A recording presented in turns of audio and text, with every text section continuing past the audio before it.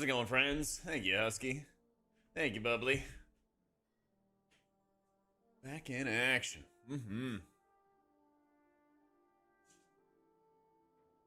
Ugh. That's so good, man. It's so good to be done. It's such a weird feeling, too, because it's like you're used to getting on with the boys every day. Well, 4 days a week or 5 days a week. Grinding away. And then suddenly it's like a ghost town. Alright, let me go find a kill real fast. There were a couple pieces of this kill that went crazy, too. Oh, wait, this is my current stream today. Fuck. Yep, we got cutting edge and did not get the mount, unfortunately. We are famed slayers of Dimensius. World 37th. Pretty good spot for us. It's up 2 ranks. It's up 2 ranks from where we were last time world ranking wise, but down 1 regional rank. So Hunter is a pretty fun fight to prog. Yeah. That's our kill.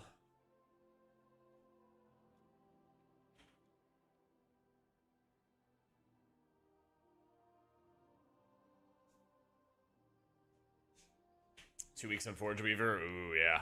That one's always very rough. I feel like it's very, very easy to like burn a lot of time on Forge Weaver too. This is my chat. There we go. Kind of work it out. Oddly on edge. Oh, that's always the worst, man. And like that happens, especially on like deep progress and stuff. Yeah. Wait, did Misery get 5 subs? Hang on a minute. Holy shit, he said, kill it, this pull, I'll do 5 stubs. Hold up. Was it /user? This X reacts. This fucking guy. Usually like 10,000 steps, give or take, 4 or 5 miles. Kind of depends. Just kind of depends. But yeah, we killed it last night, and I almost immediately went to bed, because it was our last pull of the night. We went like 20 minutes overtime, and I was just cooked, so I figure we talk over the fight a little bit. How you doing, Luke? Thank you, Liv. I use a uplift desk. Exclamation point setup has the links to all the stuff I use. Yeah. Would have killed it in less if Sockshoy didn't quit. I agree. Fuck that guy. He quit on us. Can't leave a guild until the expansion's over, you know? Doesn't he know that? Dead to me.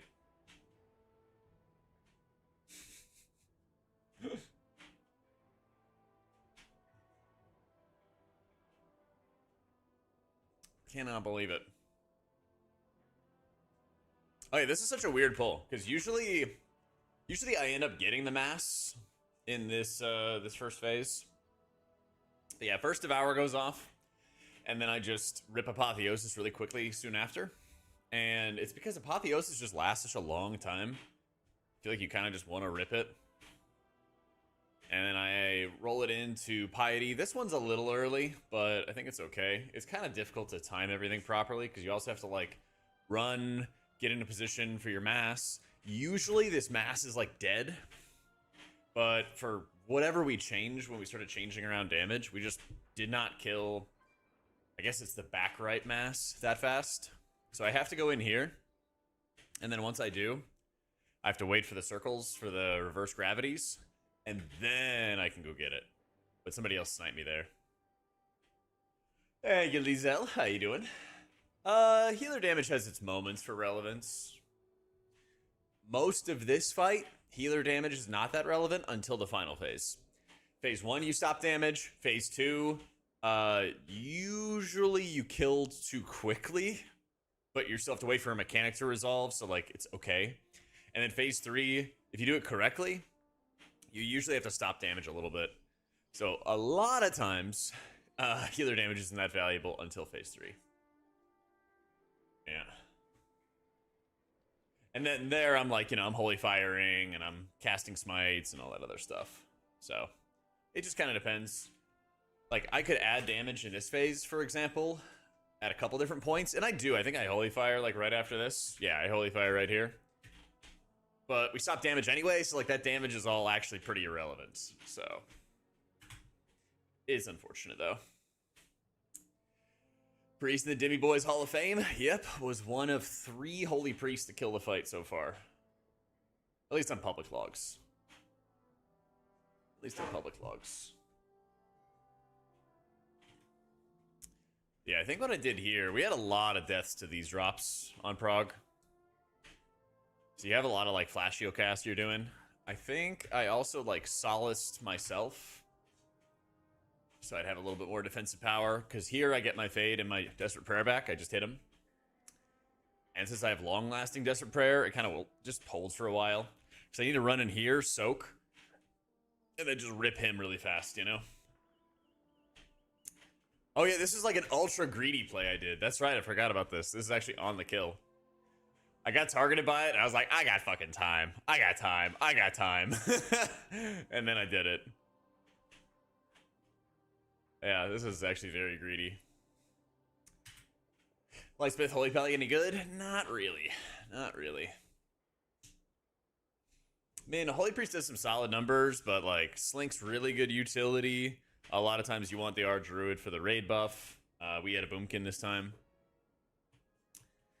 And like Holy Priest has some of like the lowest raw output, but some of the highest efficiency. No, I didn't win the mount. Our Shadow Priest, our Holy Pally, and our Boomkin won the mounts. Yep. Fucking Boomkins. I know, man. Why couldn't I just get streamer privilege and just get it? If there's one thing I really want streamer privilege for, it's the mount at the end. I'm not gonna lie. I'm not gonna lie. I actually don't even know if the Boomy lived till the end of the fight. I did. But, I don't know, actually. Here, we had this, oh yeah, this second Devour, I do, like, dick all in terms of actually healing it.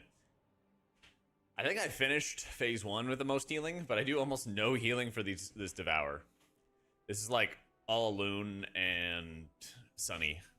But I GS myself, and I just smash healing into myself since we have a Spirit Link down. And if I just heal myself a bunch, it redistributes to everybody else, so I think it's kind of a good play.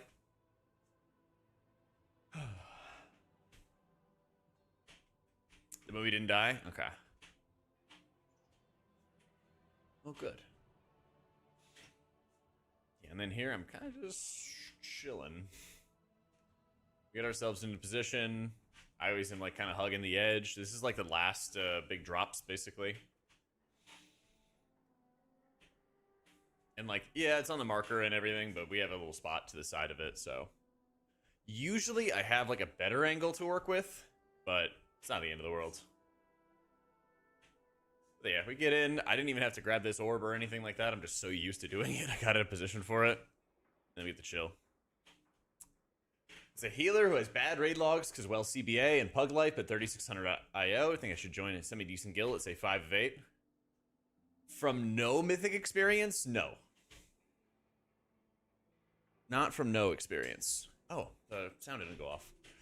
Zeev, thank you for the 30 months, my dude. A lot of raiding guilds don't put that much stock into your IO. Some of them do, but not many.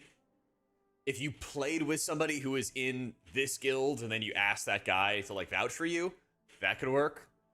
But like just kind of cold calling and saying, yo, you guys are 5 of 8, I have this IO, bring me. Wouldn't high IO mean you have skill and dedication? Sometimes.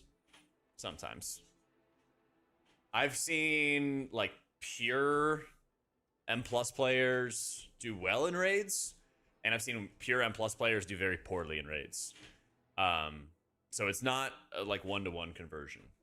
And like Spaghetti saying, yeah, raid healing is quite a bit different because you need to be doing the exact same things at the exact same times and working with your co-healers. And a lot of like M+, you kind of are like cobbling together what tools you have at the moment to deal with a problem.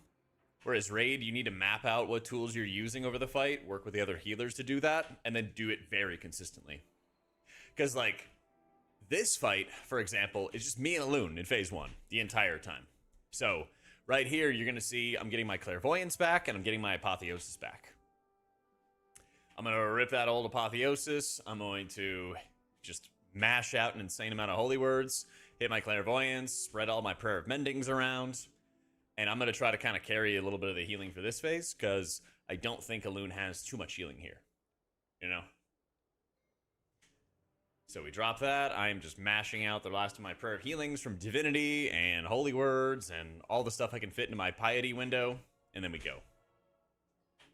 There you have it. What up, Lung?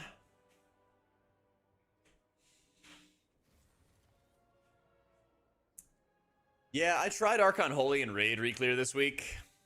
Didn't go too well. Didn't go too well. Yeah, 100% Straki. And like, what I would do is, if you can do a 2 of 8 Mythic Bug, you could probably get into a 3, 4, or 5 of 8 Mythic Guild, but you gotta get some like decent raid logs. You absolutely have to. And like, raid logs obviously don't mean everything, but when you're rising through the ranks, people just want to see that you have the capability to pump big healing. It's not always going to be like ultra necessary. Like, this phase is kind of fucky because there's not too many times where you need to do max output, but then times that you do, like when these crushing gravities are going out, everyone's got to be 100% HP right here. Because if somebody stands on somebody else or something like that, they like crush each other, splash more damage, they die, whatever. Everyone full HP, everyone almost always lives. I think Frosty got double hit by a line. I think. Because if you see like Courser and Hate Moonkins, they get hit for like 30% of their life and pop back up. I think Frosty got double hit. Oh yeah, Courser died in this kill too. It's funny. How you doing, Dom? You often see people saying raid healing is the same as M+, but it really is very different. I don't think there's a single healer who has the same playstyle. Not exactly the same. Yeah. But so much of like raid healing is just working with your teammates. So much of it is like how you work with your teammates and how you coordinate with your teammates. It makes an insane difference. Yeah, here's our triangle formation. Oh yeah, this is where like Sunny and I thought I was in the right spot. I'm pretty sure I was in the right spot for this. But this is where I him, so I'm like fighting for life, basically. I'm like clinging to life on that one. Yeah, and then I have one of the stellar orbs. Don't let me forget, I gotta show you guys the run where I almost fucked up. I like missed one of the stellar orbs one time and had to like circle back to get it, but that was our like 10% raid wipe or something like that in P3. We were close. We were close. So. Oh, you wanna see the cam? Sure. Yeah.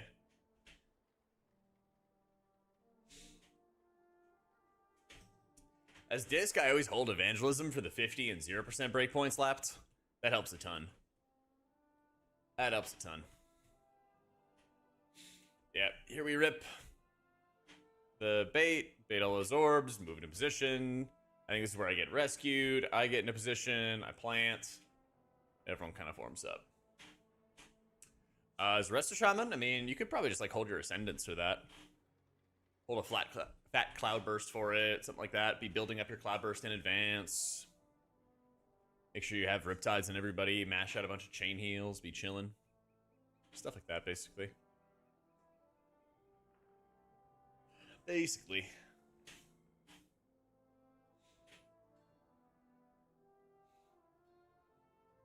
I always hate this one, too. So you're taking, like, a crazy amount of damage. But this is where we gotta get our push. And I'm just trying to smash healing into everybody as best I can. We actually almost didn't make this push, too.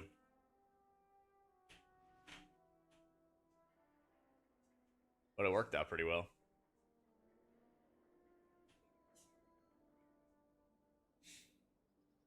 Yeah, you can heal as you're jumping down, and I'm almost getting my Shadow Fiend up perfectly.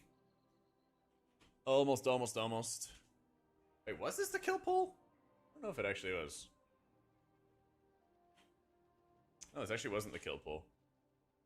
Hang on. I was going to say, because we had quite a few deaths on that one. That was one of our close ones. This is our kill pull. This one was also really close. This is also really close. You crazier is casting Healing Wave have a chance to reset in the cooldown of Riptide? Yes, but also no, Marlon. So, casting Healing Wave can trigger Undulation. And if you trigger Undulation, then you summon an Ancestor. And if you summon an Ancestor, then you reduce the cooldown of Riptide. It's kind of like oddly related. Yeah.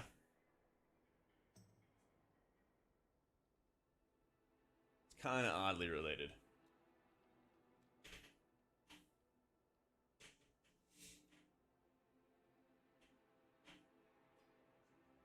Yeah, it's a little strange, but it does effectively work that way. That's only in raids. So, I think for my kill I had 48% crit. You can see at the bottom right here. World rank 37. World rank 37. So here was our burn, and we have a battle res available too. And we got our battle res too.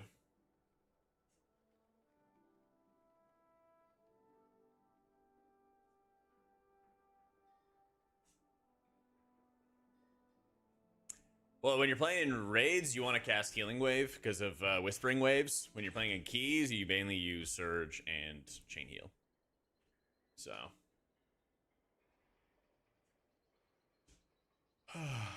Turn the whole franchise around, John. Yeah, you did. Yeah, you did.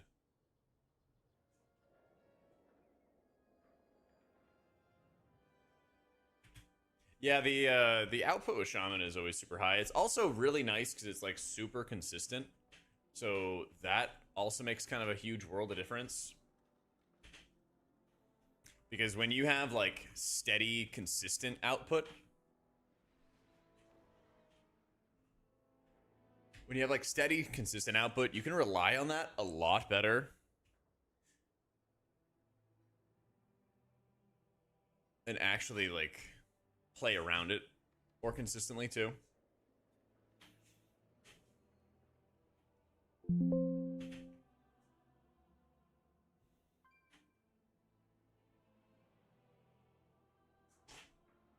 All right.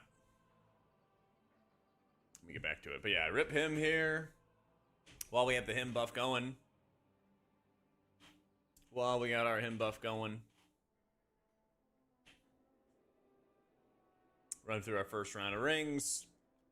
And then this is where I get to hit Apotheosis. And like the nice thing when you play Holy Priest is you can hit Apotheosis and then basically all your healing you can do on the move again. So I cast all my Prayer of Mendings, I get into position here, get everybody topped off, and then I'm just dropping like Sanctifies on like a pile to the right, and then I'm trying to hit a bunch of Prayer of Healings on far groups. Get everybody into position. I could keep on hitting Prayer of Mendings right after this with Insight going off. Get in position for that. Mash out Insights. I think I thought I did it there.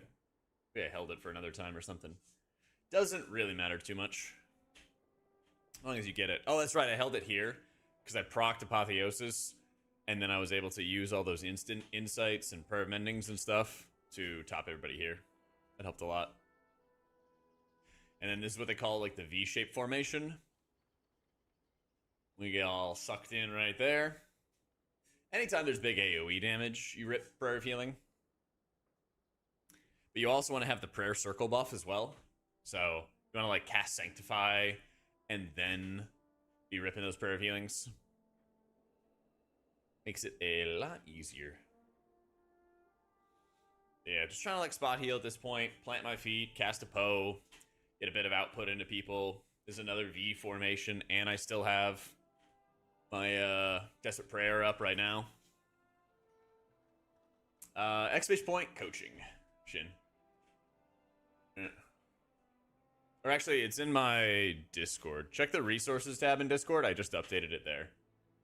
Yeah. Holyfield's alright, but, you know, it's no preservation of Ochre. I had, like, crazy low overheal and everything, too, and I just can't do any more max output, you know? Which is annoying. Yeah, here, we run away, we're about to get our explosion, I rip him the second it's back up, big detonation goes off, and then this is where we gotta get in position for the really fucky soaks. So I keep following with it, then we get sucked. It's tough because you want to start, like, running against it, but it's difficult to do it. I find that, like, always running against it and not ever letting it drag you also gives you just, like, a lot more control. So that's always the goal. Whenever possible, it's always the goal. Yeah, I use cell raid frames. So here's, like, the ultra difficult part. So this goes out, everyone's low. Big pull in, and I think we lose 2 or 3 people. Yeah, Zorg goes down, Castrix goes down. And then here's where I hit Apotheosis and hit my Piety, and I try to go sicko mode. But this is also really dangerous, because this is also where I die. Yeah. This is also where I just fucking die. So, I think I should have hit GS here. I think. But it's not the end of the world. Because I do want to die here, but I want to die in the last wave. So see how I died. The goal is actually to die here. I kind of die on this second wave. And I kind of tick out from the raid damage of the boss. Because every time the boss devours, he increases his ticking damage. So I kind of just ticked out right there. But if I lived that hit, then I would have, like, hit this and then gone, like, into the middle over here. Got hit by this wave, and then I would have died. But this 2 or 3 seconds makes all the difference in the world, okay? So follow me on this. I died effectively 2 or 3 seconds earlier than I wanted to. So I'm hitting all my perm endings and everything like that. But by being in angel form, I don't have to play that mechanic at all. But even though I don't get the crushing gravity, I do still get sucked here. So if I waited like 2 or 3 seconds more, then I still would have been in angel form when that happened. And then I would not have gotten sucked at all, and I'm just healing the entire time. So I lost a little bit of healing up time. And then I'm just running over here, trying to get in position. And then we kill boss. Eat.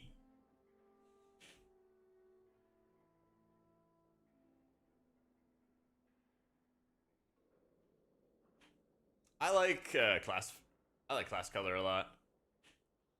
Yeah, we killed it at like midnight last night, Central Time. Killed like, 12 hours ago, basically. 13 hours ago, almost. So, what's my main goal going forward? Probably like gearing up alts. Get all the alts to like 3K or something along those lines.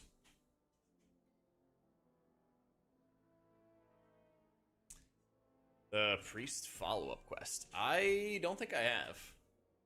I think I have.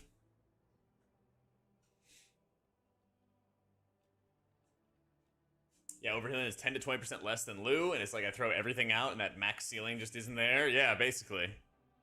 Basically. DPS to relax? Not really. Not really. I'll have to see about that Naru thingy. Because I'm not sure. Because I am using main hand offhand right now.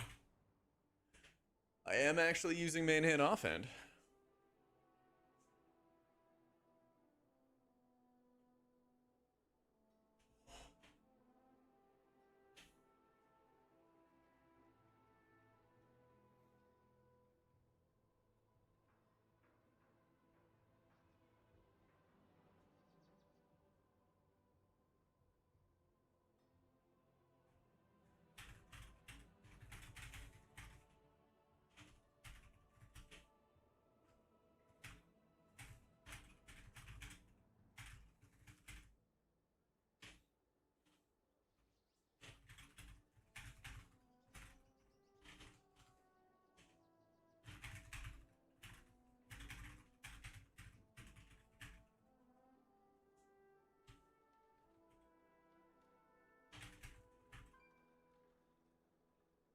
Got some beat in the game. Now what?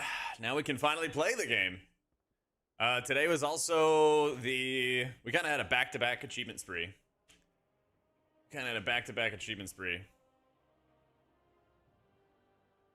So I can get rid of my Dimensius right there.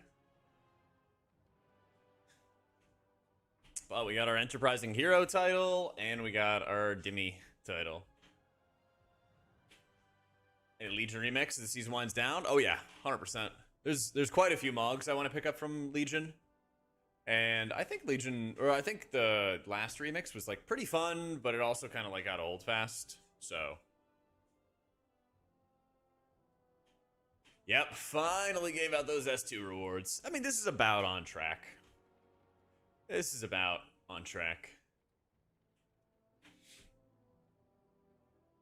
kind of crazy to think I have half the achievements in the game. It doesn't feel like it. But I have almost all the dungeon and raid ones, so maybe that's just carrying me. A little bit. I wouldn't be surprised the Legion stuff goes to 50. Legion keys go to 50. Yeah, what's this quest though? Show the fragment to Omen in Tazvesh. Alright.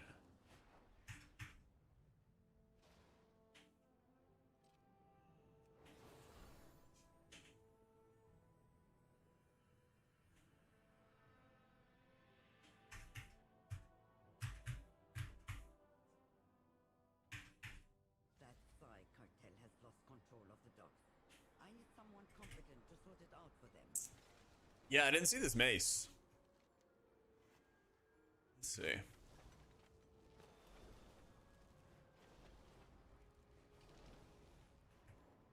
Recognize the name inscribed in the power as a fragment of Ture, ancient beacon of the Naru. Oh. I will replace the big G when I get the new mount. Yep. I wish I had it right now, but we'll get it soon. Demonstrate your mastery of life over death. If there are no more interruptions. Huh? Can I go into a raid and res people? What the fuck? Alright, well, won't be hard to do that, just doing regular activities. But yeah, I think at this point, I want to make sure that I get my shaman. I think like honestly all the healers. I kind of want to get all the healers 8 of 8 mythic by the end of the expansion. Master res in raids? Yeah, I wish I had this before. I'm always master resing in raids. I'm always getting soulstone. Yo, thank you, RG. Yeah. Yeah, I think Evoker is the only healer that I haven't played in raid over the years. So he's definitely a big contender. Big contender. Alright, so I need some haste. How do I rebuild? How do I just straight up build a haste set here? That's got a lot more haste, which is nice. Do we have a craft this week? Or is this a catalyst week? I think it's a catalyst week. Yeah, I'm a little sparse on an additional ring. It's kind of my issue right now. I don't really have another big haste ring. This has the haste. A couple of these pieces have haste.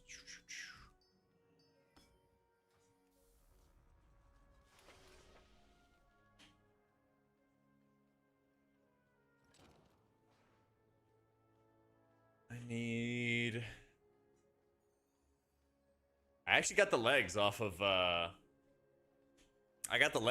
Dimensius, and these are insane for Voidweaver. Yeah.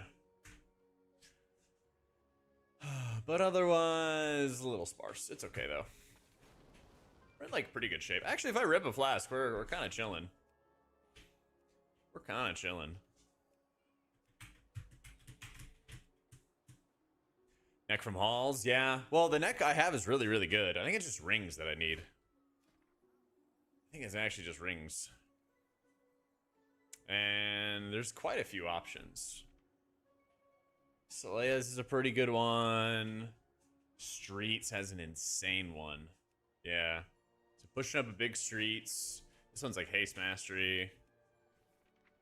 That's haste mastery as well. It's not awful, but not exactly what I would want. That's not haste, is it? I think it's both Tazvesh's. Because I have that. Yeah, it's both Tazvesh's. I don't have Void Core. Yeah, I don't have the Void Core trinket. But I got the Chris out of my vault. Legion class all favorites? Oh, definitely the Priest one, man.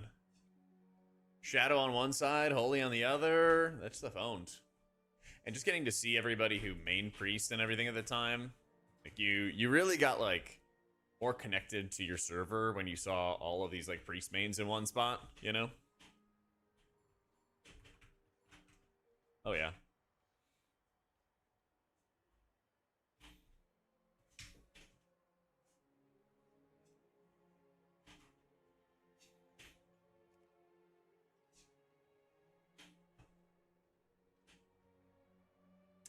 Has Blizzard called yet in regards to the healing video? Nope. And I don't anticipate them doing so. I don't anticipate it.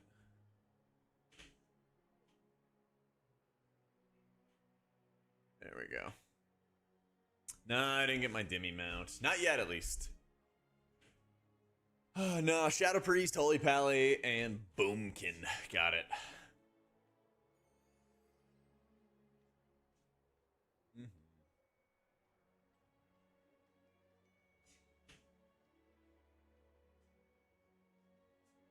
That could be good.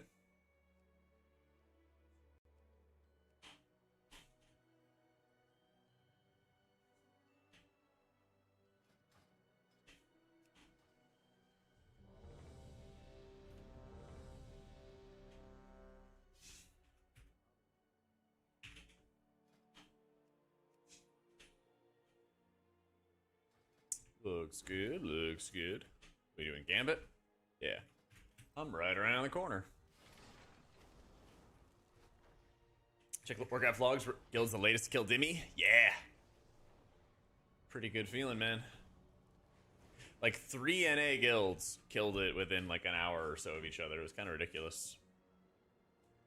It was kind of ridiculous.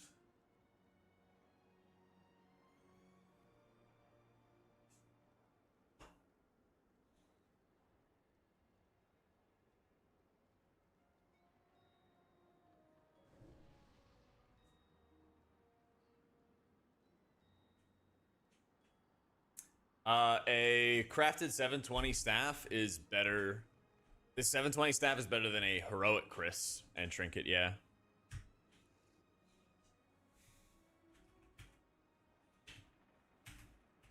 Only if you're walking. 715, yep.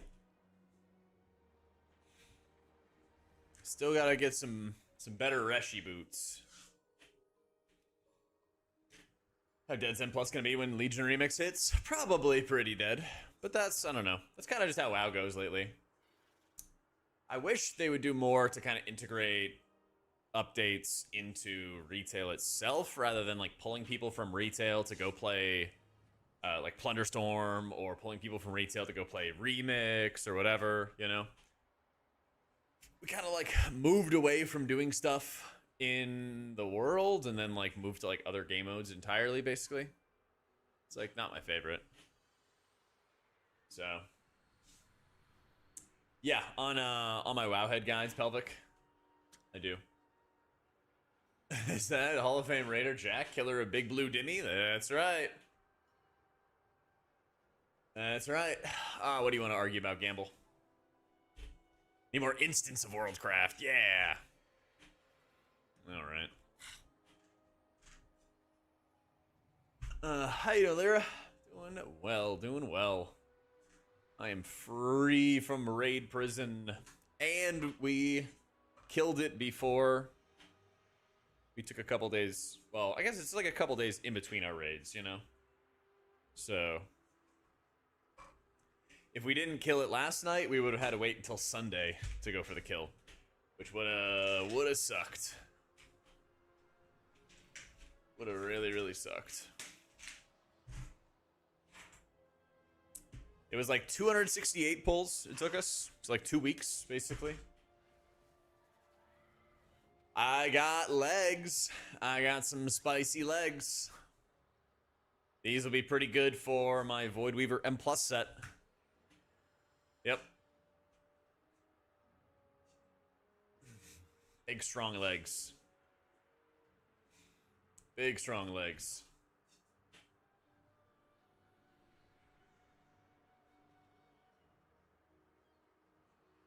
Can't wear it yet, but very soon. If I get... I think the tier gloves have lots of haste on them, don't they?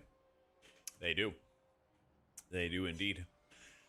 So, if I get some off-tier shoulders, some like haste verse shoulders, perhaps, that might be a great vault kind of thing. That's pretty good. That's decent. Not there. Yeah. Let's see what the raid has. Oh, the mounted mana cannons. That's what I need. I need some big mounted mana cannons. Yo, how you doing, Mr. Ron? Thank you for all the love last night, my dude. Thank you, Bonzo. Yeah, this is what I need for Void Weaver gameplay. Actually, I mean, funny enough, I got these this week, but I catalyzed them. So I need to get them again. And if I get them again, then we're cooking. Yeah.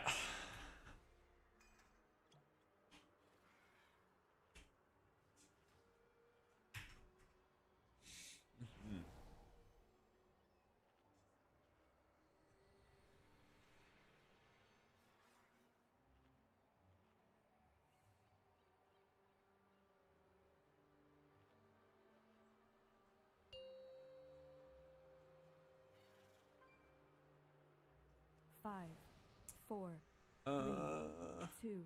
oh, I don't want another tank. What am I doing? There we go. Address disc being overshadowed by Prez the Ramp Healer. Buff disc. Simple as. 5, 4. Buff my boy. 2, 1.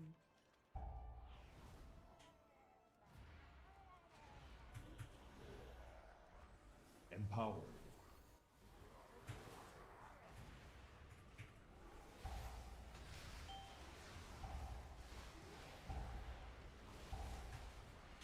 Bro.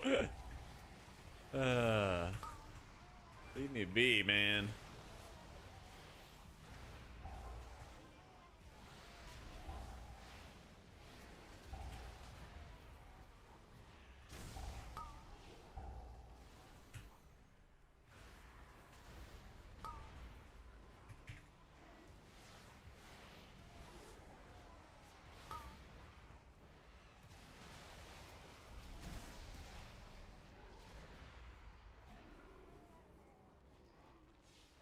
Jumping damage is fine, by the way. Well, I PI'd him, so most of that damage is actually mine.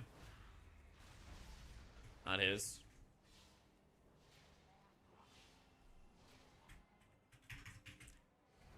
Is this Shadowlands Classic?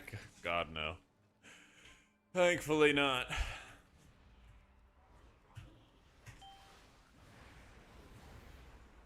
What if they brought back... So, you know how, like, Mop Classic right now isn't doing too hot? Now, part of that is because, you know, people are playing retail. Part of that is because it's summer. You know, summer's finally ending. Whatever the reasons are. But I think everybody can agree it's not doing super well. A lot of expectations that Mop Classic would do well. Not widespread, but some. What if they bring back Shadowlands Classic and it actually does well? What if they just... I don't even know what they would do. What if they find some way? What if they had found some way? And then all of a sudden, we actually are playing Shadowlands Classic. Oh, we're definitely having a Shadowlands remix. I don't know about a Shadowlands Classic, though. Not that much content in Mop Classic. Yeah, I think it's... Mop was kind of where, like, the game was steadily shifting from, like, the questing and the adventuring to, like, raiding and plussing. And also, just people got better at the game, you know? People got a lot better at the game. When people are just better at playing the game, they're gonna complete the game faster, more efficiently, more consistently. Yeah. Empowered.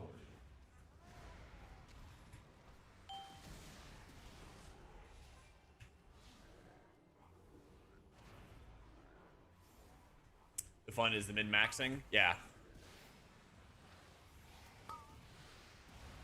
Dude, I spent so much time. Oh my god, so much time in Thomas Isle.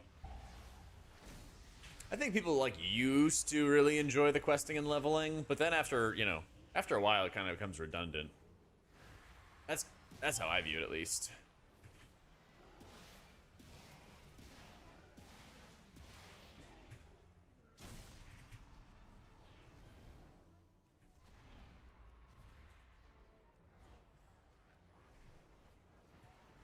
Empowered.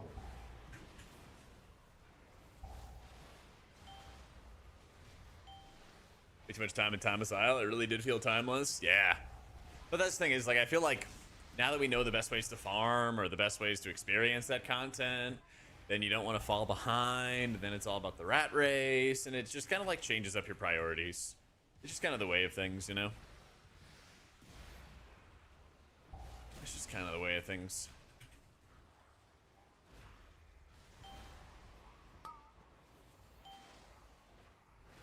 Your teammates die and then you can res them for the quest? Ooh, good point. Good point.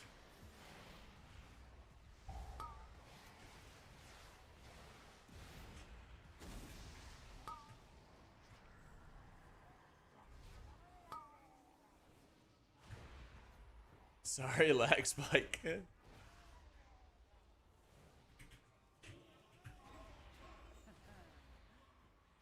eludes your grasp, Aldalim. Attempt at your cost. See how your power without wisdom leads to ruin, Solir.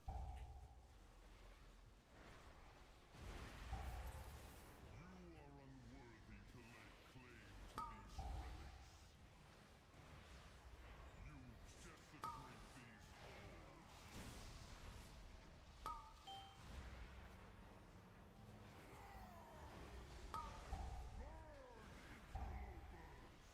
Oh, thank you, Wagsy. Appreciate you, dude.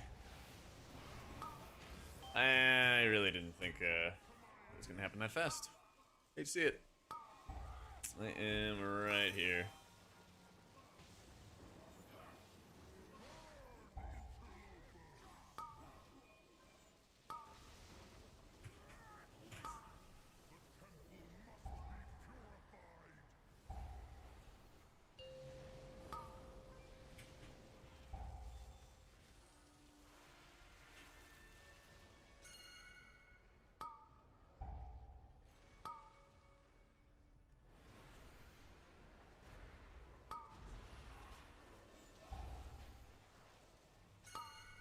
Nice.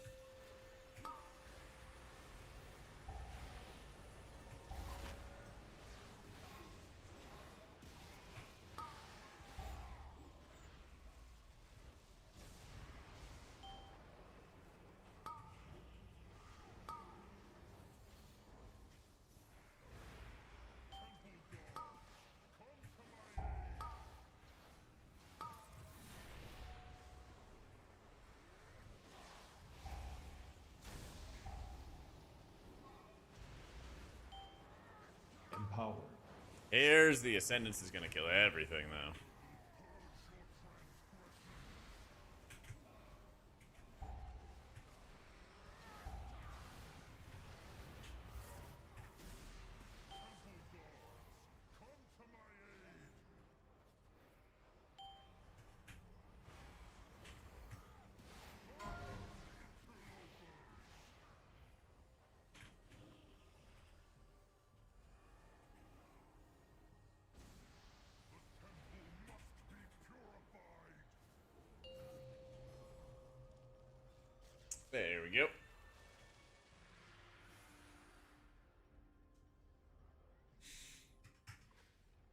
I'm not sure, Selassie, to be honest.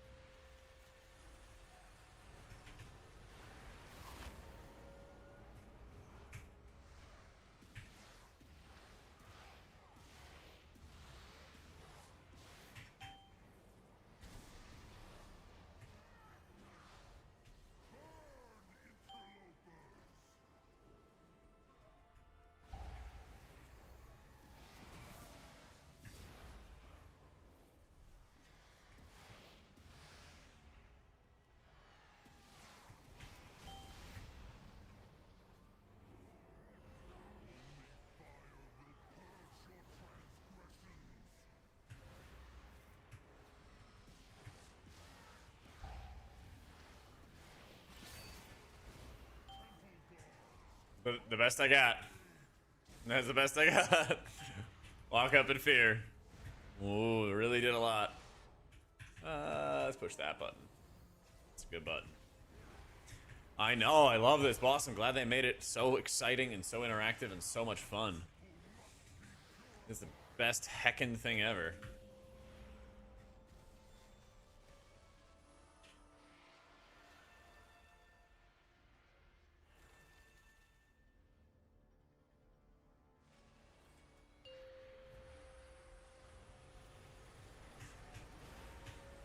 Well, it's like some of the puzzles really hit.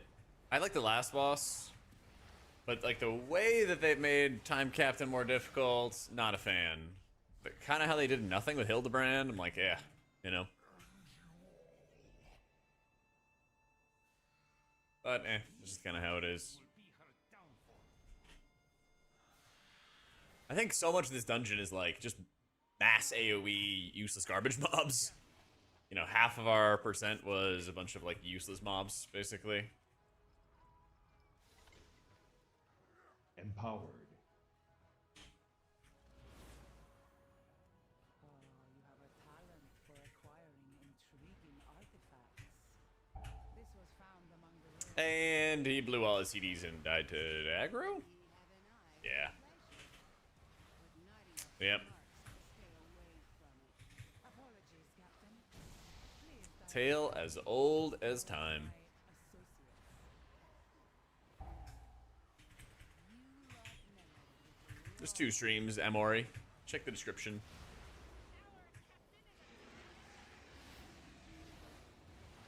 Yeah, rip Ascendance, man.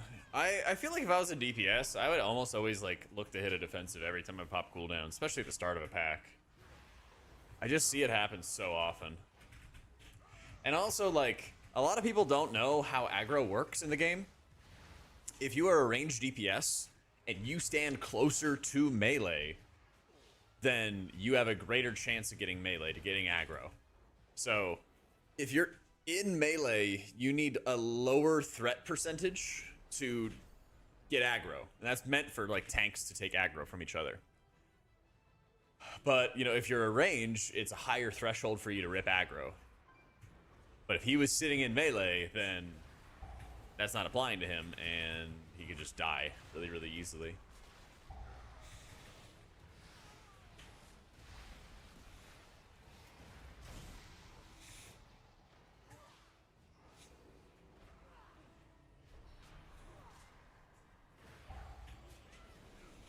This is one of those moments where you want to hit uppies.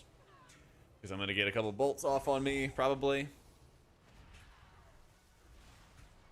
Yeah, right as uppies ends, of course. Right as it ends.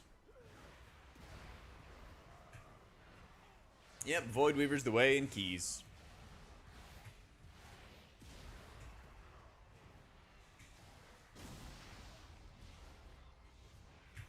I've 1 point in HD.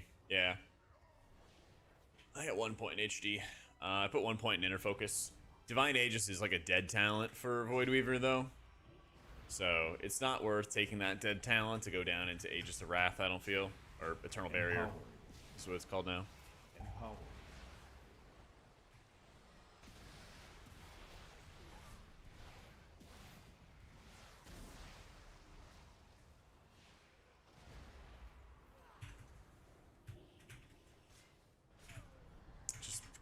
fucking exploding. Mm.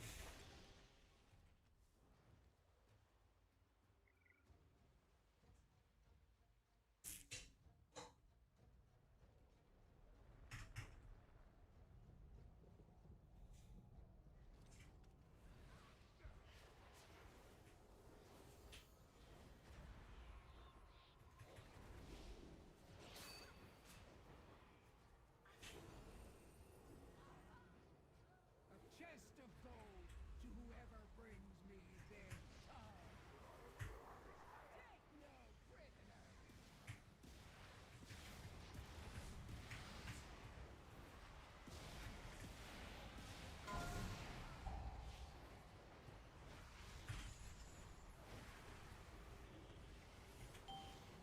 Empowered.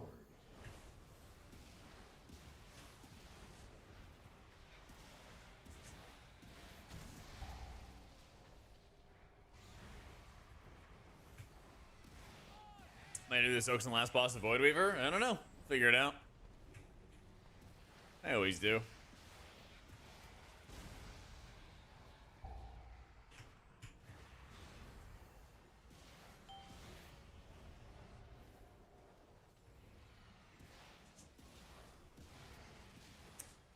Whoever thought this was a fun boss fight needs to get a reality check. True.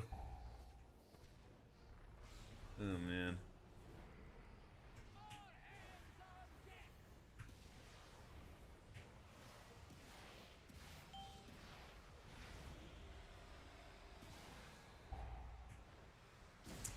I don't know what the expectation's gonna be when I get there. I guess I'll ask, but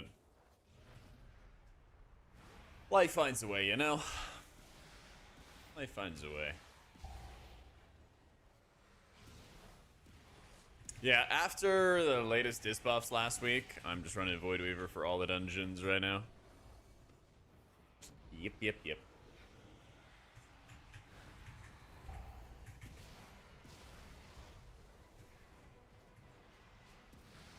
Makes years been Hall of Fame.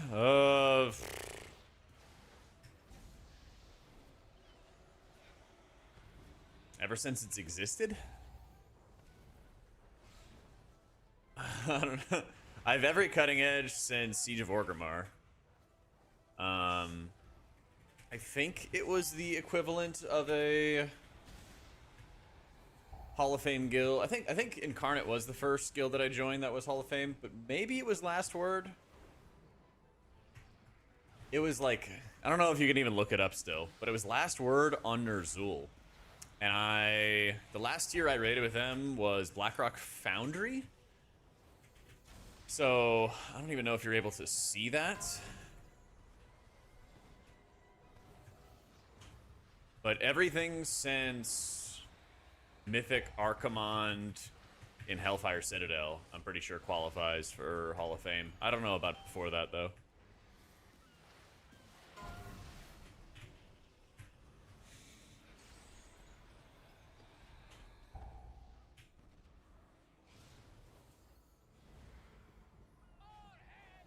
Empowered.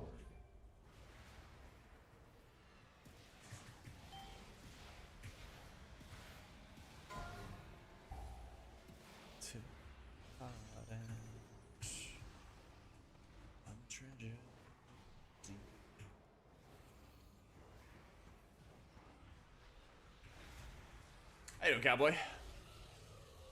You want lots of haste, Inferno. I'm at like 38%. I would probably go higher if I could, too.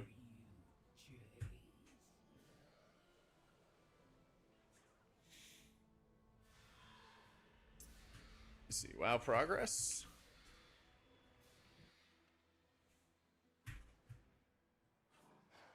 Must you hound my every step? You cannot control this power. The artifact belongs in a When was the first tier that Hall of Fame was added? Was that a Legion thing? I feel like it was.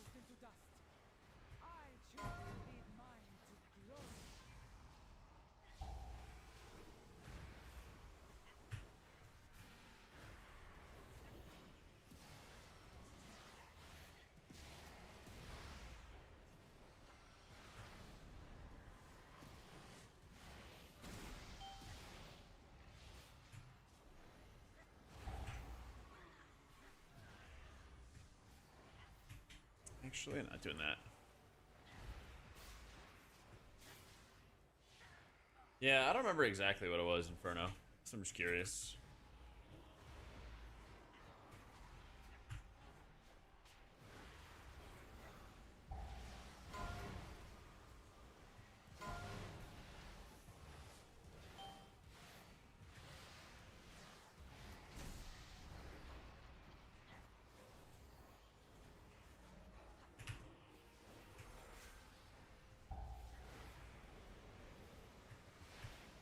Join Vodka, never look back. I love this guild. Ah, they got plenty of talented healers in there already, man. Glad you're liking the guild, though.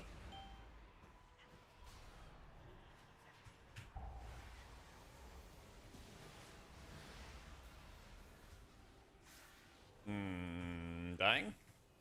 Perhaps?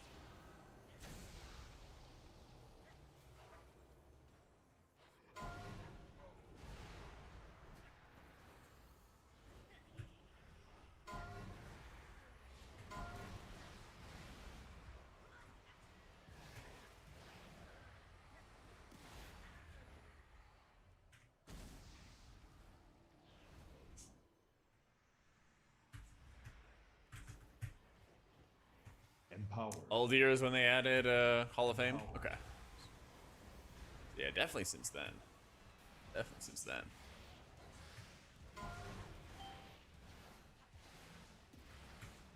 Empowered.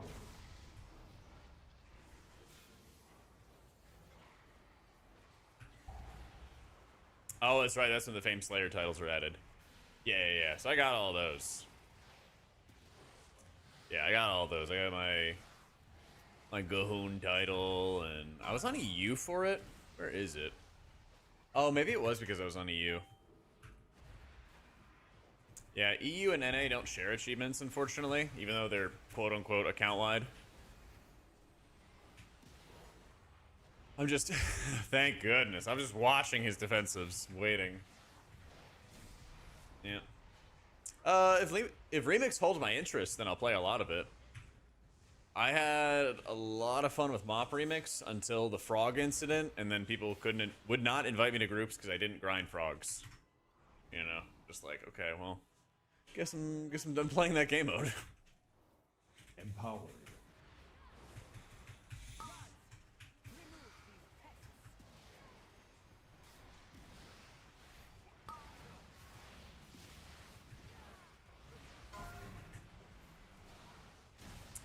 Like 2 days in, something like that. But basically what I did is like, you got so many resources and stuff. You got like an insane amount of resources with the frog incident. And after that, like, people would only invite those who had the frog vibes. So I kind of just like finished my quests, finished the transmogs I wanted, and then that was it, and I was done. Yeah. You don't need to worry about like maintaining Words of the Pious, but it is like a nice little bonus. It's like if you're in some downtime before you know you're gonna hit your squid or your rift or whatever, shield yourself, shield somebody else, get it going, you know. That's kind of the gist of it. Because like right here, for example, is a pretty good time.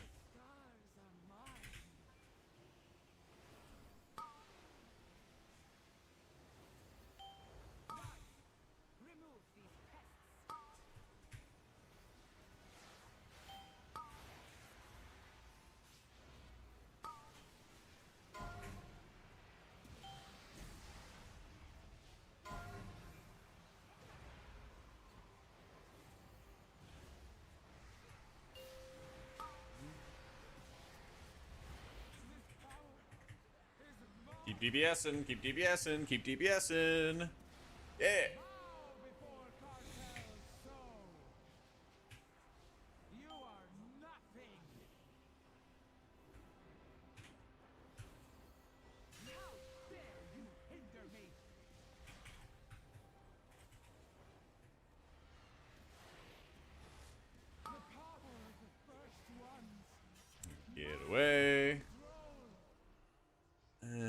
better spot to look at.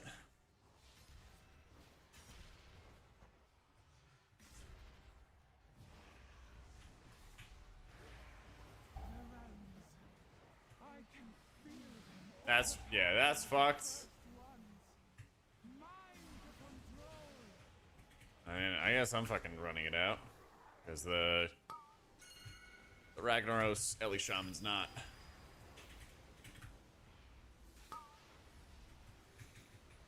Empowered.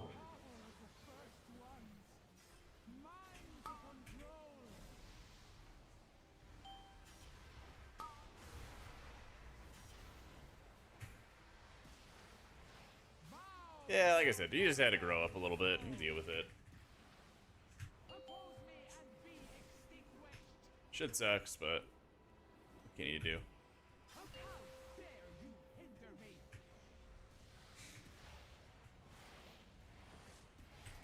Empowered.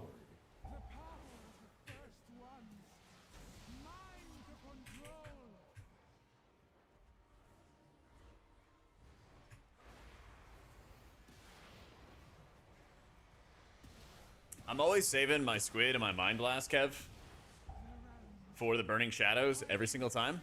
And then when the boss hits that 50% mark, fuck, how do you even do this? I'm just gonna pain set myself and hope for the best. Holy shit, I am just standing in the pocket nice and comfy and cozy. Oh shit.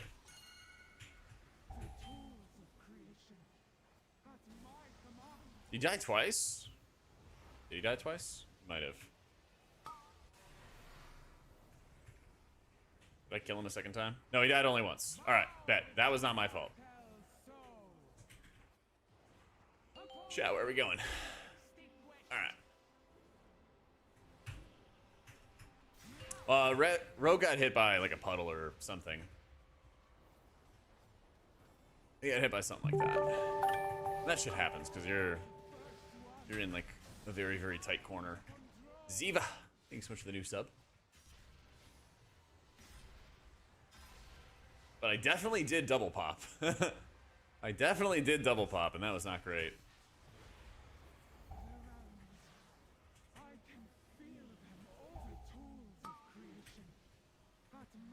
I kind of scuffed that. I should actually...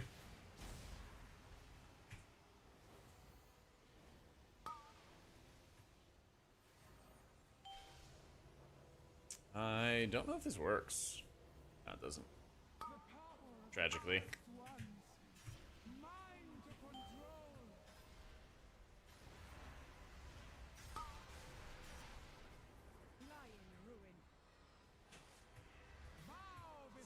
Oh, kill, kill, kill, kill, kill. There we go.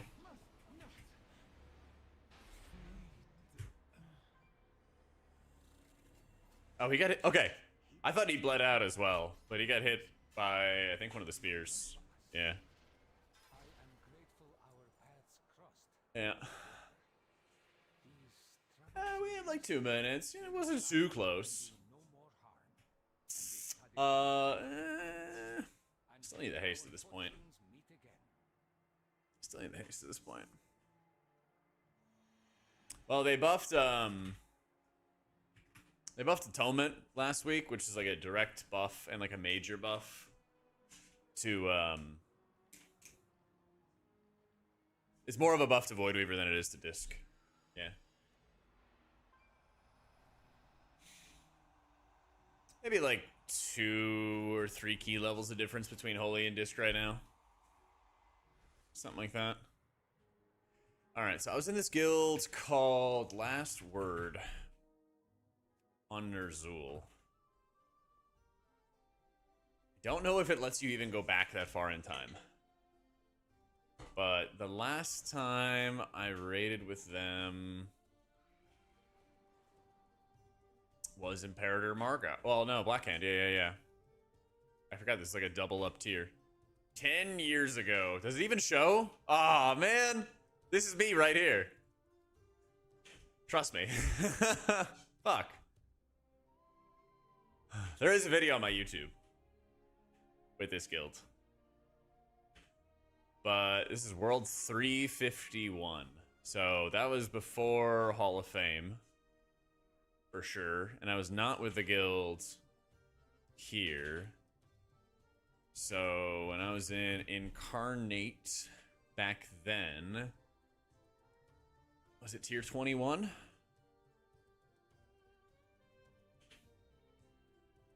Oh, that's right. It was also, I think it was Incarnate on Ner'zhul as well. Forgot. Yeah. So that's Legion, Mop, Blackhand, Archimond. This video is on my YouTube. Oh, why won't it show players? Fuckers. But that was World 84. So that was probably my first, like, Hall of Fame.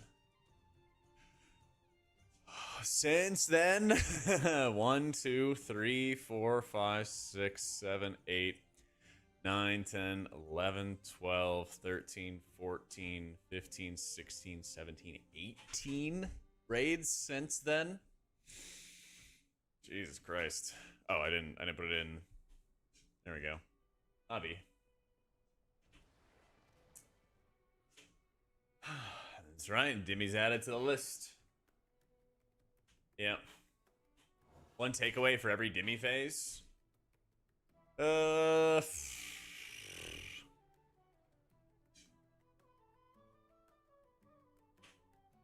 think a lot of phase one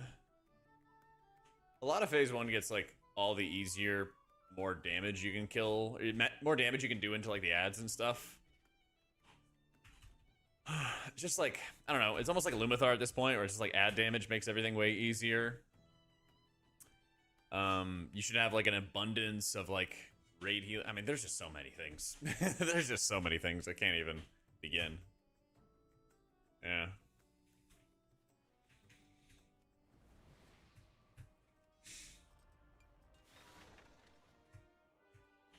There's just too many things. They nerfed the 5-man magnifier for atonement, but they buff baseline atonement. So it's a net buff. Yeah. Orbs route in phase 2 is not that bad at all. Orbs route was not that bad. Like, I have footage of it. You can see it, like, through the route. It just takes some practice. Yeah. It just takes some practice. Yeah. Just take some practice. I mean, phase 2, you really just got to understand that there's only 2 combinations of crushing gravities. Phase 2 and phase 3. You have 2 combinations for crushing gravity. In phase 2, you have a line or you have a triangle. Phase 3, you have a V or you have a line. And so, like, once you just understand where to stand for those, you should be chilling. You should just be chilling. Yeah. True, I mean, story mode is good for practicing the flight. You just gotta get used to, like, the route, basically, and it's kind of self-explanatory. Alright, let me run to the bathroom real fast. I'll be right back.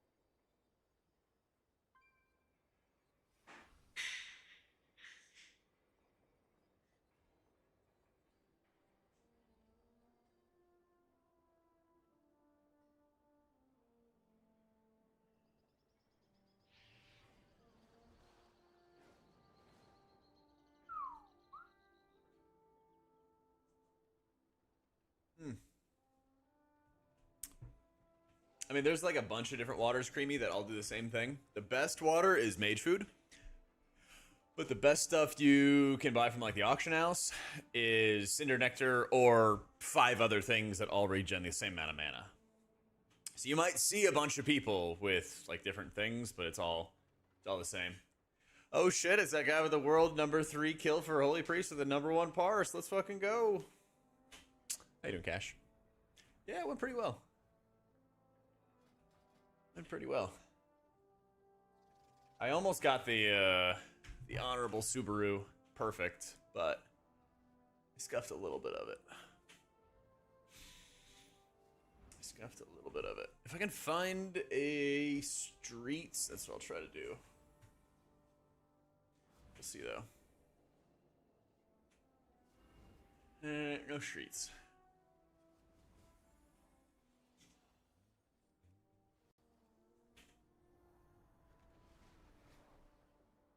Hard to change from Oracle to Voidweaver? Not really. I got a guide on it on my YouTube. It just takes practice. It's not like rocket science playing Voidweaver, but timing for your cooldowns matters a lot. Yeah. Thanks, Punk.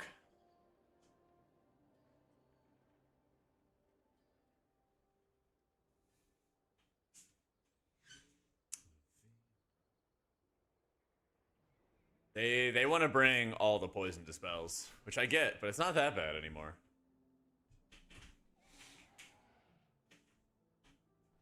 It's not that bad anymore.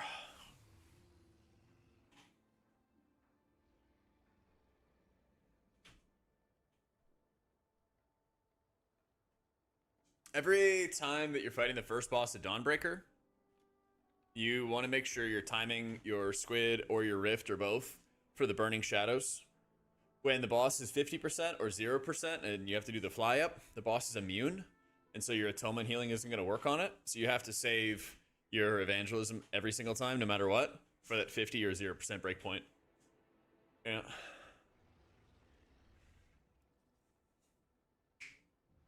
Hey, I appreciate it, Riley. Welcome in, welcome in.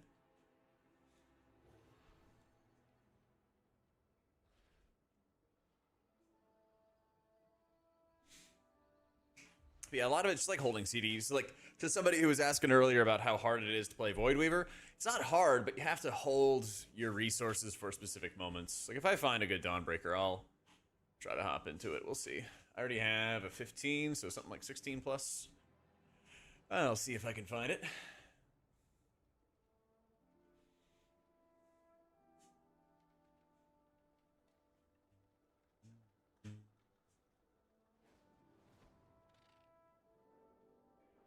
Same boss, but for Holy, it gets easier with Holy because you don't depend on damaging the boss to heal. So in that situation, you know, it's like holding Apotheosis as best as you possibly can for those breakpoints, and then making sure you have like Holy Words or preferably Oracle Insight or Piety or something to deal with the healing effects. So you're constantly like cycling. You're either like pooling up Holy Words and the circles come out, you bait them on the edge of the room, and then you come in, and then the debuff explodes. Then you hit Sanctifies and smash Prayer of Healings and try to top everyone really quickly. That's kind of like the gameplay flow. Yeah.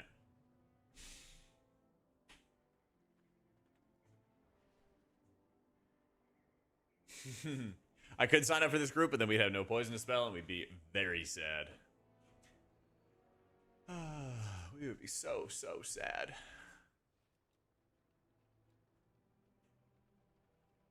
Is it hard to walk and play?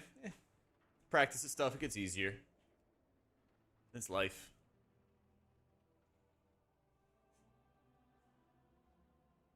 My times I accidentally cast Sank on the ropes? Never. I would never make such a mistake like that. Ever in my life. Yeah, it took like 2 weeks to get used to walking and playing. But I've been doing it since the start of this year. So I've been doing it for a while. Ooh, that'd be good. 17 Dawnbreaker.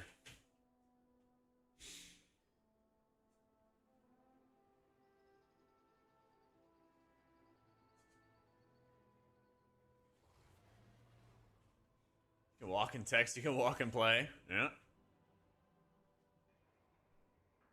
You just gotta take some time. Practice it up.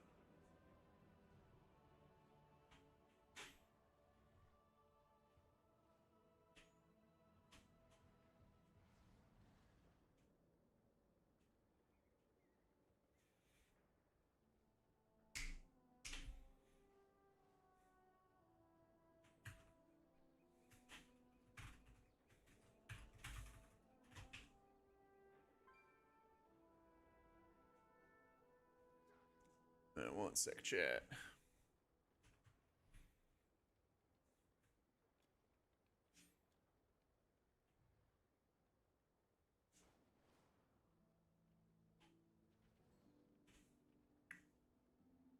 Oh, sick. Favorite dungeon at the moment? I like Dawnbreaker. Maybe Floodgate, actually. No, I'd say Floodgate's probably my favorite. Yeah.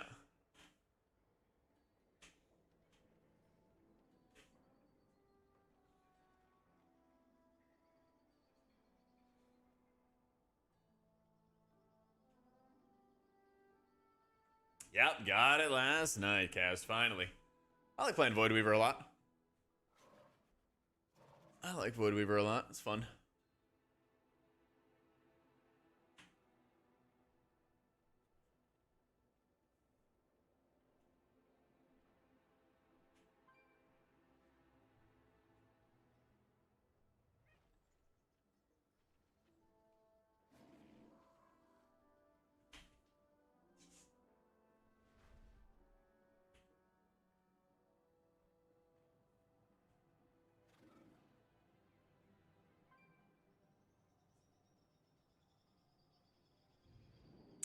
And Floodgate be the last hallway can fuck off? True.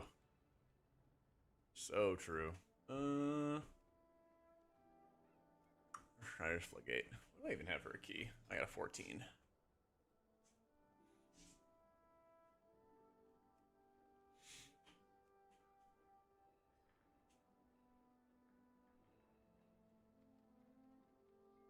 Don't think there's a bad dungeon this season. Do a high enough priory. High enough priory is my vote for worst stuff. Yeah.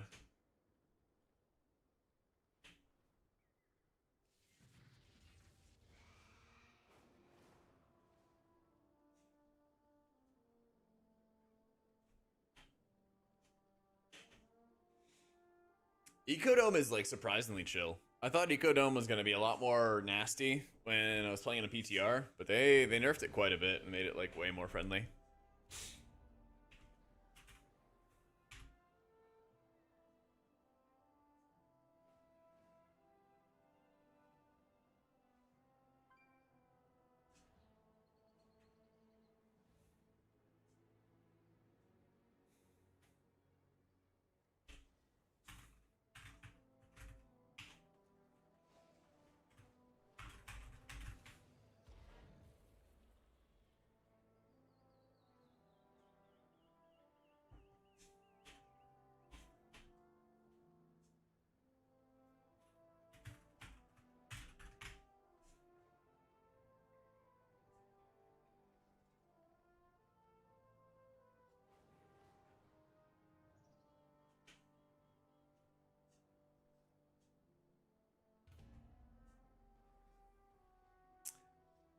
You could do them too easy. I think it'd benefit from another season in rotation. Nah.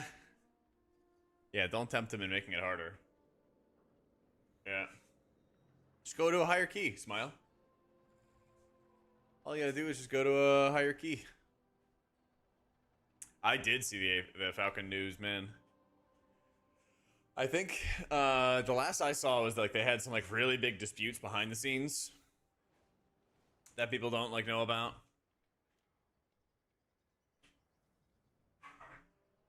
But I have like, I don't know. I watch a lot of the Falcon scrims in Apex. And I think it was a mistake having Waltzy on their team to begin with. Who would Hal pick up as a third? I really think that he should get Sykes. I really think that they should pick up Sykes. I feel like he would be a good pro to like pair up with Hal long term. But I'm just being parasocial as fuck with this. I love following competitive Apex.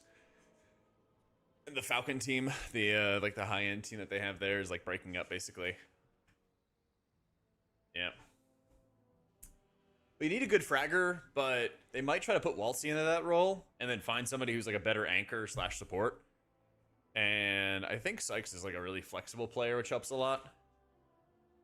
I think them putting like Waltzy on like Crypto and who else do they have him on? On like Newcastle or putting him on Watson was all like a mistake.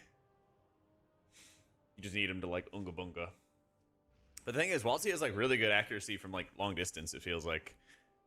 But it's like spatial awareness on the map got them killed way too many times.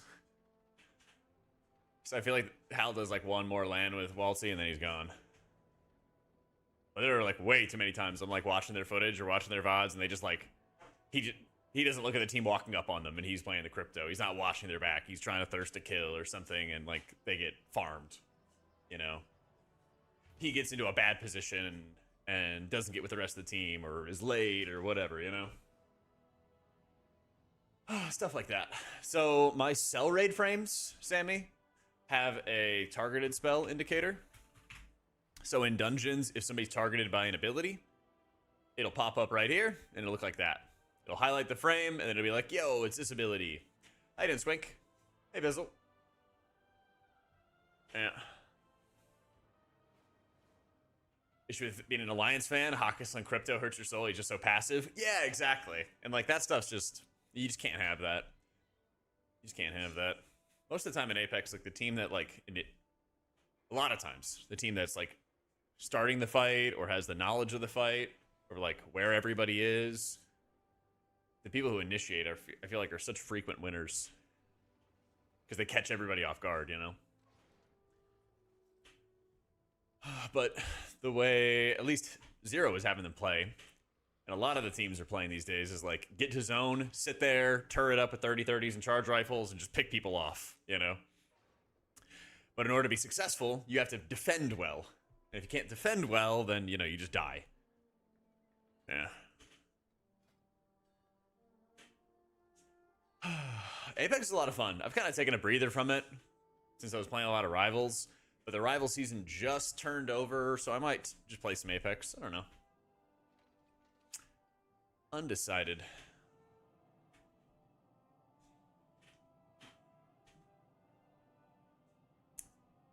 They nerf your Loki? Wait, really? What did they do? I don't think Luna got a nerf. I don't think.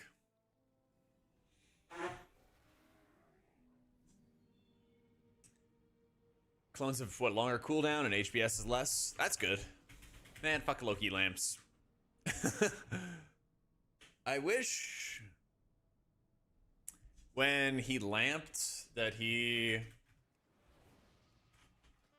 like, you could kill off the clones more easily or something, you know? In like raids or keys, Bell?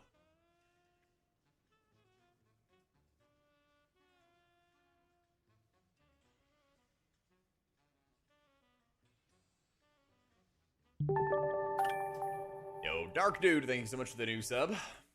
Holy Priest without Poe and keys is like fine. I think there's like niche situations where it's worthwhile. And a lot of the talents that you would put into if you didn't take Prayer of Healing are like not that good. You know, you have like Censure, Enlightenment, some Prayer of Mending talents, some like side stuff that doesn't really do anything. Holy Mending doesn't really do anything except for like Floodgate maybe, you know? A lot of stuff like that. So I like the idea of like taking Poe, but only casting it in like niche situations where you have like Piety up or something, and then the rest of the time using a lot of heal, especially since heal got buffed. It's like you're speccing into something, but like being more niche with its uses, I guess.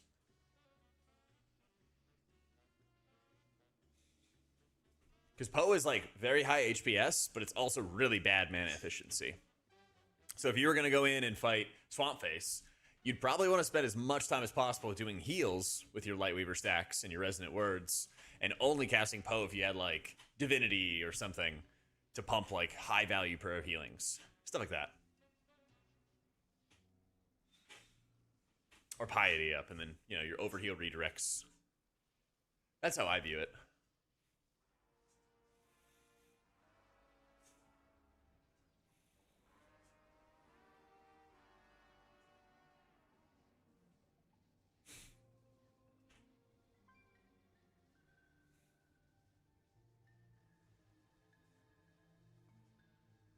Got off Apex after they released Conduit. Spent too much money. It was unhealthy. I do get the itch to go back. Yeah, I feel you, dude. I got one of the... I have a couple heirlooms. I have a couple heirlooms now, and now I'm like... I'm not even playing that game. But oddly enough, I haven't spent like any money on Rivals. I haven't bought any skins.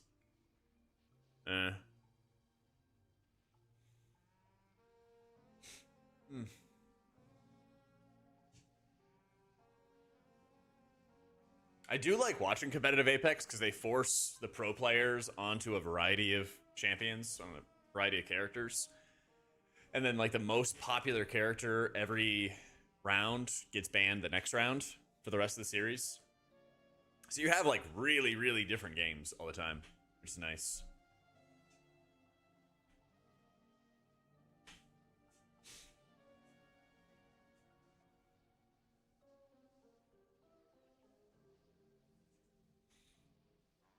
What are we looking for? Like a rogue?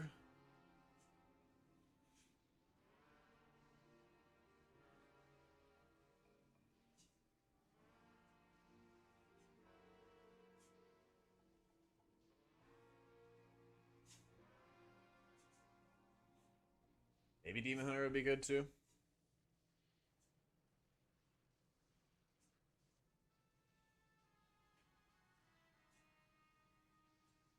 Shift away from Palm H Priest, having to press it on CD, knowing it does the majority of your healing, doesn't feel like you're doing anything. Oh, I know. I would love to see that. Because, like, if you look at our Dimensius kill, passive healing, passive healing, passive healing, then finally direct healing. Then finally some direct healing, but it's only healing for 1 million per player. It's like nothing, you know, 1/15 of your health bar. This is 2.6 million, so, you know, 1/7 of your health bar. Then Poe is like another million. It's like, oh boy. So it's like low value direct healing, high value passive healing. Yeah. Yeah, you got like Cosmic Ripple, and then your Divine Images, and then the passive Power Word Shields from your Prayer of Mending cast, and then Holy Mending. There's like way too much like small passive healing. And not like direct output. Yeah. How you doing, Stark?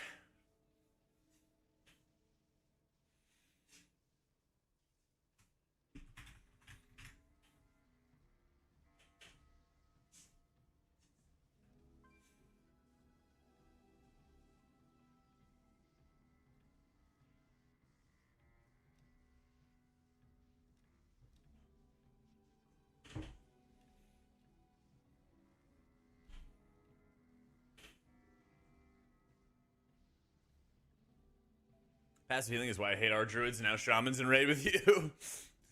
I feel you. I feel you.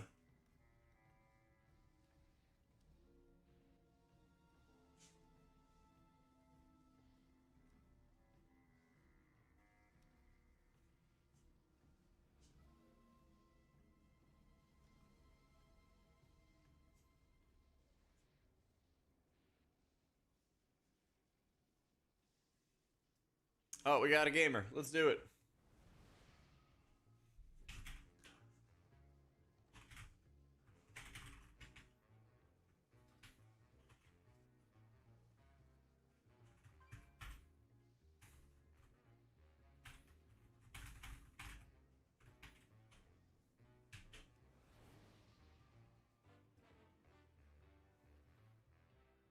Shade of Swiftman used to be that you had 2 to use, didn't consume a hot. There's talents to have those, but I don't think they're like meta these days. Yeah.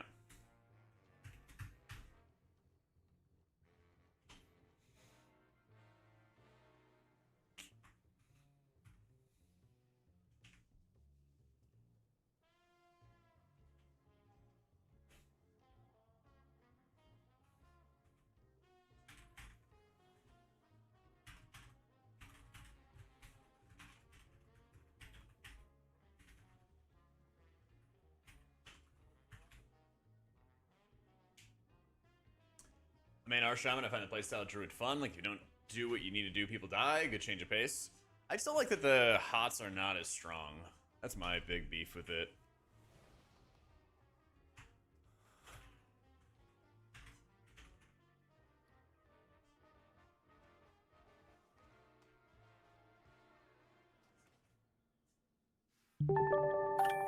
first try we got the haste. Yo, Grid, thank you for the 10 months, man.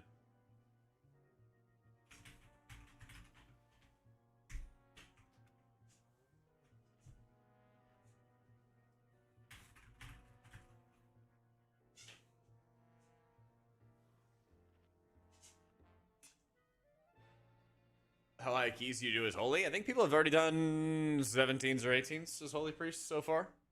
Yeah. Are you one of the mole people? Only if you do delves. I thought that was what the mole people were referring to. Was the delvers.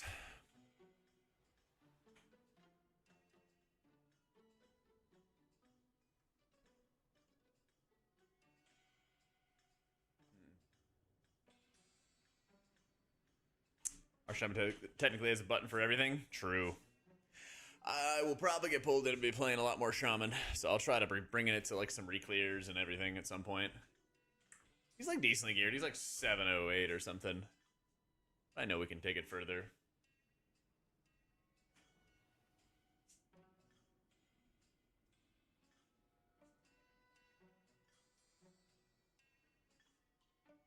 Those are colorful Torghast, but we don't even have the powers, man. We need the powers. That's what we really need.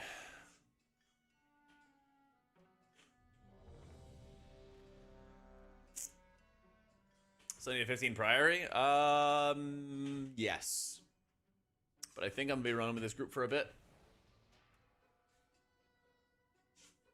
So I would say, don't wait up for me.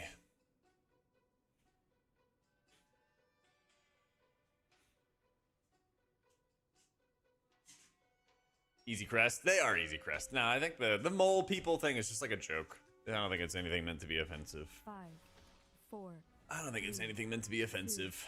1.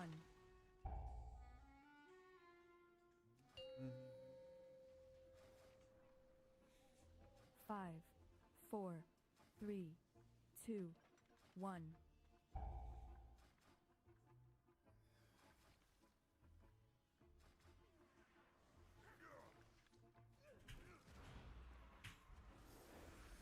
Oh, oh. Empowered.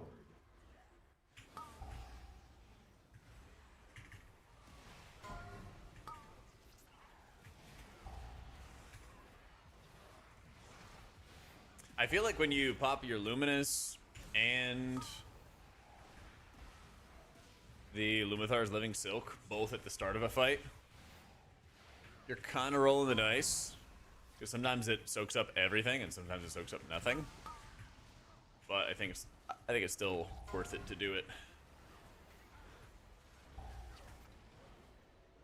Just to be safe.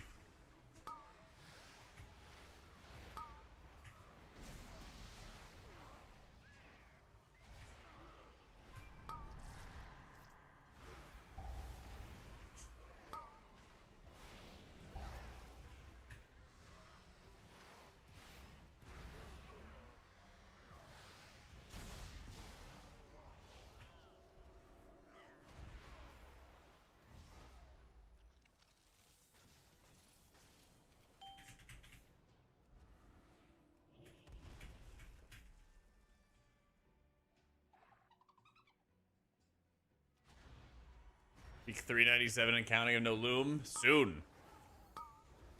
398 for sure. For sure.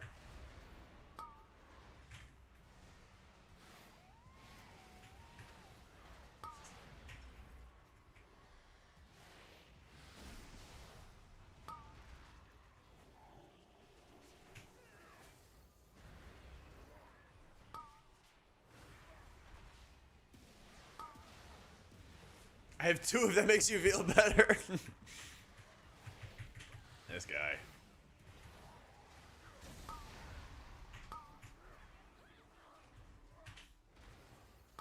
Wags is the kind of guy who would be in the desert, see a thirsty man, and take a nice long swig from his camelback. You're like, oh, that sucks, man. Good luck.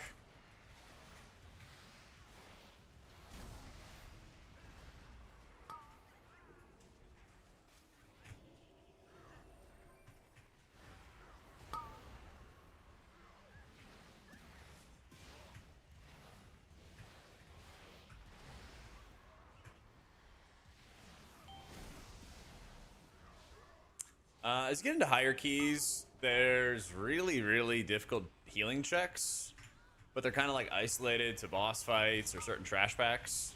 The trash packs are more about like defensive and mitigation tools, I feel like, in 70% of cases or something like that. Whereas like boss fights will have a lot more like raw output requirements. There's still challenges, but it's less about like I need to react and think on my feet, and more I need to plan out how I use my cooldowns as I enter into a boss fight. I need to make sure I have all my healing cooldowns, or almost all my healing cooldowns as I start a boss fight. Stuff like that.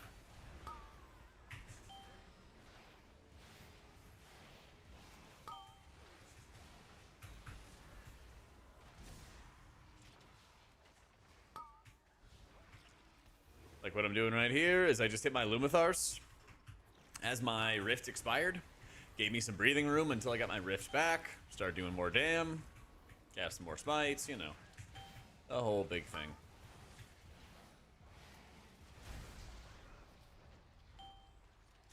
Get my squid back. Some Shadow or Deaths in. Back to dealing damage. Like driving through the truck in the desert and saying, on your right? Yeah, that could work too. That could work too.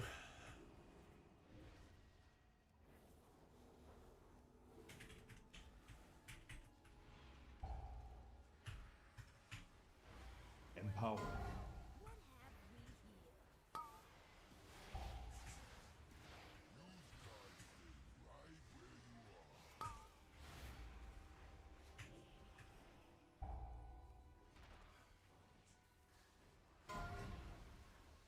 Empowered.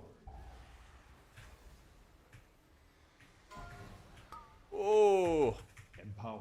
little close, little close. I'll go with not even close, actually.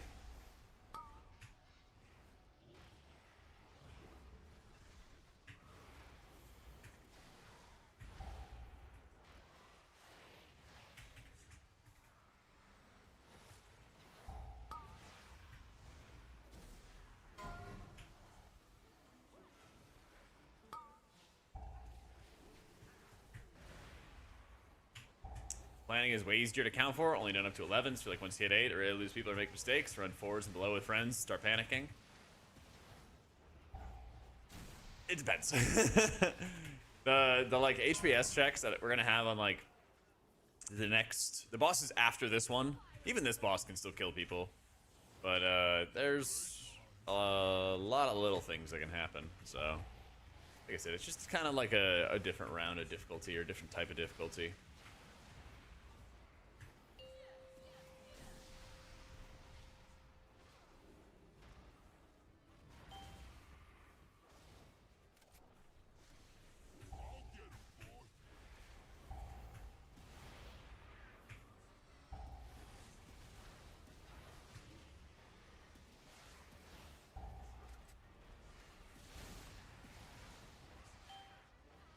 It's an extremely good finish for us.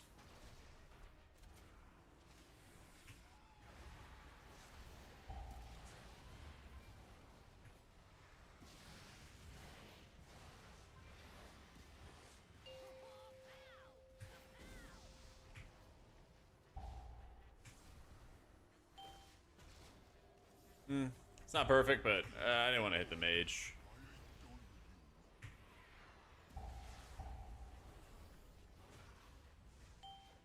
Woo!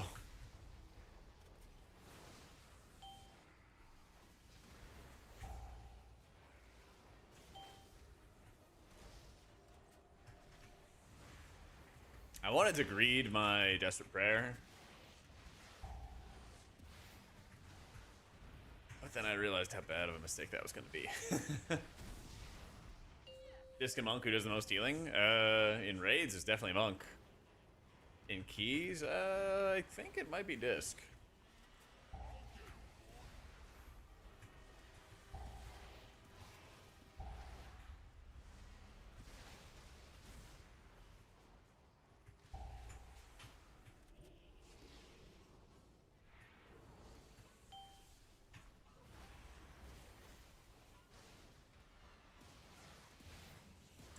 you doing, Roland?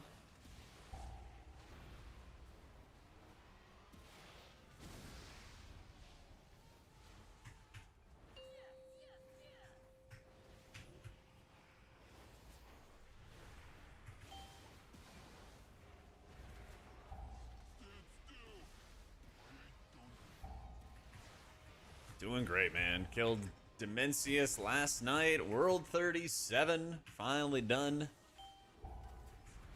Now we get the game and do our keys.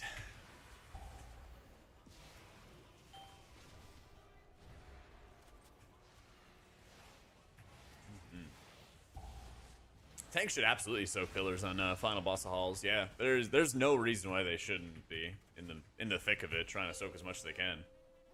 Yeah. Absolutely no reason. If you start for pushing, well, it helps when you're having like some IO, because you don't want to be like, you know, doing nothing or just like sitting there and only spamming 12 or something. You know, it's still good to like network with people and make sure they like know you're around, kind of thing. Empowered.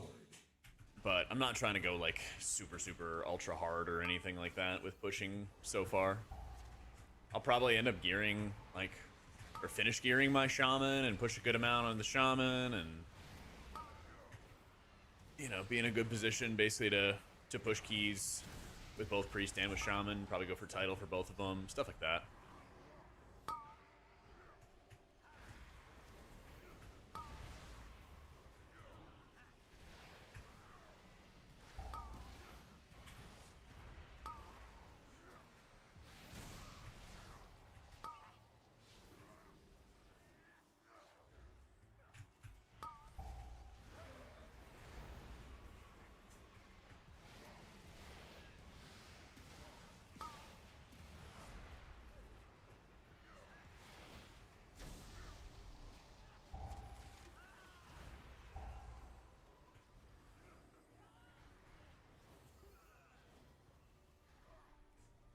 Keep pushing your progression rating more.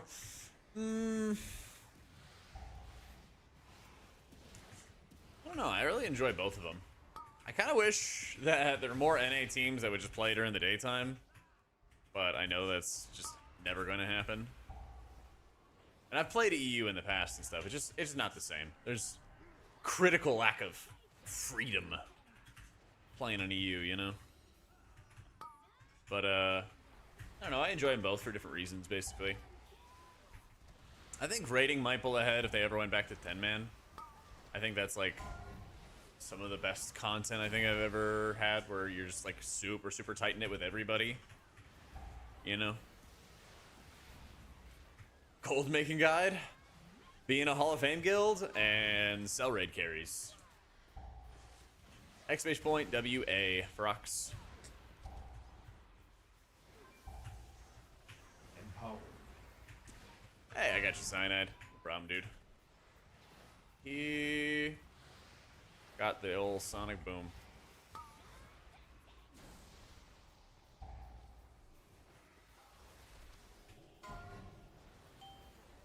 Empowered. Oof. Empowered.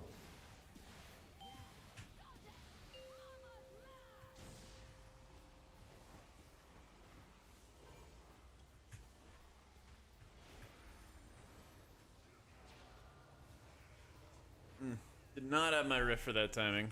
That's okay, though. Empowered. That's okay, though. This would be a really good surge, wouldn't it? Oh. Yeah.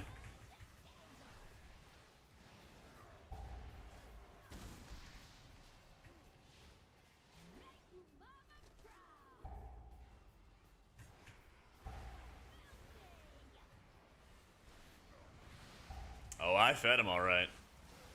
Favorite healer's priest. Has been that way for about a decade now.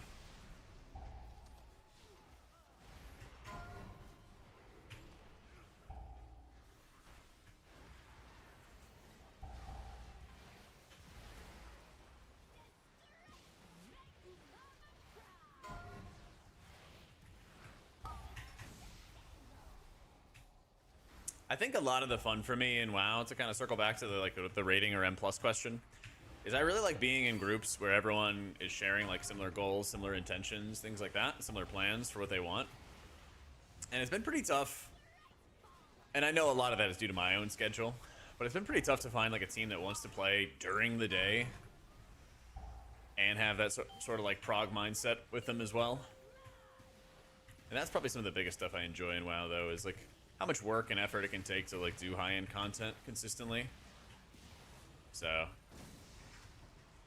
I feel like it's a lot easier to find that for a raid team than it is for an M plus team, because you know M plus teams can just fall apart in a heartbeat, basically. So,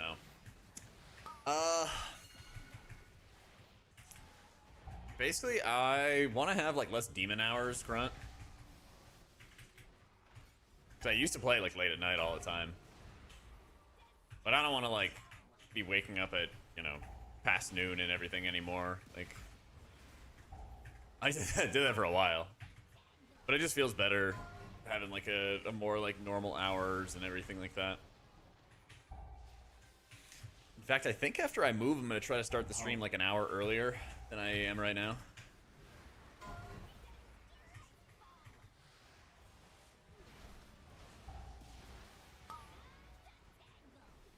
Oh, right. The danger pocket.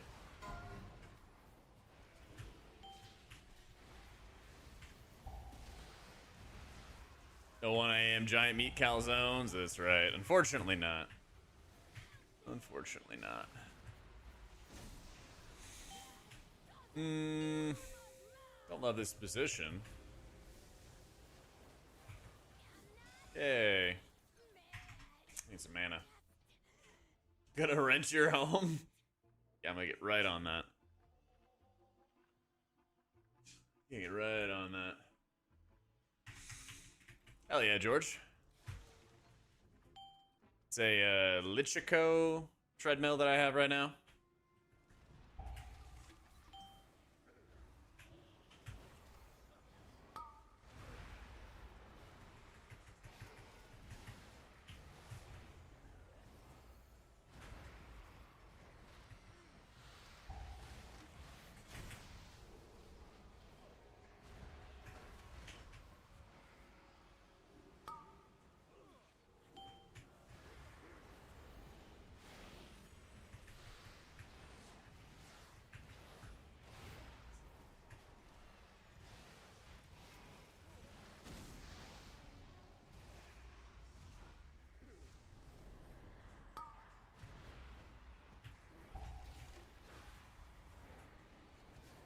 It's a Details Streamer plugin that shows all the casts and stuff. Yeah.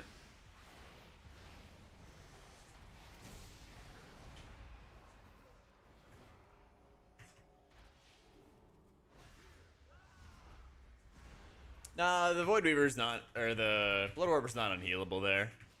You just need to be like better with defensives and like how you coordinate them, basically. You know, we finished that pull with Ice Cold, with Health Pot, with Exil, with Survival of the Fittest. Like, you can do that a lot better. Or just, you know, no voice, no comms, hugging. Empowered. So I guess the more technically correct answer is like, Empowered. you would need to have a lot more like vocal communication before you do higher level Blood Warpers. And just better prep. Like, I had to cast some extra globals to heal Neff, who ran to go get the explosives, and then like coming late really is difficult to like reapply Atonement to somebody. Basically reapply it to everybody. You know, stuff like that doesn't help either. So there's a lot of factors that go into it.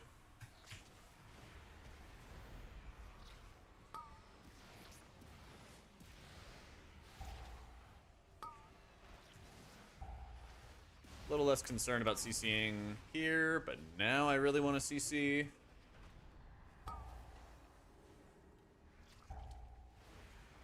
And now I'm going to heal.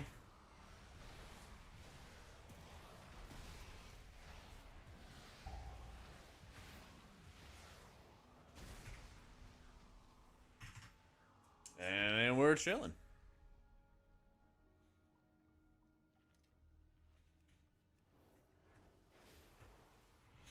Actually, I hit these on cooldown.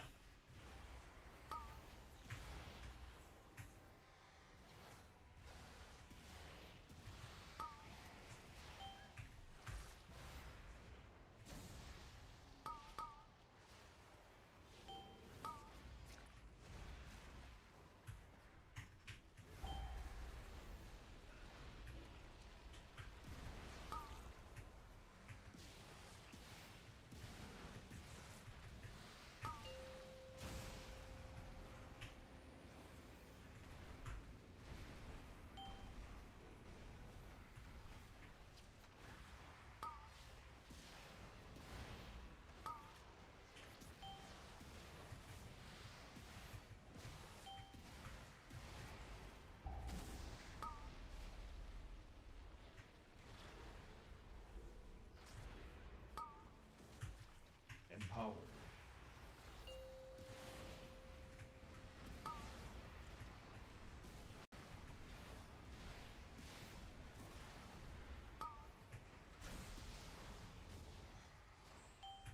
Fuck.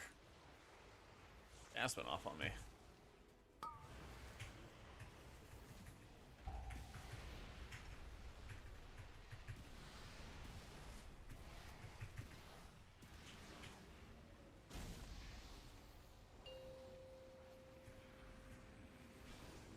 There we go. Everyone's got some fat cooldowns for that. That's good.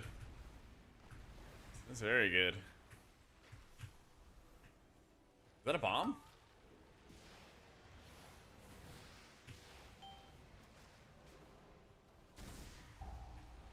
Actually, don't know.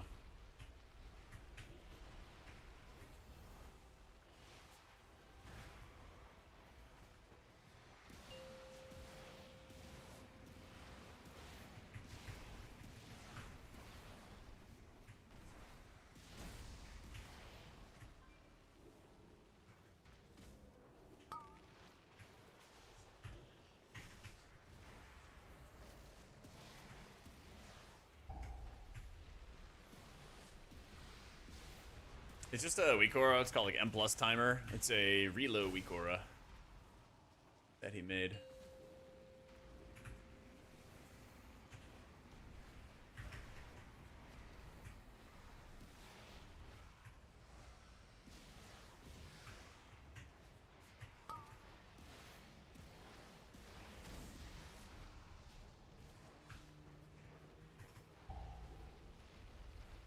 Okay, Magus does not have the cooldowns. That's okay though. Empowered.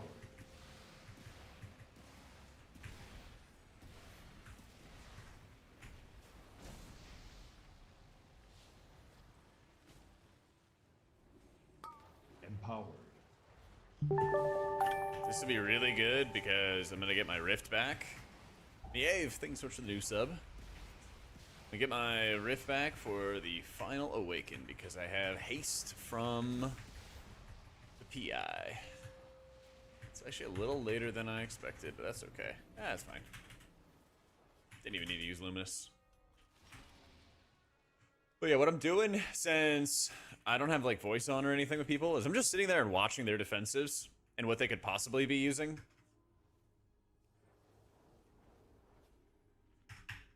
And to their credit, you know, like people are like, oh, I have this cooldown, let me use it here. Oh, a cooldown came back, let me use it here. You know, they're trying to be very, very good at using those buttons whenever they can get them. And so for me, the pressure is on me at that point. Not even really pressure, but, you know. The onus is on me to use pain sups for those people when they don't have buttons available.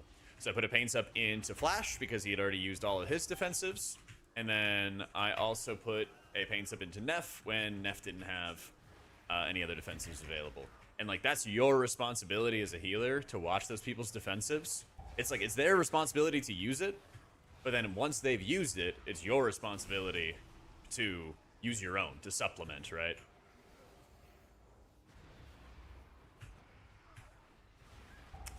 How long have I been playing? Too long. I started playing in Cataclysm. Started playing like hardcore, like WoD-ish time. Got all the cutting edges since Siege of Orgrimmar, so over 10 years, yeah.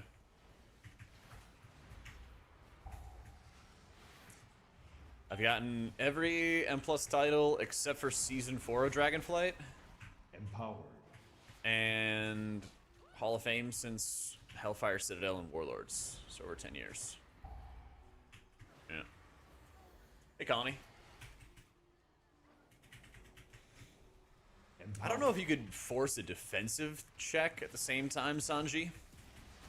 To help me, though, I moved the crowd control to the side over here, so there's less stuff down there. So most of the things below the health bars are people's defensives. Almost all of it.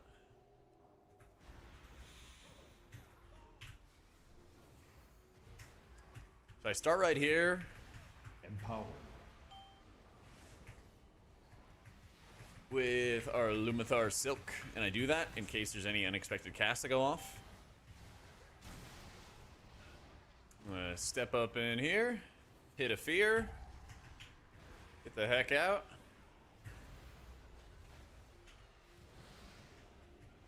And keep on moving.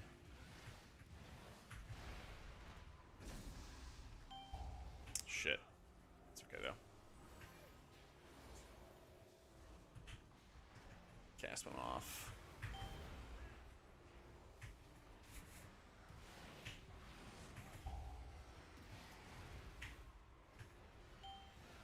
Yo, thank you, Nacho.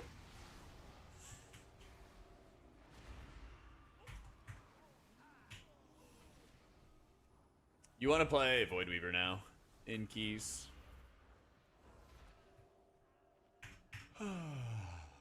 Eat. Get our micro drink in. Or shit, I'm ready. Meant to do the attack ping to let him know that I was ready to attack monsters. But I put the warning ping down and he was like, does that mean you want to stop? And so that's why I had to step up from drinking and let him know that I was ready.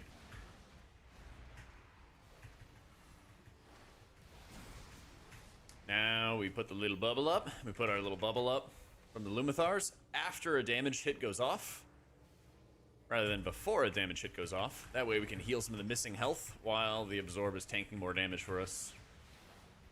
It's always a nice way to do it. Stand at the back here, have some more surface area to work with. A little bit of shielding in our free time for fun. Find the healthiest target, hit the rift, hit the smite, hit a Shadow or Death on the move. Wait for the next AoE, hit this penance as we move. Take a little look at chat. And I'm not pushing any other buttons. We have 5 minutes. R. R. Not 5 minutes. We have 6 minutes.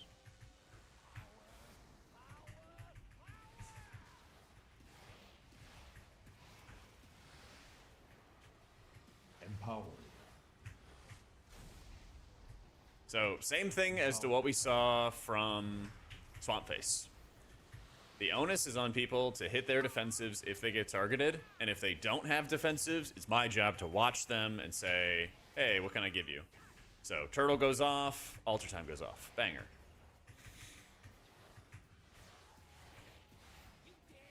Void Pies are pretty good this season. I think they're like A tier. I think Disc is like S-, A+ tier, something like that.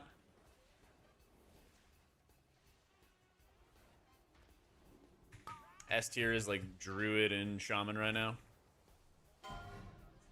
I'm gonna go here and pain set myself.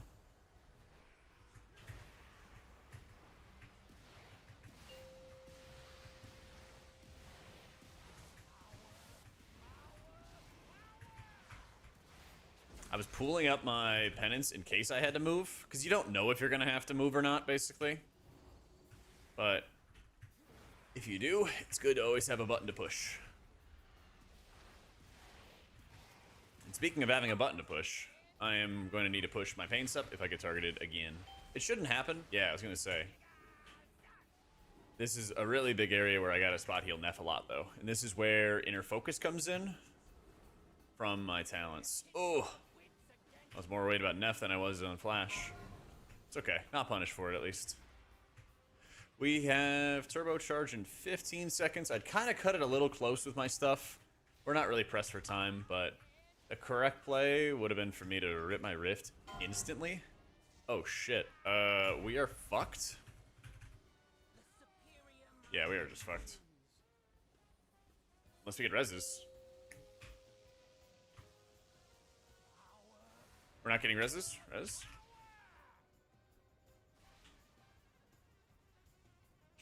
Empower. Oh. Oh. F. Fuck, man.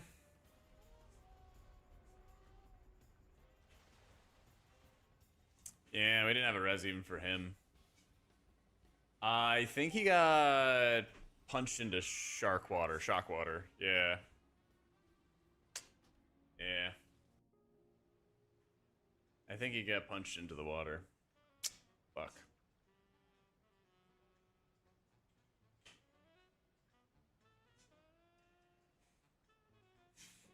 Yeah, what can you do?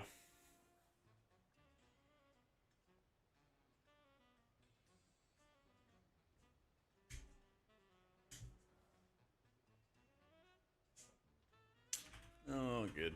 It happens.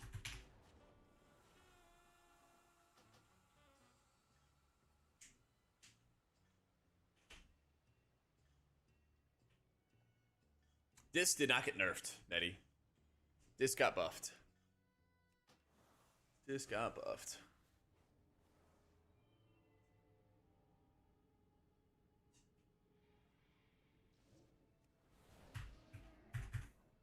Yak Ripper as a name goes hard. Indeed. Indeed.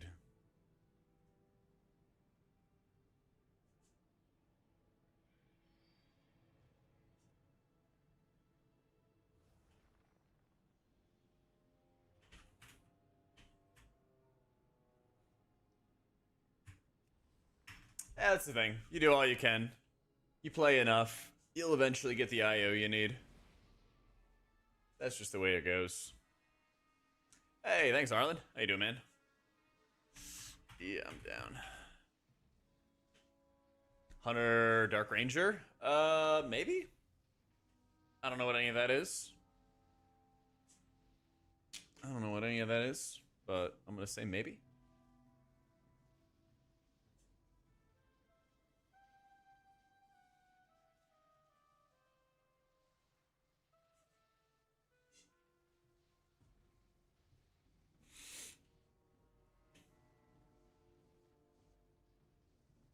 Stuck in a decision. I want to raid Mythic, but I enjoy Druid, which is not meta, although useful. It's because I don't have time on Shaman. Should I focus on another class? How can I combat guilds that just want meta comps? I mean, Druid was in World First. I think you should be applying to a guild. I think you should be applying to a guild that you personally just enjoy being around and are playing what you want. Because otherwise, if you're like, I've been in that spot where I'm like playing the flex spot or something like that, or playing whatever the guild needs, and it's just not as fun, personally. Yeah. Shage, thank you for the 22 months, man. Thank you, dude.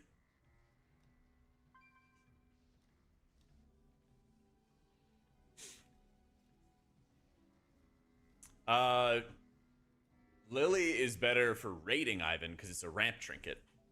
For dungeons, you'd want the Parapodia. Yeah. In fact, I'm actually going to put on the Parapodia right now. Completely forgot about that. It's a good one to have.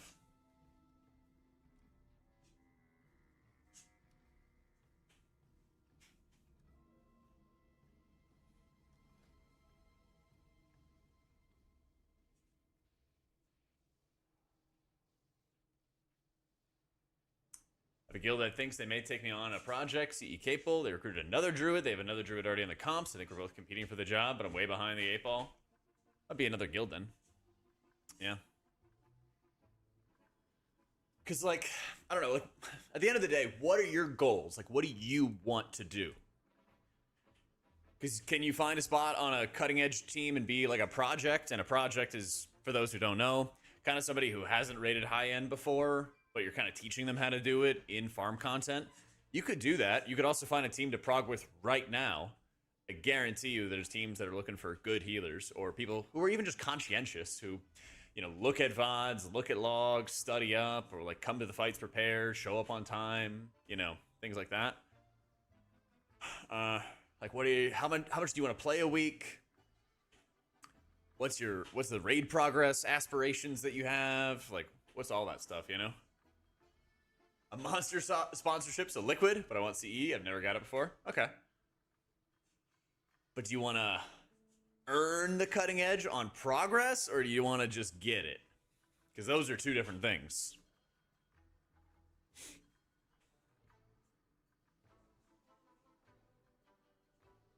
Those are two different things.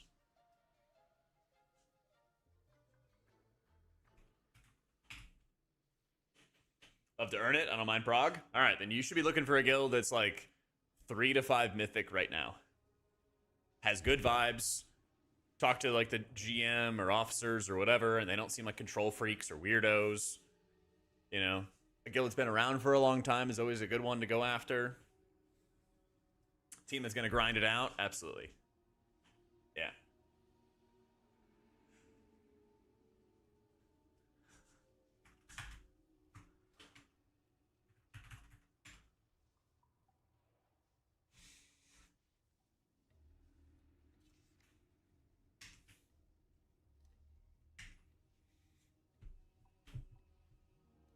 Towns? Sure.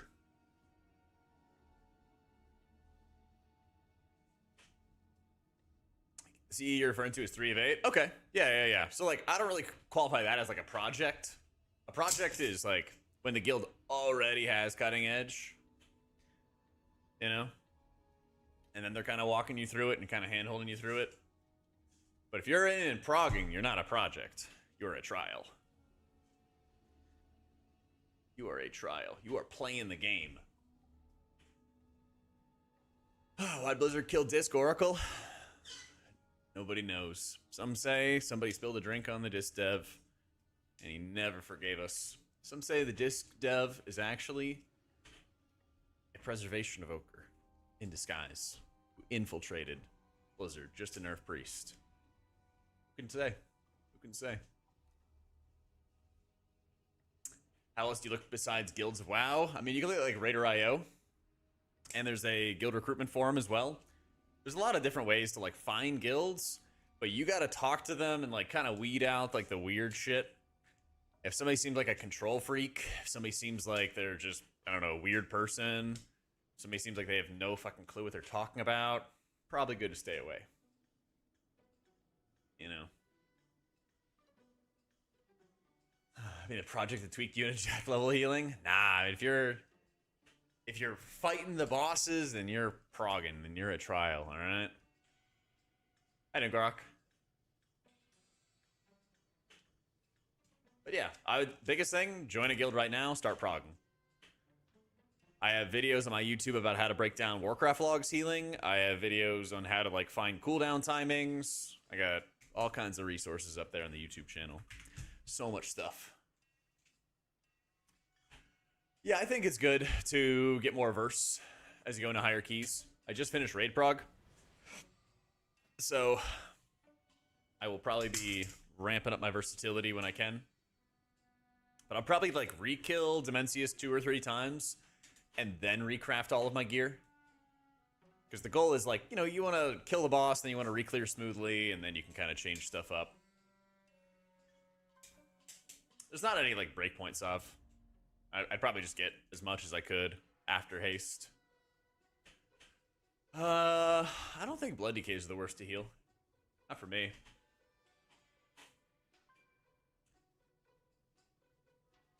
Try for a guild that's starting Mythic, but honestly find their prog slow and the raid leader a bit unyieldy. They immediately told you you're in, though. Hey, take what's offered, right? Get in there, get some XP. if the vibes are not right, the environment's not fun, fly to a different guild.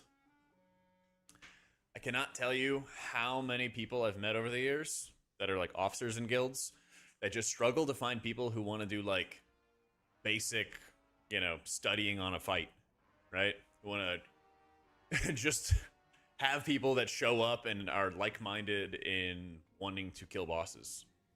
People want like the reward, you know, and a lot of people don't want to put in like the effort for the reward. But if you show that you're willing to do that, you're gonna go really far. We finished World 37th and NA 11.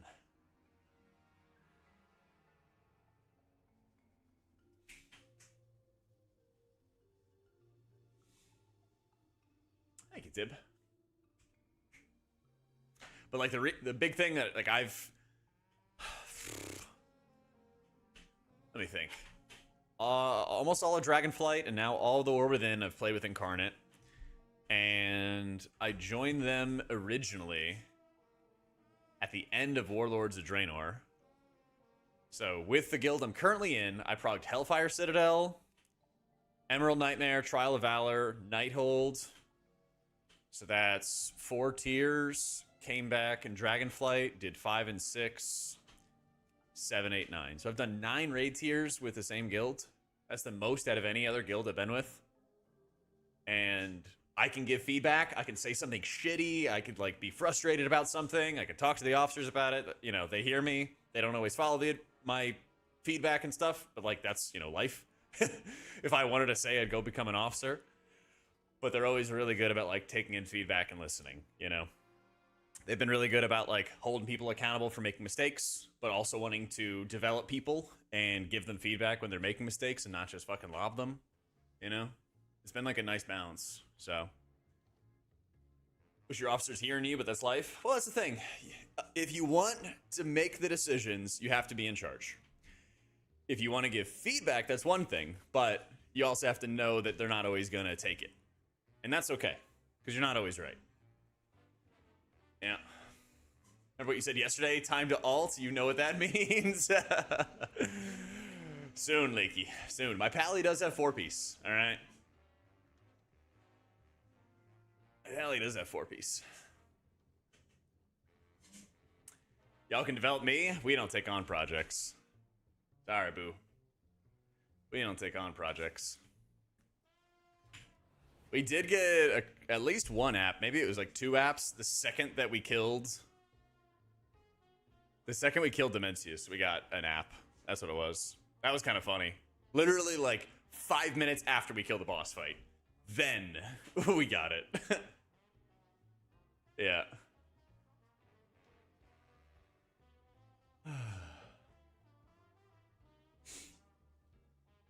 What benefits a project they can just leave after? If you have a guild that raids specific hours, that's more difficult to recruit. Like when I raided in Imperative, we day raided, and we raided a lot.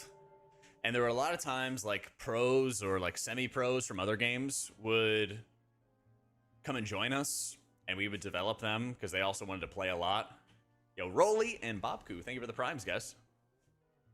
Most guilds don't really do projects, and if they do, it's like our best healer wants to bring his buddy in and farm content and teach him how to raid, and like the officers, or maybe it's like an officer's friend or something, and they want to give him a shot, you know?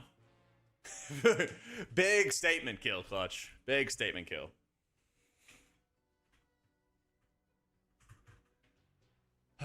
There you go. Get a little diamond for you, Clutch.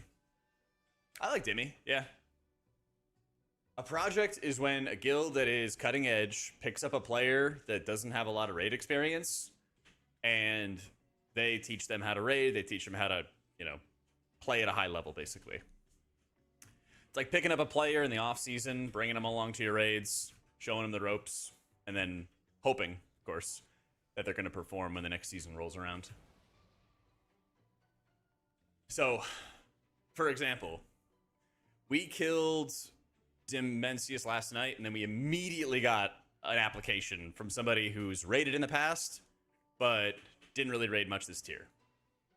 That's kind of like a semi-project. They probably know what they're doing, but you still got to like develop them and teach them the fights and all this other stuff. I don't know if we pick them up, but probably not. When there's also like other people that are wanting to raid higher end and whatever, you know. Yo, what up, Kaz? I just sleep, big dog. Role swaps projects? Not really. Like, I was a role swap. I was rogue in Siege of Orgrimmar, and then after we cleared the raid, then I swapped to priest. So that's like a different thing. Because like, on the one hand, yeah, you got to learn your class, but I feel like it's a lot easier to learn your class than to learn how to be like a good raider, you know? And that's why I think a lot of people who are like M+ mains or pure M+ers will really like struggle with raiding if they go to like high level stuff, not like pugging heroic or whatever. Is that you have to be so disciplined at like what buttons you're pushing, where you're standing, what you're doing at all times. You know, like Clutch, for example, in chat was always rescuing me at a specific point in time, putting me in a very specific spot every single time. He would step one way, I would step another. We make sure we don't splash each other. That's super important. I also had to make sure I hit my symbol at the very exact same time every single point in the fight, because he would depend on it for his defensive, you know? So like there's a couple times I fucked up and I didn't cast the symbol. He doesn't have a defensive. He die, you know? I'll get more verse when I get more verse. Jewelry has not been kind to me lately. Jewelry was not kind to me. We'll get it though.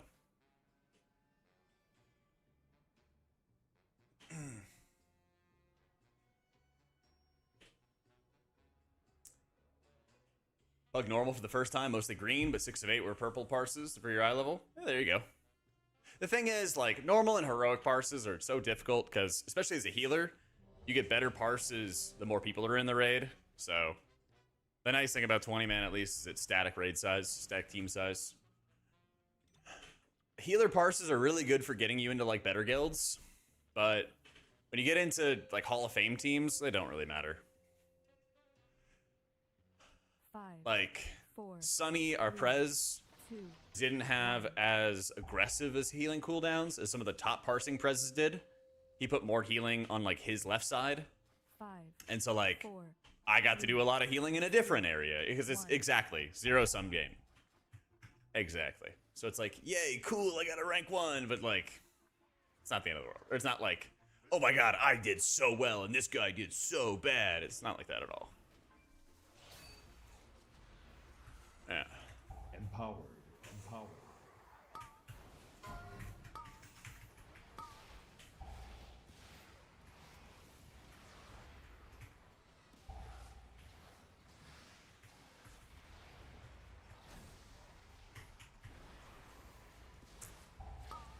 But yeah, if you're trying to get into like better guilds, they also got to see that you can pump some HPS. But like, for our healers in our raid roster, everybody can pump. That's not a problem. I'm not worried about anybody understanding their class properly or any of that stuff. They would not be here if they had, if we had doubts about them understanding their class, right? Everyone can pump, so then it kind of comes down to, especially these days, how your healing cooldowns go. But a lot more of like what we worked out this tier from like the healer perspective was like, how do we spot heal? How do we set priorities? How do we, you know, communicate our cooldowns? Or, you know, you're basically like 2 healing each side, and so you have to understand like when this person has cooldowns, when you have cooldowns, how you help and kind of support your partner through that stuff. You know, like that stuff's way more important than just like, I did more healing. Ooh, you know.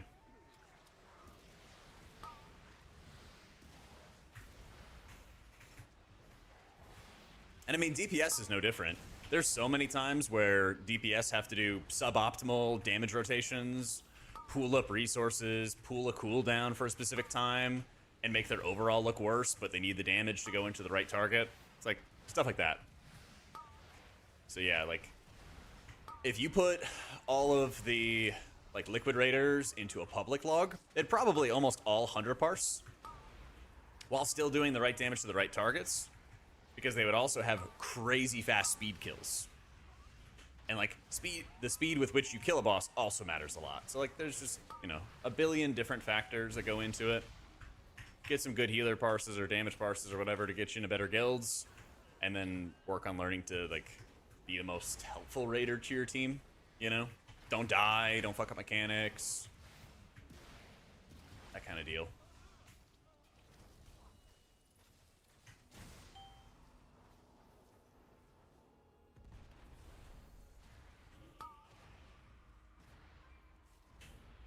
Empowered.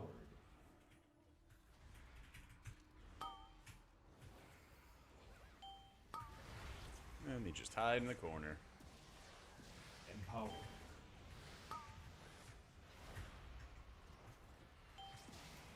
Empowered.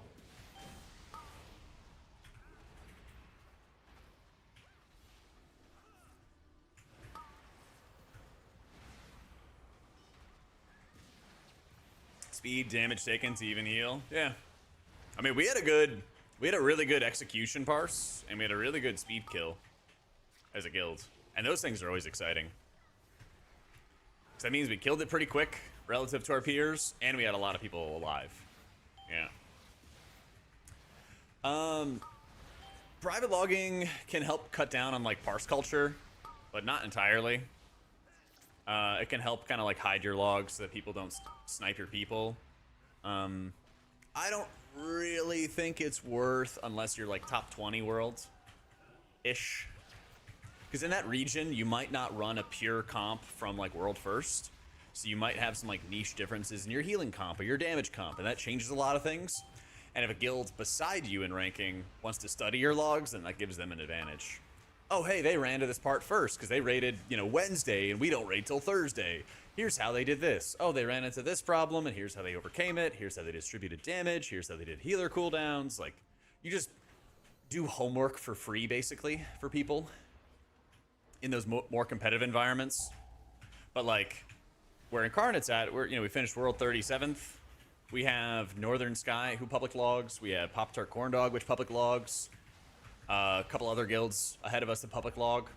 So most of those answers are already kind of figured out or already kind of developed. You know? There's not really much for us to hide.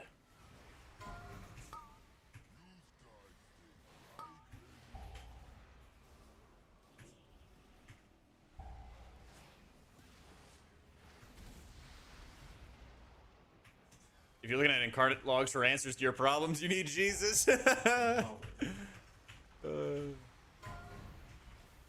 True, especially from any evokers.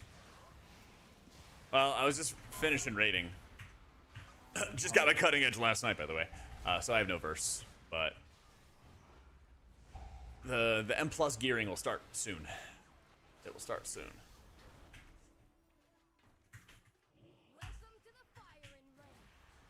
You got AOTC last night? Let's fucking go! It's always hype, man.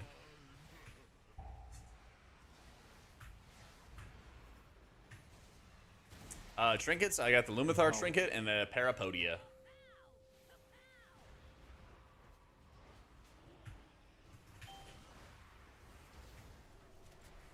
Empowered.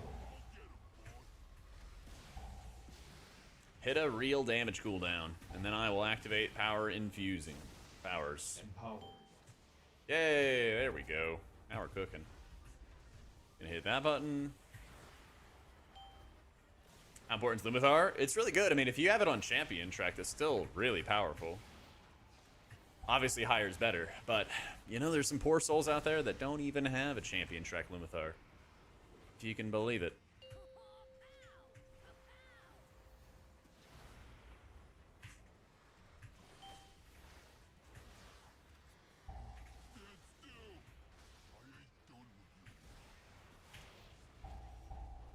Oh, that's such a bitch. Fucking Bronze, man. Oh, man. It's probably the right play just to have that over here. I'm just gonna ping this. Get on over there, Mr. Brisky. Perfect.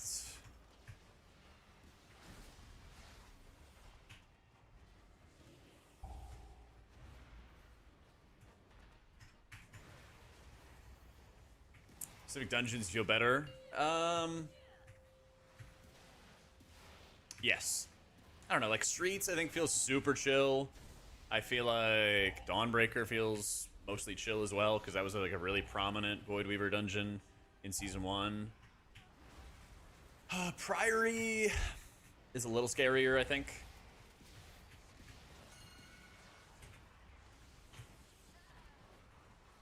But, you know, you can also just grow up a little bit. You're getting there. You're getting there. Don't give up. My man. Kind of put him through a little bit of nom there. But you know what? Good guy, Yak Ripper, took care of business. He didn't give up. He did not give up. You gotta give him some credit for that. Drag got targeted by 3 mechanics in a row right there. Poor guy. I'm in a shit spot. There we go. Empowered. Ah, fuck it.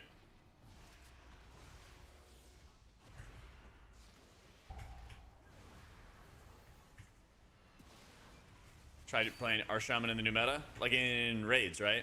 You're just bored of casting healing waves.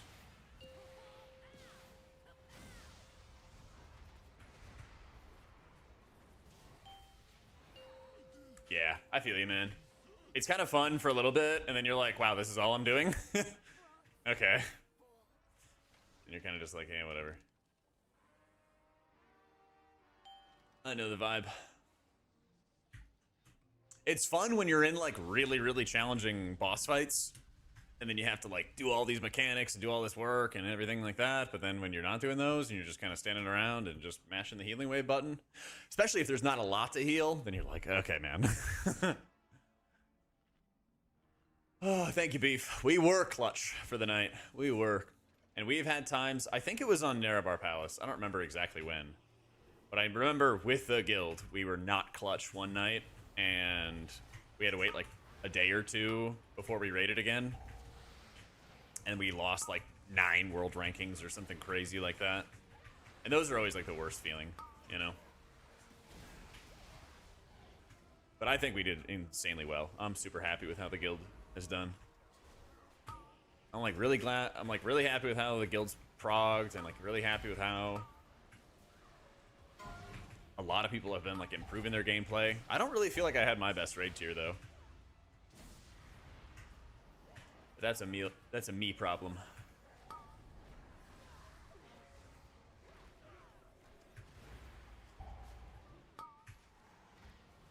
I think I was a little bit like too low pash at the beginning. But just something I gotta do better. Thank you, Christian. Empowered.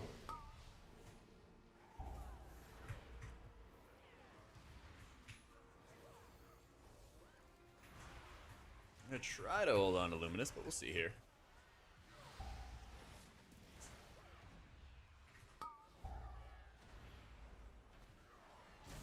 Oh, my rift.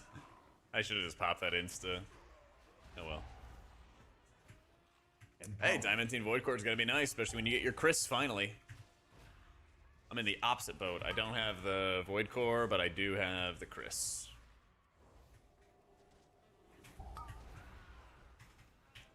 Empowered. Empowered. Just gonna give him that. I'm gonna push that. Alright, everyone's safe. Stop dying. Everyone's undebuffed. Better hope for vault. That's a healer life, you know?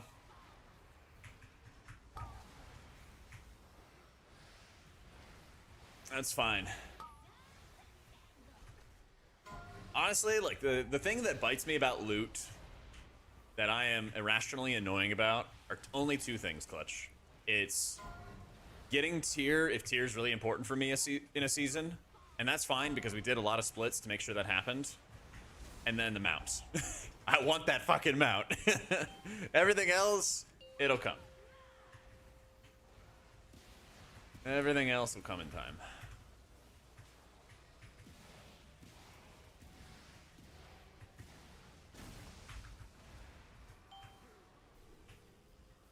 But those seasons where I don't get the mount for like 2 months are like the worst.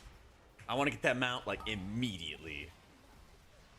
I need to raise more gold. I'll go bribe somebody or something, you know? Yeah.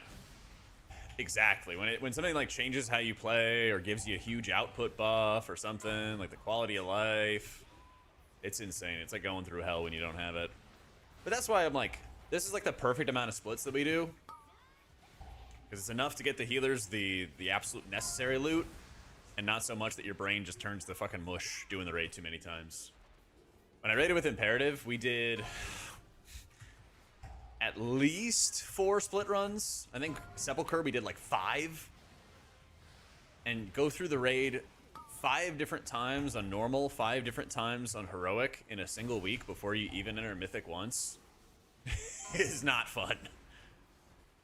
It's just not fun. Empowered.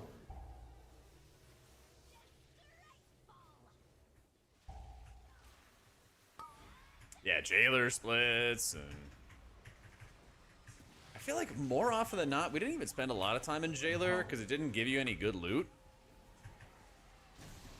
Except for the guys who needed that like axe or whatever it was.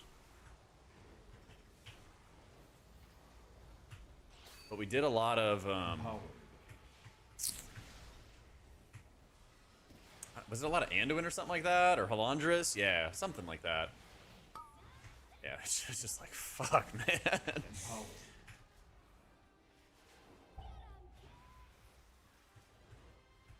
Empowered. Yeah, that Sepulchre's a raid tier I'll never forget. That was like hard times IRL, hard times in the guilds. I shouldn't be calling you for next tier? Nope. No, there's no way he's calling me. I am just a yapper for world first. And nothing more.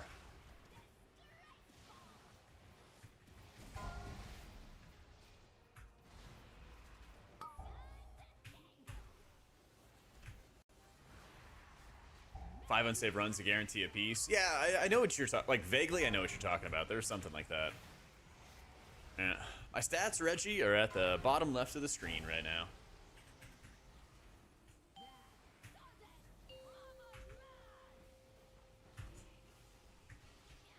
Nice. 10 of the same token unsaved, and that was it. Ugh.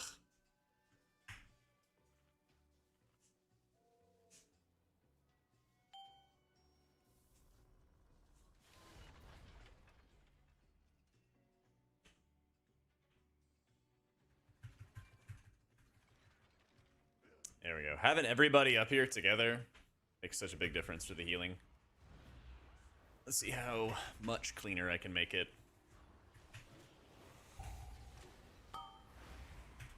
Huh.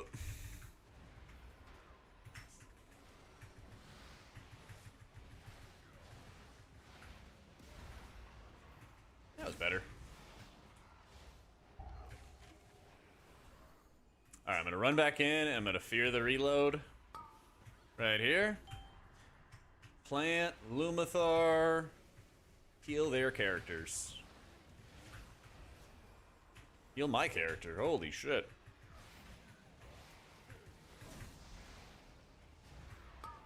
I'm pushing their asses in there. Empowered. It's annoying moving those mobs, but also interrupting the reload is goated. Thank you, McCrack. Appreciate it, dude. We're gonna save our PI. Didn't perfectly align with the surge, unfortunately. If it had, it would have been perfect, because that guy would have... the Blood Panda would have died insanely fast. Needed more verse for high-end plus? You do, but I've been raiding. So the verse was hard to come by. But now that we've killed Dimensius, then I can start optimizing for more verse. I've actually just had awful luck with rings. But yeah, my priority is always on raid, and then like the first 2 weeks of re-clearing, so that, you know, we get on to farm consistent. Empowered. And then after that, I am playing whatever is best for stats for keys after that. Empowered. But since like the raid is the vehicle with which I'm gonna gear my all my characters, or almost all my characters, and the guild's always really chill about us bringing in alts and stuff within reason, You know, you have to like do right by them, not bring in awful characters or not troll reclears if your gear or stats or whatever is suboptimal or whatever. But then you hit a point where fight's nerfed or we're geared enough or whatever that you're fine, you know. Shit. Woo.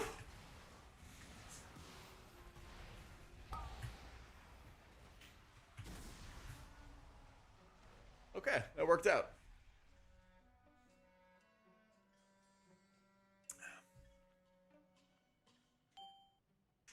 Got invited to a key and then kicked because ew, Mistweaver. Bunch of weirdos. Oh, what a bunch of weirdos.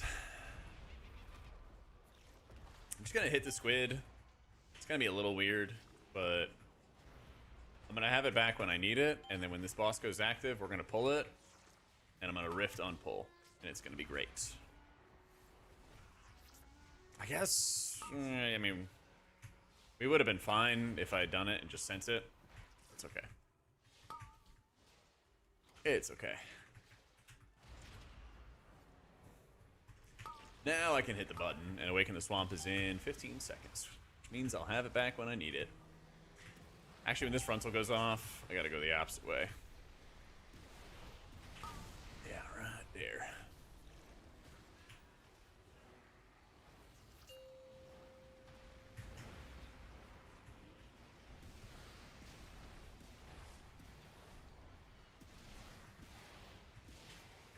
Actually, I like how their tank did it this time a lot better. He did it a lot better, even though the timing wasn't what I expected. It's actually a lot better for him to do it this way. There's a lot less damage that I had to deal with, and it was a lot safer for the entire team. So, he was right.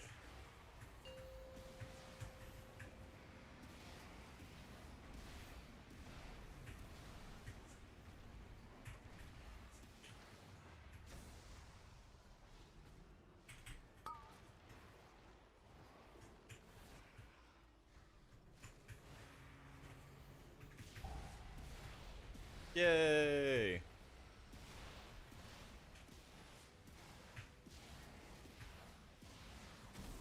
This... Fuck, I'm freezing up.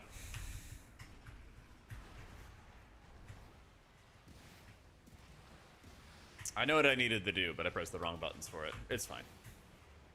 I was going to Ultimate Penitence, fly up in the air, and then paint up somebody, but we hit both of our shields. It's not great, but it's not the end of the world.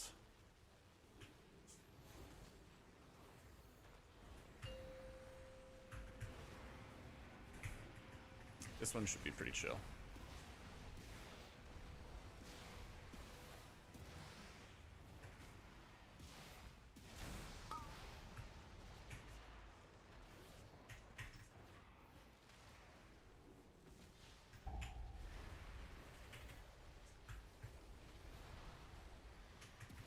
Let's see. Altar time. Brock AMS. You are getting a nice button there, and I'm going into uppies.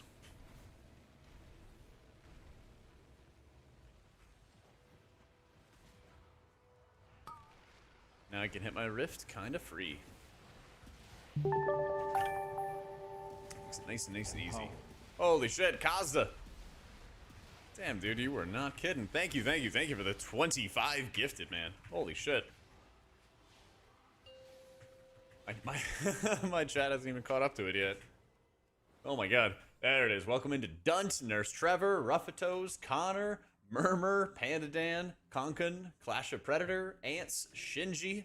Get in the fucking mech, Shinji. Enrique, Alfarin, Alex Jordan, Triple, Nuri. Making sure I don't die. Hold up.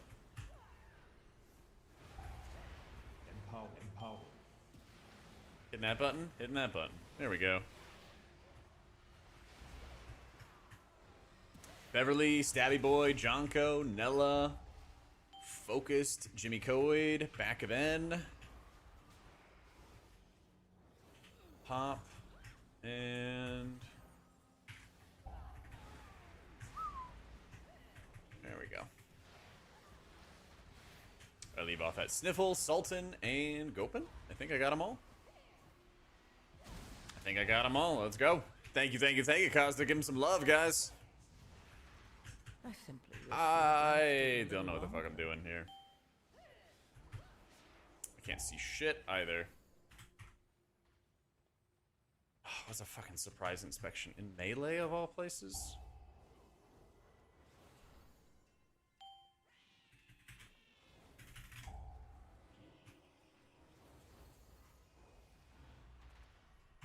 Shit's so weird. I have to wait. That's annoying. Yo, thank you, Kazda. I appreciate you, dude.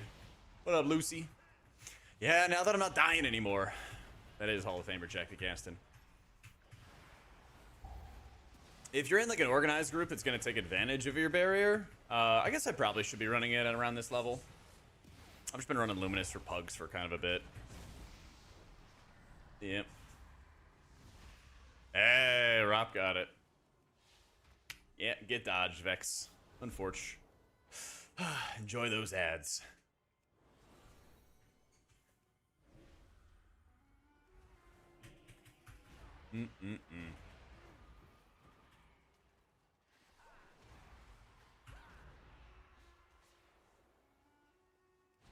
Empowered. Push those buttons, push those buttons. Empowered. She's got breath. We rip the dispel. And we shift. The defensive through that bolt on me. And just step and step and step.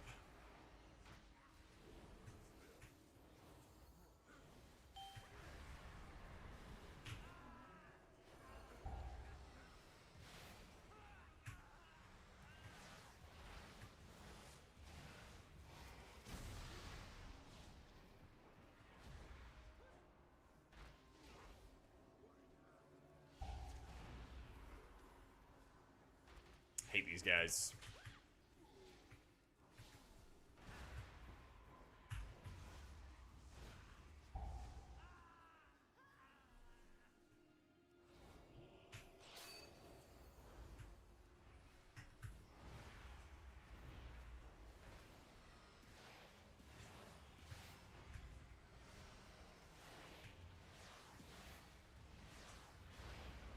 Pop.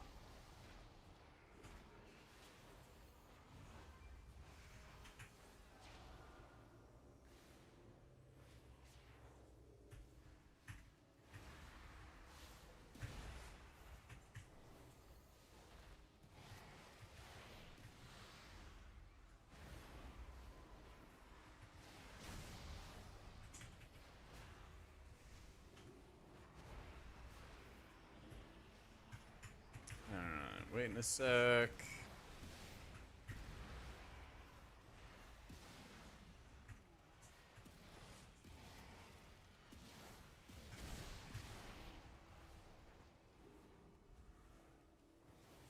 Then I got Desperate Prayer for the last boss. My mana is way better. I don't have Rift for 10. But it's fine. They kind of stalled enough for me. That was perfect. Empowered.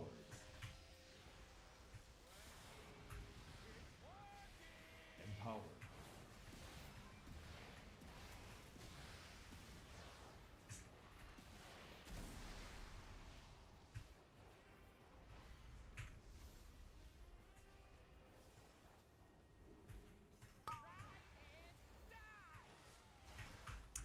AMS, Cold Snap, Astral Shift. Okay, so everybody's got something here.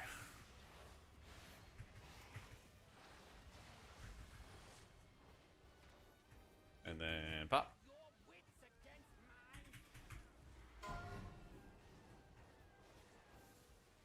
What?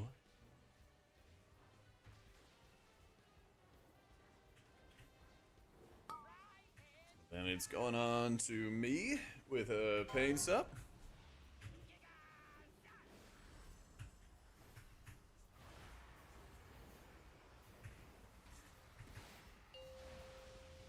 We beat the last boss last night, guys. That's right. World 37th.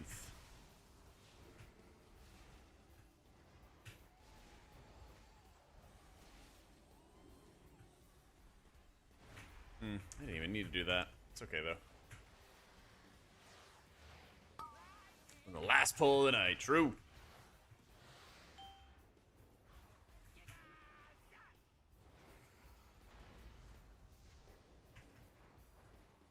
And we are big chillin'.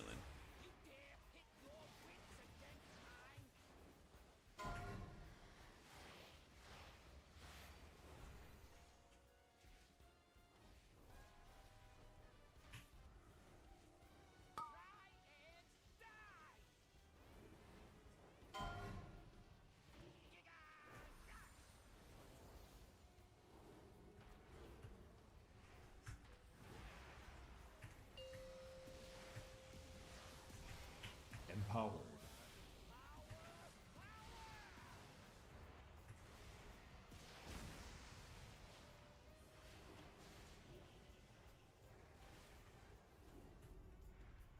Empowered. Ooh, nice. Mass barrier is really helpful here because it's going to be up for a long time.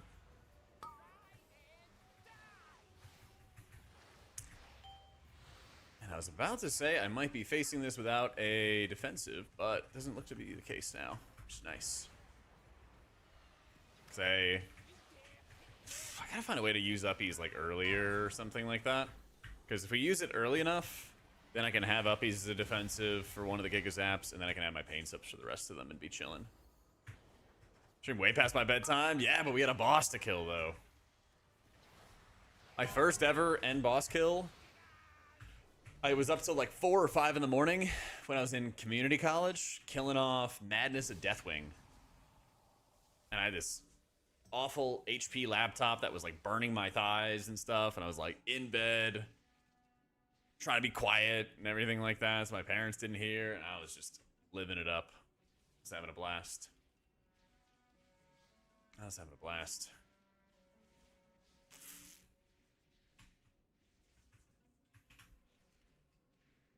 No desk? I mean, I was in bed. I couldn't be at the desk. It was late.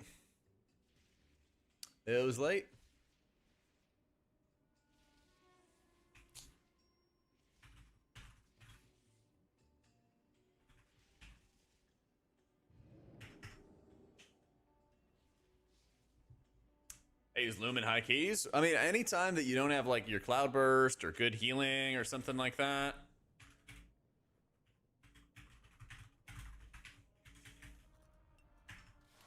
Adding autographs to the merch store. I mean, I could sell out for anything. Yo, Sliver, thank you for the 48 months, the big 4 years.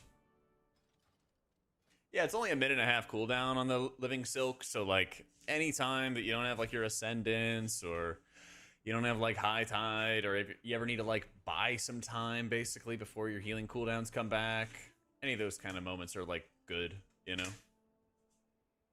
Any of those moments are going to be good.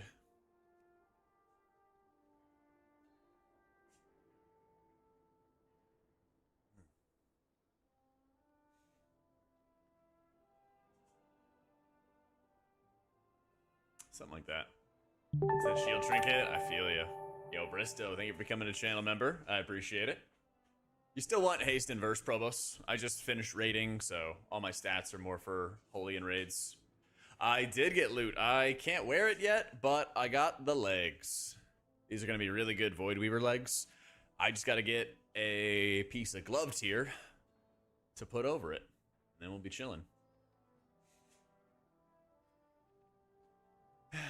Void Weaver does not want to take Divine Aegis, because Divine Aegis only impacts your non-atonement heals, of which there are very few. You don't have that many non-atonement heals. So, it would be pretty wasteful to take Divine Aegis. Yep, that's right, Chili.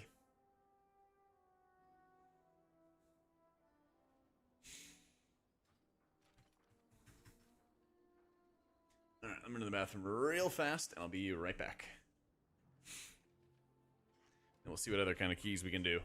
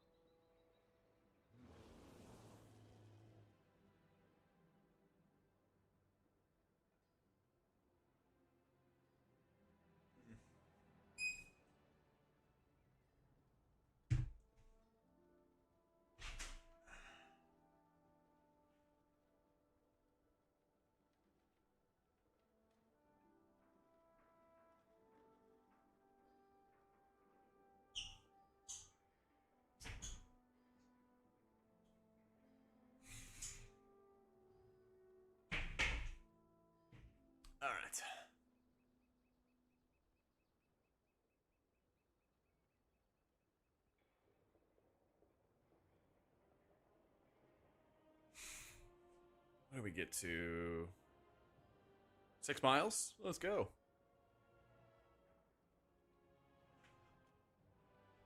All right. Let's see what we got.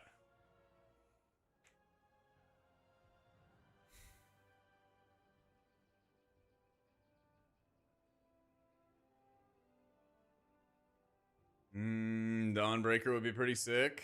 I'm actually gonna bump this up. Let me find 16s. Let me look for 16s and 17s.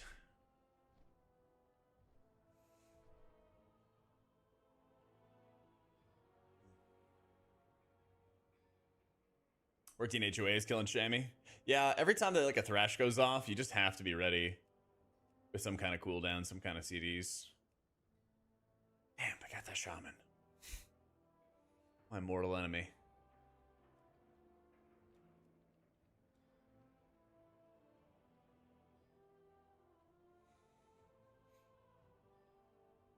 We do have a lot of floodgate experience.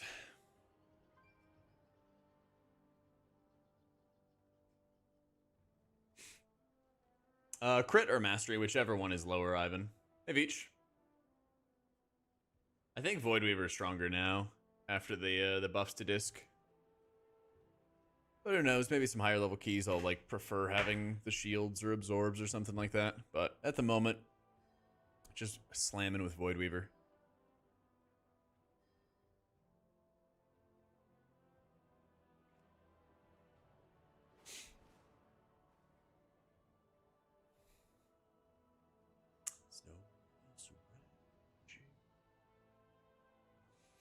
Yeah, I think this feels good. It's just part of it is like the utility side. I expect our shaman to still be dominant this season. Yeah. I appreciate it, Bristow. Thank you, man.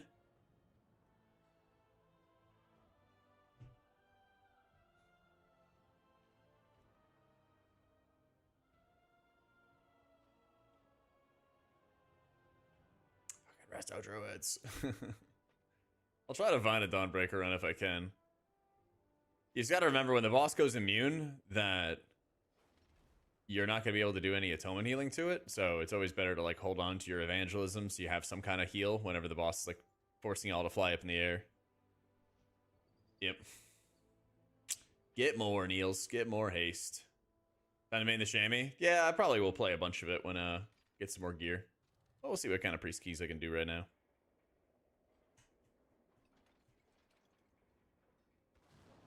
Oh, it's definitely just their season. There's no denying it. Just like want to play my priest right now if I can. That's all.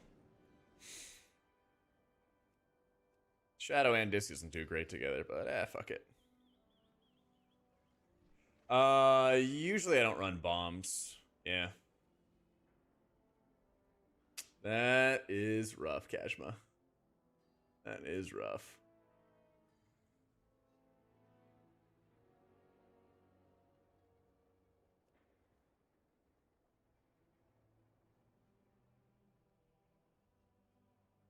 Nicodome is also IO. Also some IO.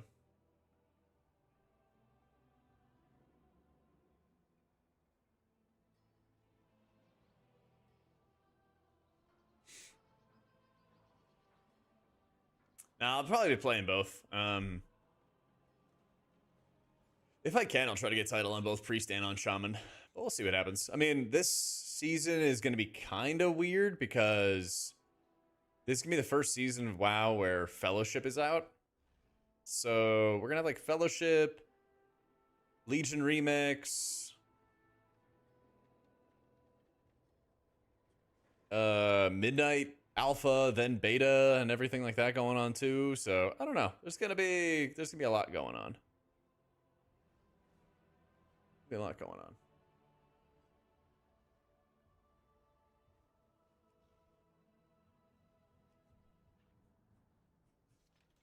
So I think it's in like a week, Nam. Yeah. Just follow the stat priority, Ivan. It's all in the guides and stuff, you know. Remix could be out before Hall of Fame is done. Maybe. I think they're gonna see a lot of Dimensius kills because the nerf that they put in was like enough that you still have to respect the mechanics, but it's a lot more forgiving. It's a lot more forgiving.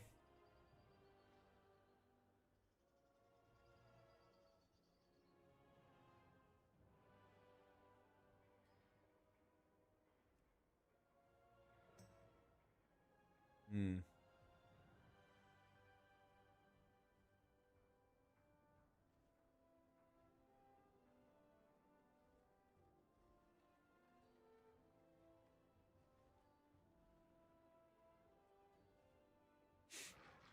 Me too, Veach. I think my shaman is like 707, 708, something like that.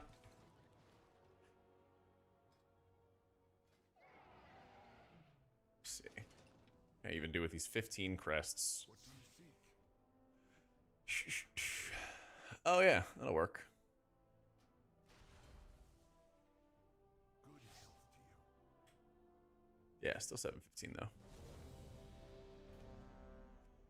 All right, let's go Ecodome. Your guild's making Mythic harder than it has to be? You think your raid leader hates the healers? Wait, why? Actually, it's like early, or it's like open beta is like next week, Nom, and then like a month afterwards is when early access comes around. Yeah. Classes are defensively stronger. So many. Like DK is kind of invincible.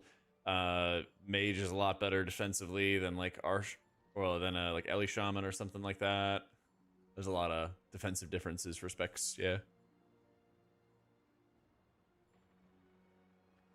There are so many.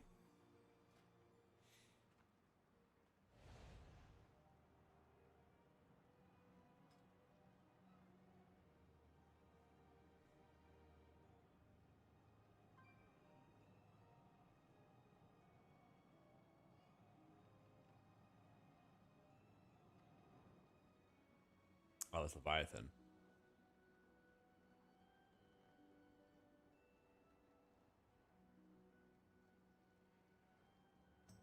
You even need to use your defenses particularly well. If you have the correct talents, you're practically a tank. Yeah, and if you're like able to hit the occasional death strike. Wow, he actually hit it 48 times. That's crazy. On average, it hit him for about 4 mil. That's pretty good. Huge friends list? I mean, just been around a while. Just been around a little while, you know? Vibe and Fabry, how you doing, man? Half of this is like EU people when I played EU in BFA. So there's a bunch of options out there. But there's a bunch of people out there. Thankfully, I don't PvP. No.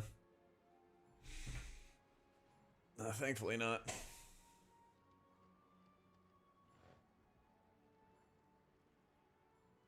Sitting there getting crowd controlled for ages. Not my cup of tea, man. Not my cup of tea.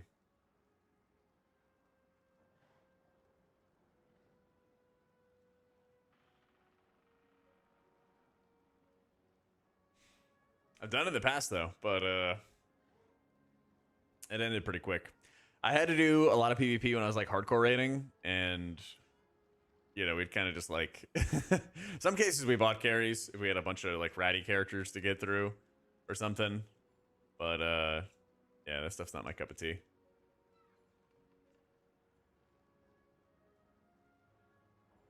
So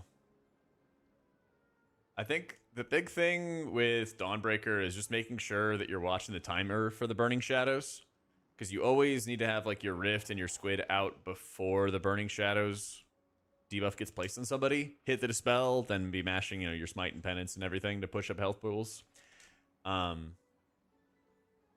I'll often try to use like Luminous or Lumithars to kind of buy myself a little bit more time, especially if there's like the debuff going off and there's lines coming out. That's usually a time I'll hit either the Lumithar or the Luminous Barrier. That way people can have extra HP as that explosion goes off. And then that way you have a little bit more breathing room and a little bit more time to top everybody, clear that absorb and push up health bars and stuff. So you can dominate mind the Dark Blades, I think that's what they're called. There's something blades in Halls of Atonement. And they stack up a damage taken debuff on their target. And it takes a while, and it only works on one target, but it's really, really good for killing off the Shards of Halkias and, you know, multiple boss fights. Because it just perma stacks up this 2% additional damage taken per stack. So it was stacking like 30 or 40% or something before a mob would actually end up dying. It's pretty sick.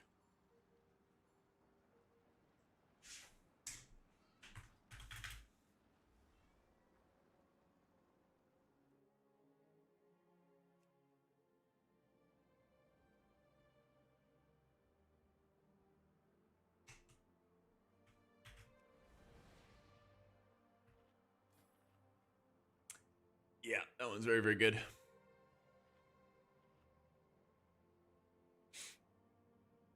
Magic TR and Will is more passive myth than most classes. Yeah, can you imagine if they ever do a defensive pruning, how many people are going to die who would be like DKs who could just like death strike their way out of a problem or passively mitigate their way through most problems?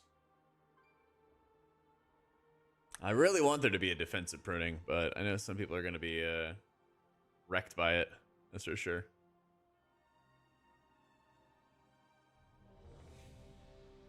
Mage casualties will skyrocket. Maybe monks as well.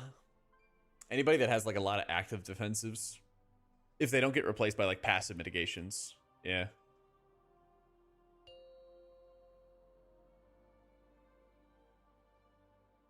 Five, 4, 3, 2, 1. True. Just play priest. You don't have any defenses to begin with. Exactly. 5, Exactly, man. 3, 2, 1. And her wastelanders are destroying the domes. They must be stopped.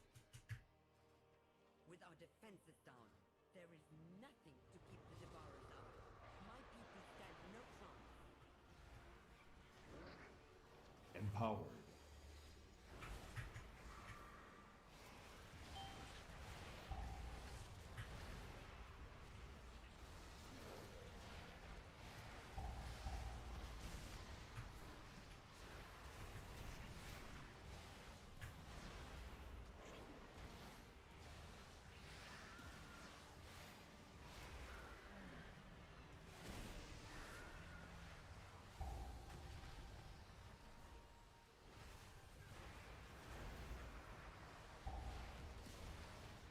Man, a void blast like you? It's all about it's all about what you wear, to be honest, Belly. And that's why you should check out our brand new apparel shop so you can dress just like me and have those awesome pre-shirts. Will increase your HPS tenfold.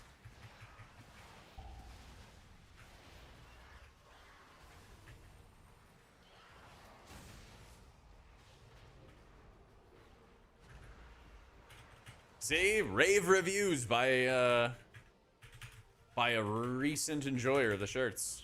The devourers seem to be coming from the angle. Stop them at the source so we can return our attention to source cry.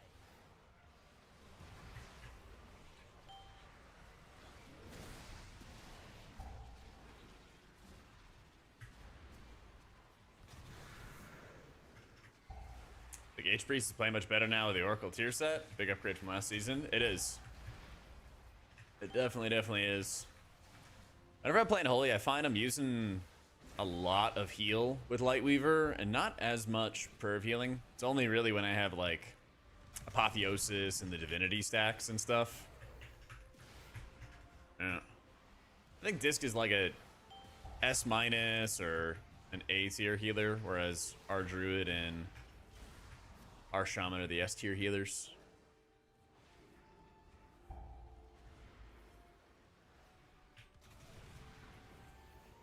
Something like that.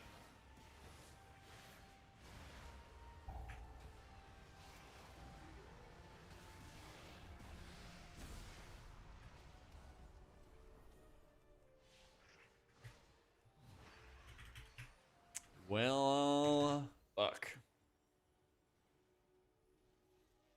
Look out! Something is coming up. Not like this is really going to do anything until he comes back online.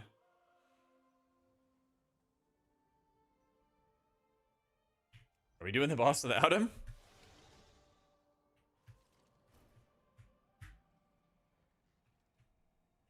Yes.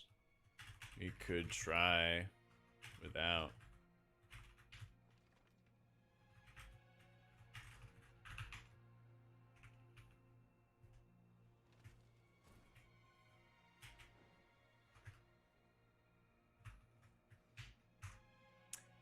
Yeah, I mean, the fight's just mechanics, but it just will take a while.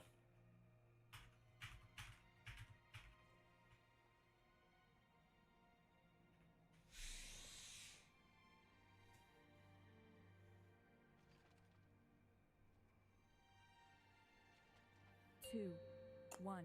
Well, I guess we'll see. Empowered.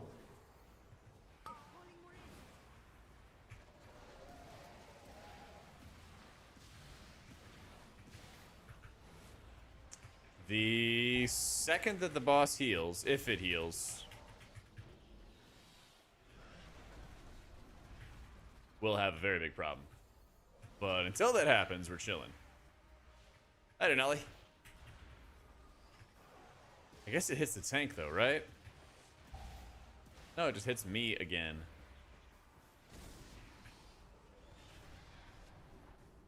Of course.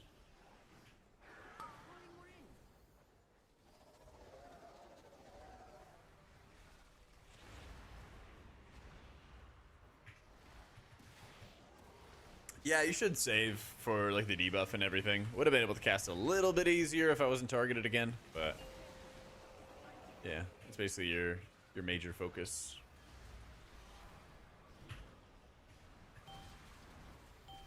Oh yeah, we're just dead. We are dead. I simply wish you had lasted a little longer. Yep, NT. NT.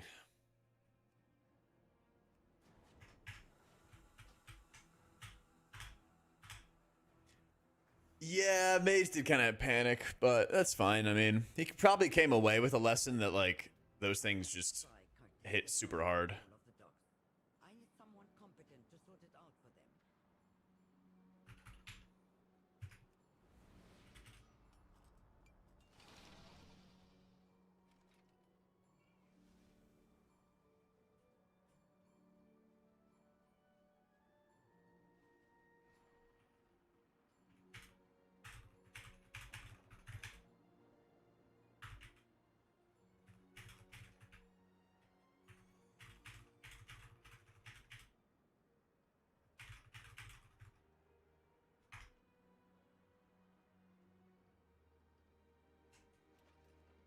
Yep. Let me get a snack real quick. 1 sec.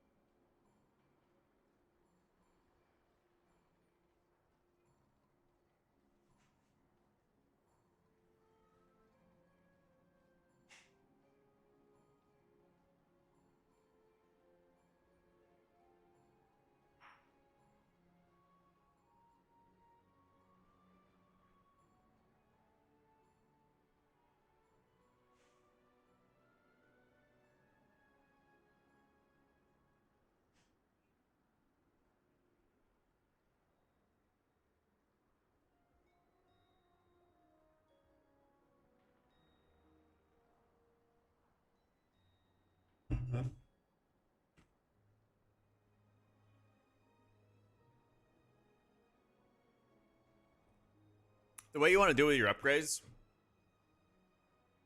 is upgrade any like mythic track pieces fully.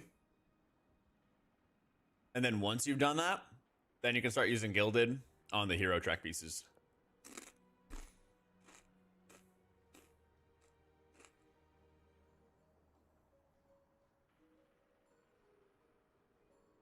So it's like your priority is like upgrade your weapons as much as you can, upgrade your mythic track like tier slots as much as you can, upgrade trinkets, you know. You can upgrade mediocre trinkets, but like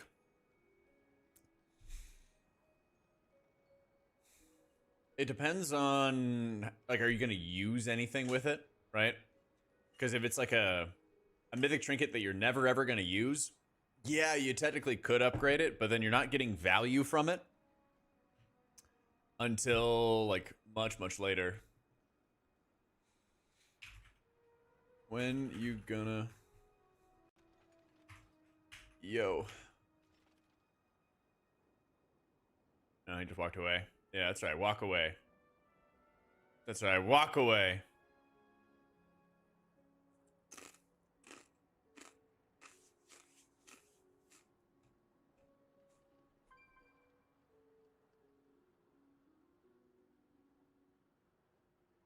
You miss all the shots you don't take, Robin. But yeah, I mean, like, if you... Oh, I have some mythic track trinkets or something. I actually have none. Anyway. If I upgraded a mythic track trinket that I wasn't gonna use, then it's not like I can really achieve any value from it right now. You know, I could still upgrade this belt. I could still upgrade this helm one slot. I don't really care too much about upgrading jewelry for now. But any, like, intellect bearing slot, you definitely want to be upgrading that with gilded ASAP. Yeah.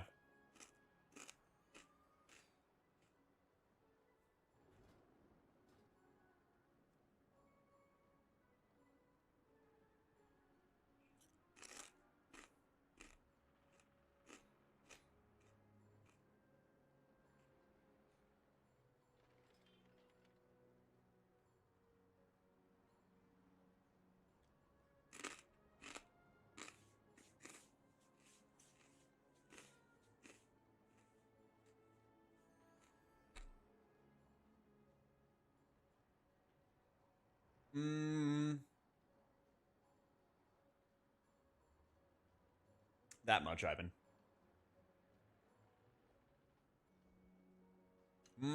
Not that I know of, Lucy. But I don't really like look at the artist names too much.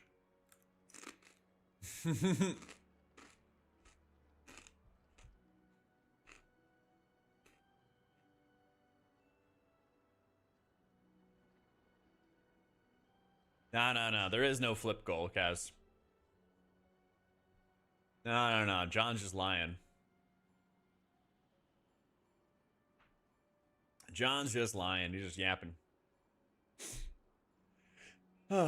Atonement buff make disc any more feasible? Slightly, but not much. I don't know. Has the data improved much for disc? Let's see.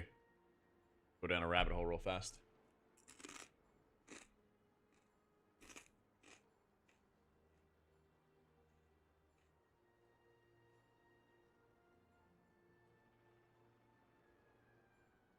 The dot moved up a little bit.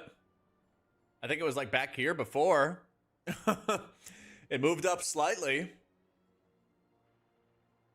But not that far.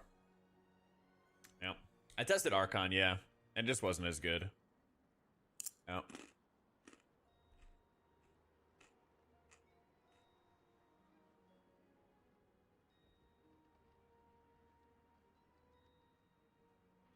You don't really care about the back end here.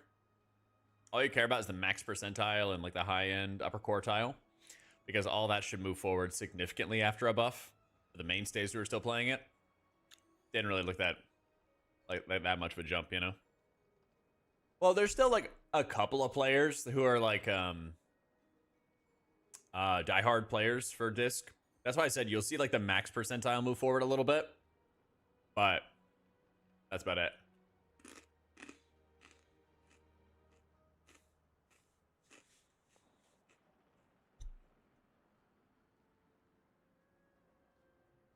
Yeah, exactly like Rob said. The max percentile dot is still worse than the upper quartile of everybody else. Yeah. So the top 25% of everybody else is still miles ahead of the best Disc Priest. Yeah.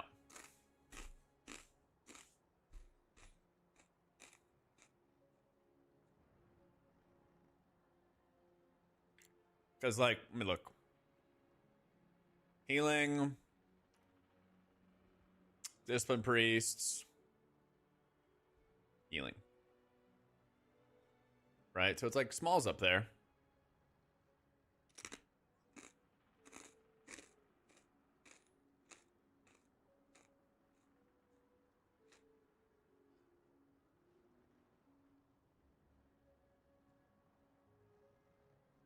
I think Thought. He got some good healing up Kalamazoo. He farms some big healing on Kalamazoo. He farms some big healing there. But this fight's like 50% overheal across the board. Unfortunate.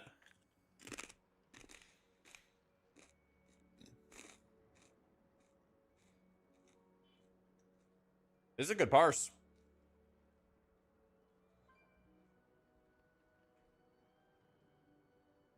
This is a good parse. You know, Disc and Raid sucks. And I didn't think we would see it in World First unless it was like a niche case. Because Prez kind of like ate its lunch. Like this is a 35 parse for the Prez, 100 parse for the Disc, and they're almost equal. Yeah. But Disc is still good in keys.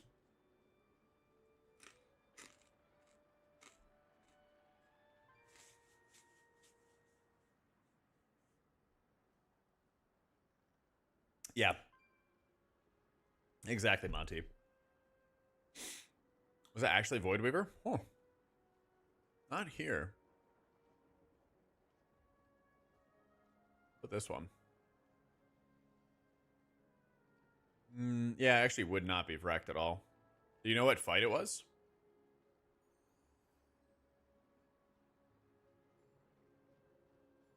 It's very much like possible that a Void Weaver disc could pop off, but it's also like a... They have to hit everything perfectly. With like no mistake. Oh yeah, this was one. Max parse for Nasdrini was Void Weaver. Yeah.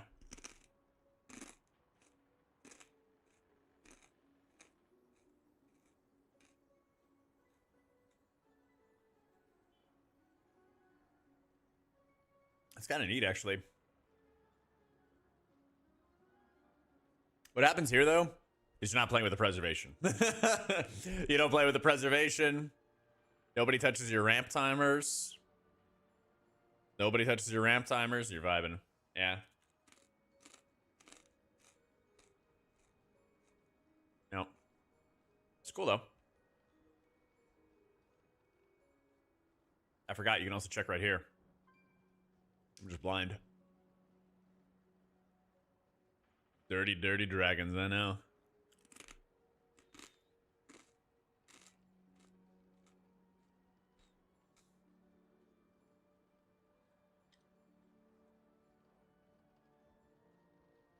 Pretty much, Monty. Because it's like, it's not that bad. If you consider the magic debuffs.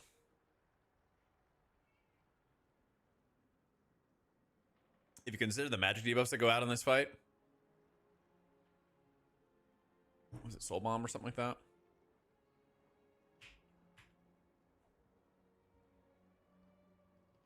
Which one is it? Spirit Bomb causes the target to absorb the healing. Yeah. So if you can kind of consider 35 seconds, and then 109, and then 143, you have like 30-ish seconds to get your squid back every single time. This could work pretty well. You just have to, like, not be fucked by movement. Because I would not be shocked if either through this guy's prog or on his hill or something like that, there's times where he has to move a little bit more. And so one of these peaks might be super high, and then, you know, another might be, like, not as high or a little bit less effective. You know? I actually wonder if he got spatial. That's what I would do. Nope. What am I eating? These little like cracked pepper and sea salt pretzels. Like pretzel chips. They're really fucking good. Yeah.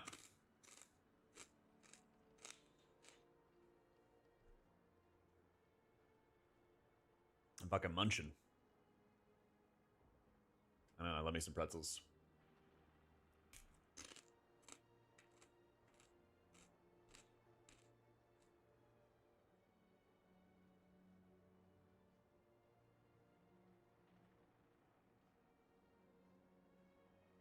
Yep. Yeah, it's the Snack Factory ones. Yeah, exactly. Dude, look for the black pepper and sea salt ones, all right? They own. Yeah. Really, really good.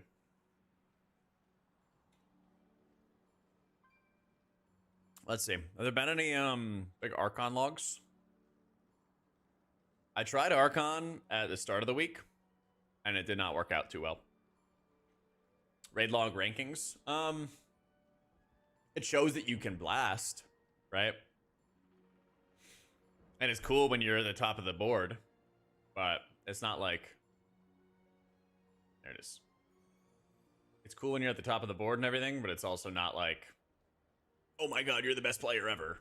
I'm a little mad. Actually, is Clutch still here? I'm a little mad. I didn't realize I didn't have Source Magic at all for Prague. I'm a little sad about that. Actually pissed about that.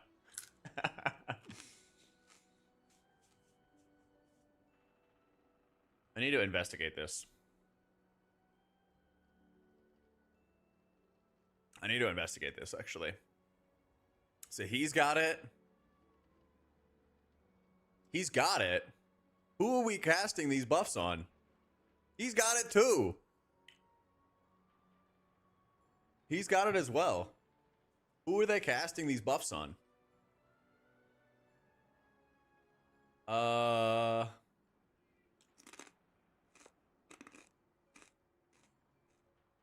see.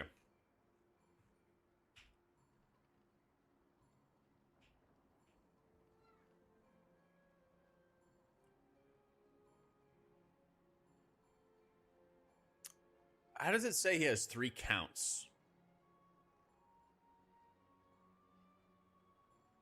Cast it on the rogue, putting it on DPS. But that didn't happen. I don't understand what did. Yeah.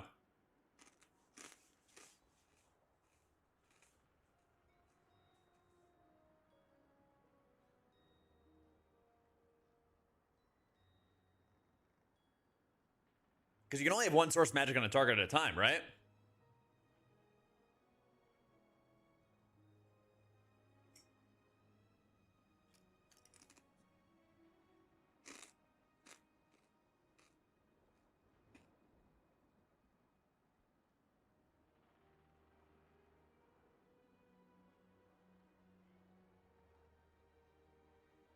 I don't know. Now I'm curious. I'm like, I just don't know. Did I ever have source?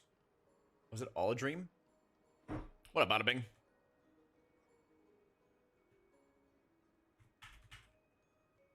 Was it all a dream?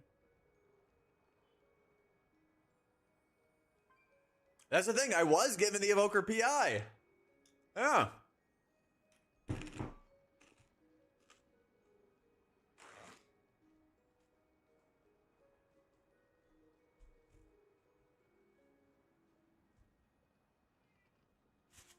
I was robbed of 3% additional healing. Unbelievable.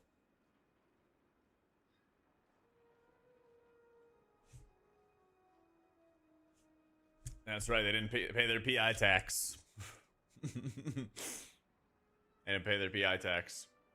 I just don't know how it shows that there's like 3 sources of magic or 2 sources of magic. Because I assume that you can't have multiple ones in the same target. I don't think.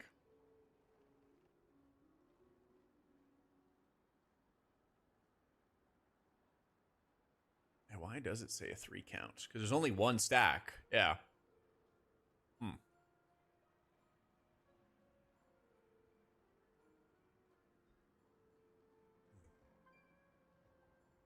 Gild them into it, yeah. Didn't PI any evoker until I got it.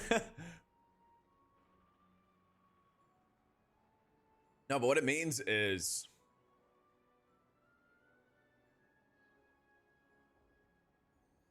how would you do this?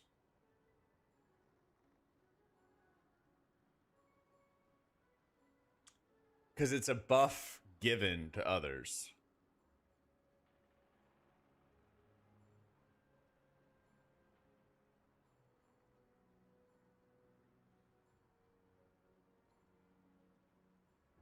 Because if I click on Sunny's, he got it from Bite. If I click on Zorg, he got it from Sunny. So Clutch just betrayed me. Clutch just betrayed me, that's all. Yeah, well, left side people put it on left side people. We just got betrayed. Yep, we just got betrayed.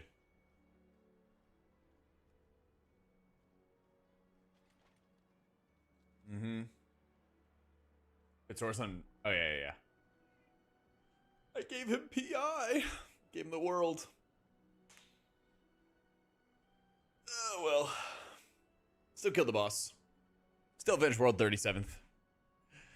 Still don't have to worry about a rating for over a week actually. Discord rant? Nah. I'm not gonna give him heaps of shit about that. But I am going to tell you, oh my god, about our sponsor, Surfshark VPN. If you ever are traveling, or maybe, you know, you're having to deal with additional censorship online in foreign countries, or, well, I guess it's not foreign to you, it'd be like your country and stuff like that. But, you know, you could go and get a VPN. That way you get to protect yourself online. It gets to become pretty important in this day and age. That way, you can just say that you're from America, but also not certain states, because certain states are kind of censoring stuff too. But yeah, I use it when I'm traveling. Have to use some sketchy Wi-Fi, something along those lines. Let's protect your devices and everything. And they got 4 months extra with the VPN offer, so you can just click on it. You click on the link, the coupon code's already applied and everything, and you're good to go. You would sign up for Surfshark, but you're already signed up probably from the last time. I think it was the last time, yeah. I think it was the last time. And look at it, guys. John, hit the followage. Hit the followage. He's a mod. He's a founder, and he's been following for 10 years. That could be you guys. Okay, that could be you. So go get Surfshark VPN. You'll be chilling. Also, I think the data breach stuff is actually really valuable because there's tons of sites that get hacked, and knowing which sites have your info or something like that. Knowing like if your passwords are getting leaked, especially if you share any passwords or anything like that, it always helps a lot. Very much. Your results may vary. Not everybody can be as cool as John. True. Very true. Yo, thank you, Basil. I appreciate you. I appreciate you. 1 year, 5 months. I wish it would, that'd be really good if we could have the followage also show what expansion that you followed in or something like that. I need something like that. I need something like that.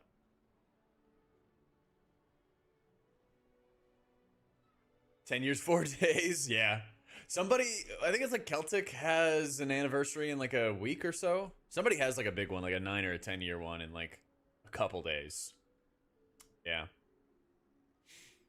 Belt conduit, I think I'm using the crit one on Rain Jacket. I think. Getting your logs roasted live on stream? Yeah, buddy.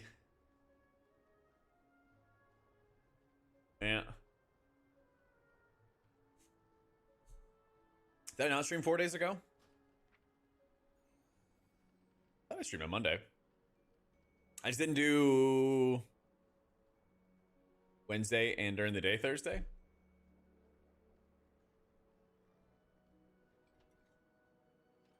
Oh yeah, I didn't stream on Wednesday then. Yeah.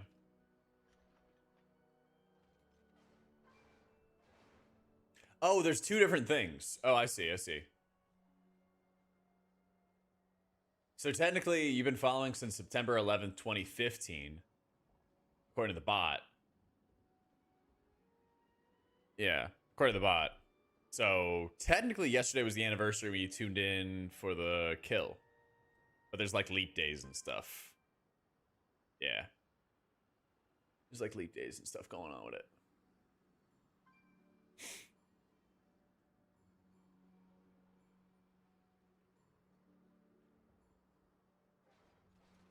I don't know. There's some kind of leap year, leap day thing going on with them. Something like that. Follow AGE is the command, Irish. I think you've been following for like 4 years.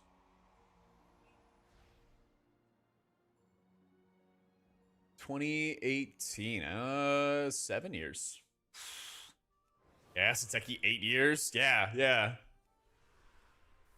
Dude, I know.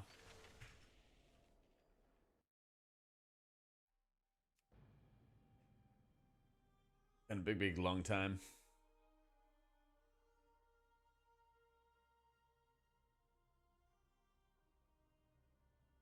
Seven years, 6 months, 13 days. Yeah. Yeah, Usatej, thank you for the new sub, dude. Appreciate it. Oh, actually, I have more eye level than I thought I did on my shaman. 709. I'm 709 on him. I just don't have that many, like, mythic pieces. I still have, like, crappy boots, too. The weird thing is my shaman has the rings and the trinkets, and my priest does not. He has everything else. Like, if this was my main, I'd actually be cooking, because I just need one reclear, and then I'm, like, vibing. And I would get all the mythic pieces.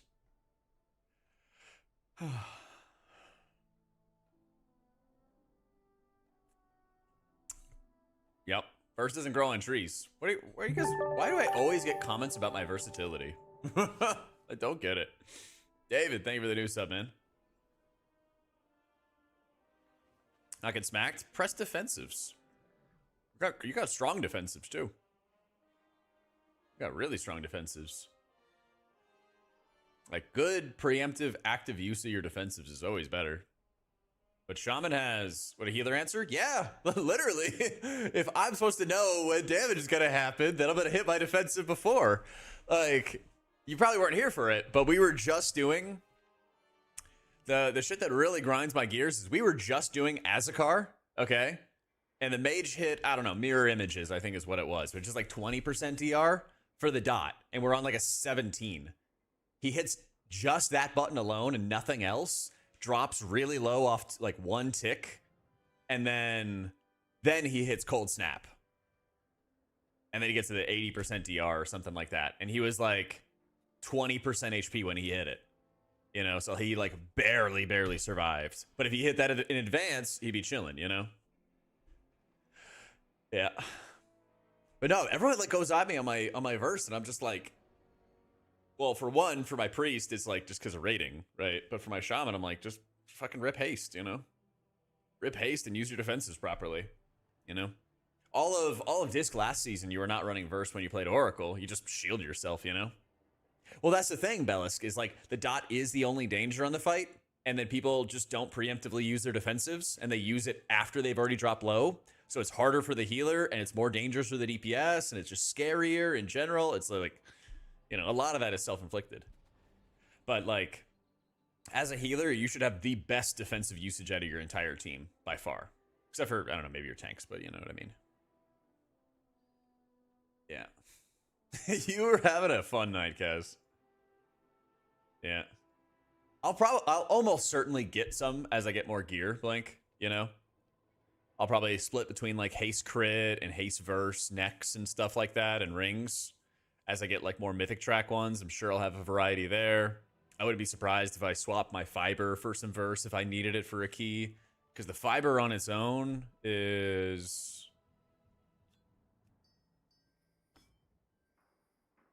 2,000 versatility, 2,000 secondary stat. Does it say that on the thing? Oh, it does. It says right there. Yeah, I was just doing math. What an idiot. Yeah, so like I'll be able to get that stuff if I need it. But that's more of a priority for my priest than it is for my shaman. Like, let's see. Let's just see what people are doing. M plus, I keys. They're running a decent amount. If I was at 1K, 1.3, and they're about 10 times that, so they're running like 12% versatility or something like that on average. And that's basically just from what they're getting with the gear.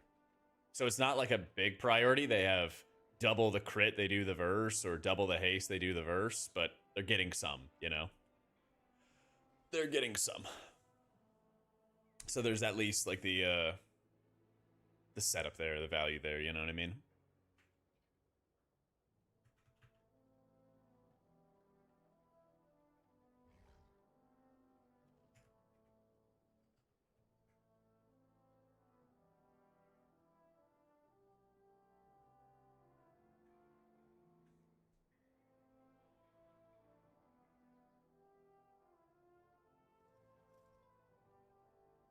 Yep. Red Pallies was re-rolled from... What's the rationale? Well, these are higher priorities. I just don't have the pieces, like, on this character. I think a lot of people slam so much content until their stats are, like, perfect. I don't really do that. I don't know. I farm up the highest eye level gear I can, and then I'm spending, like, 20 hours a week raiding. And just slamming that and, like, focusing on that. So, I don't know. There's plenty of times, like, I don't know, I have a little bit of mastery, like 3K, but I just am like hard stacking crit and haste and just rolling with that. That's also where my gear is going, basically. It's like, that's where my tier is headed. That's where all these off pieces are, you know. Anything holding disc back from being used in raids? Its output is mediocre, but it also is really unforgiving. If you make a singular mistake whenever you're playing as Voidweaver in your raid ramp, you pretty much just scuff your entire ramp in the process. Yeah, and it's ultra dangerous being in that position. I actually just wanted to check on where my shaman was. Because this is where I can start actually playing alts and bring him into raid and stuff. So I'll probably be bringing Rain Jacket in at least to a couple bosses next raid night. I think we're taking like a week off. But then my Pally is probably the next up. He's the next man up. And we like just got him 4 set. So he's got stuff, and I think he's got a vault. Yeah, he's got a vault.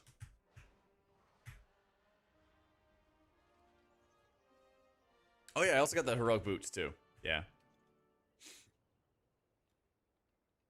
But if I can, I'm gonna try to get all the healers to 8 of 8 mythic. But we'll, like I said, we'll see with like fellowship and everything going on. We'll see with like fellowship and everything happening too, because fellowship could change a lot of stuff. I'm doing 1 key on every healer a week at least.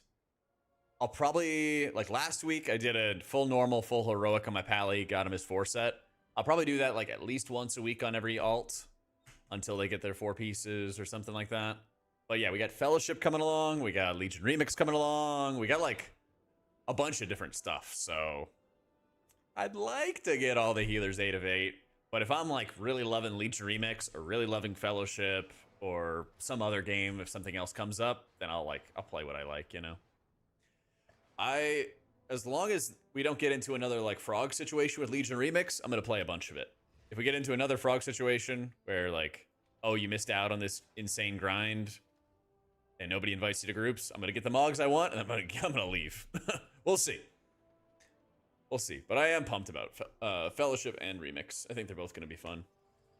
Basically, on the Timeless Isle in the Mop Remix, which I thought was super fun, but you could farm up these frogs right around here, and if you just sat there and killed them for a couple hours, you would get so much power on your character for your cloak that they had with Mop Remix that you would like one-shot bosses and be invincible and all this great stuff.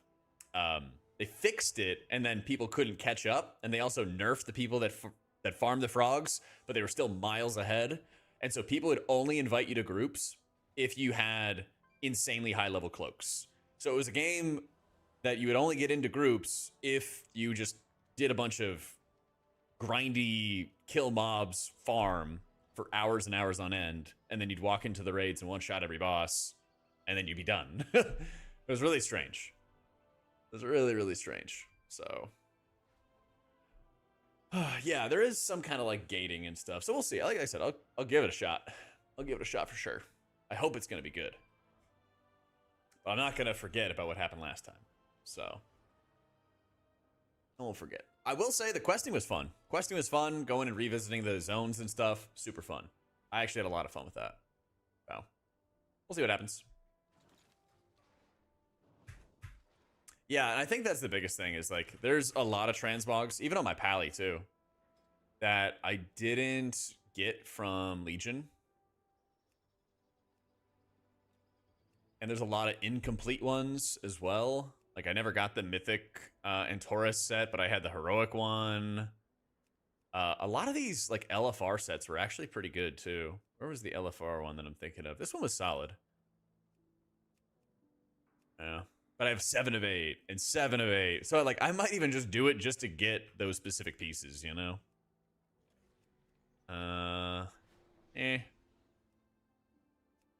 Yeah, I didn't get this Mythic Trial of Valor one. This one looks good too. I like it a lot. A lot of these Pally LFR ones are kind of whatever. But I even have like some Priest ones. Like I played, you know, so much Priest back in Legion, right? This LFR one, not bad at all. Didn't get the normal one, but I don't really care. Got the Mythic one. You know, we love that one. I think this one was decent. Yeah. But yeah, there's always like a couple pieces that I'm missing. I got all these on my Priest from back then. Oh yeah, but like my Nighthold sets are 8 of 9, 7 of 9, 7 of 9, 2 of 9. Like, you know, I still want to like finish them. Yeah. I think in PTR we just had the Diamantine Void Core Colvin, and that was probably the difference. That's my thought. I don't know. Yeah, I even remember getting a little bit of this set too, because I was playing Shaman in a guild with a bunch of friends and stuff. Actually, this one looks pretty good. I'm not gonna lie, this LFR one looks good.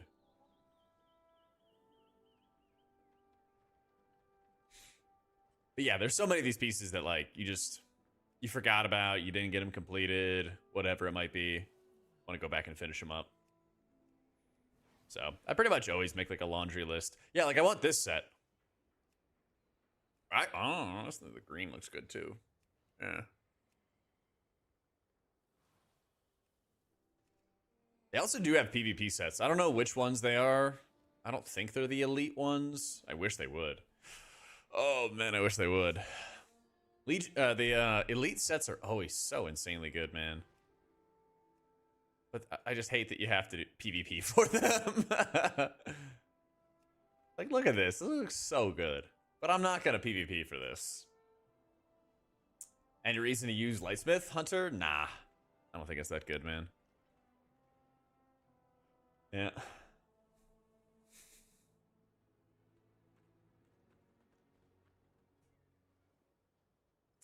Oh yeah, the remix saves you so much time with like the old raid farming. The mount options you can get there are really good too. Just the content's good too. I like it a lot. I like it a lot. Like the vibes of going into like your class hall, the vibes of getting like the class specific mount. It was like an owl or something like that. What are these class mounts?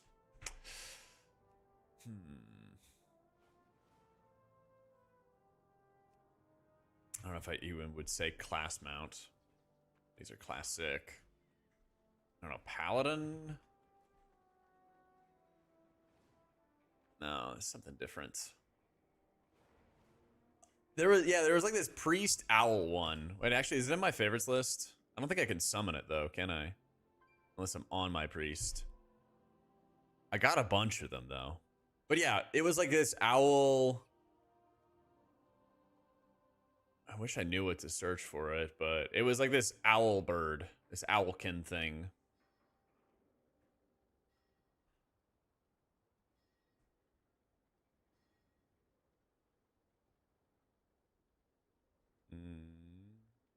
Yeah, it was like this flat face bird thing. What was the paladin one though? Because I think I have it.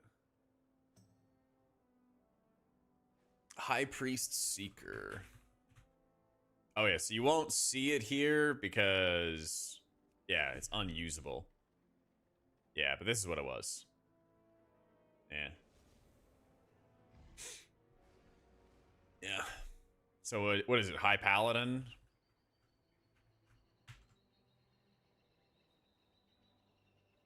It is pretty goofy. Charger or something. Greedy Emissaries, the 9. Huh.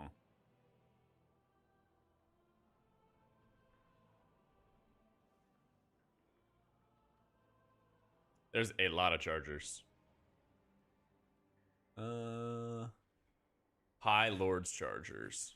Okay. Oh, I actually didn't get this. Huh.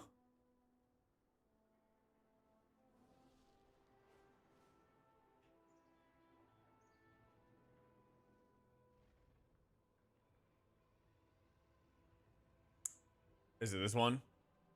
Yeah. Well, I gotta go back and get that. Yo, thank you, Jesse. Some of them were like insanely good. Other ones kind of like whatever. Yeah. It's different for everybody. I think it's different for everybody. That's the thing is like having the order hall and you only saw the people on your realm who also were playing their priest at the time or their paladin or whatever was insane. It was such good vibes, you know? It was such good vibes. I enjoyed priest a lot this tier. I think I'll probably do like an entire video talking about like healing in this raid tier and stuff, but one of my biggest issues is just how quickly health bars yo-yo and how much like passive healing that you have going on in the raid at any one point in time. Like so much. We were looking at logs earlier. I was kind of reviewing the fight earlier and everything. So much of the encounter, or all the encounters these days, to be honest, are like crazy levels of like yo-yo HP all the time. You know, like, I think I still have this log. Yeah. So much of this fight is like passive heals, passive heals, passive heals, and then like lower impact direct healing, you know? I did the video about what needs to change, yeah.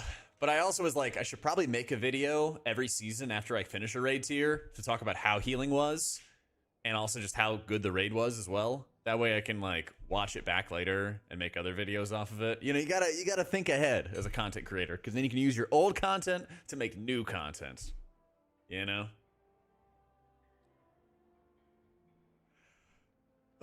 I feel that, Jess. So it's so funny. Like, Holy Priest has like the lowest overheal because Piety kind of just makes everything.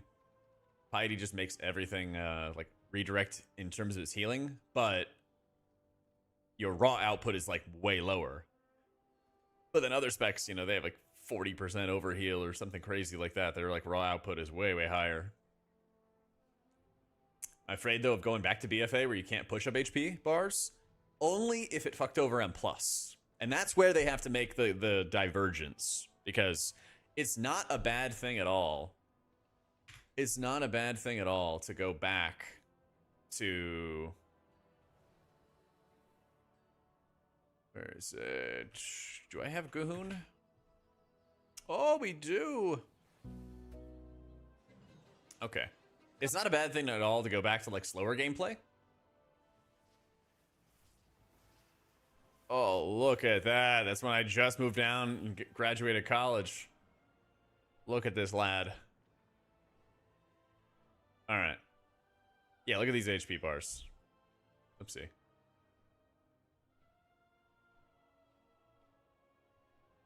Look at that. Taking forever to push up health bars. Oh, yeah.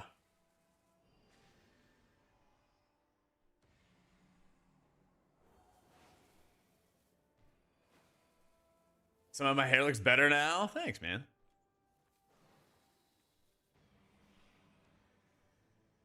This was how many years ago? 6 years ago?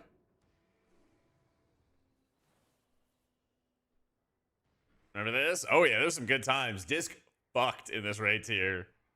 You were a god. You were a god of healing. Yeah, I learned a lot about raiding. Learned a lot about raiding past this point. I was healing with Nagura. Yeah, but like, it would just take a lot longer. Like, we just couldn't push up health bars. But also, nobody's getting one banged. Like, that's the biggest thing. You're like, yeah, everyone's like super low HP and stuff, but nobody is just straight up exploding. Like, look at that raid hit that went off, okay? I'm at 44% HP. The hit goes off, and I drop down to 30% HP. You know, I just don't get one shot by every mechanic. It's crazy. What a world. Yeah, this is when I raided with Future. Yeah, this kill was so tight. This was like a World 20 kill or something like that. And we could have had like a World 15 or something. We wiped at like 0.01% or something crazy like that. Yeah. But again, yeah, health bars just yo-yo like fucking crazy these days.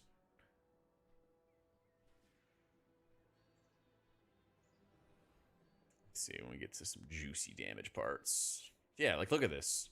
We're not topped off. I hit the Radiance. I hit the Schism.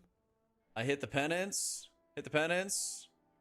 And somebody doesn't immediately go to full HP. They like kind of steadily go up a little bit. Oh my god, it's insane, man. What if we could have this world? But also, they should make sure that 5-man healing is really strong. That way, you know, you can solo heal on your own. But if you have 5 healers on a fight, like look at how long Larkin is low HP right here. You know? I cast a little Shadow Mend onto him. Hitting for like 20 or 30% of their health bar. I'm not lay unhandsing them, but that's okay. You know?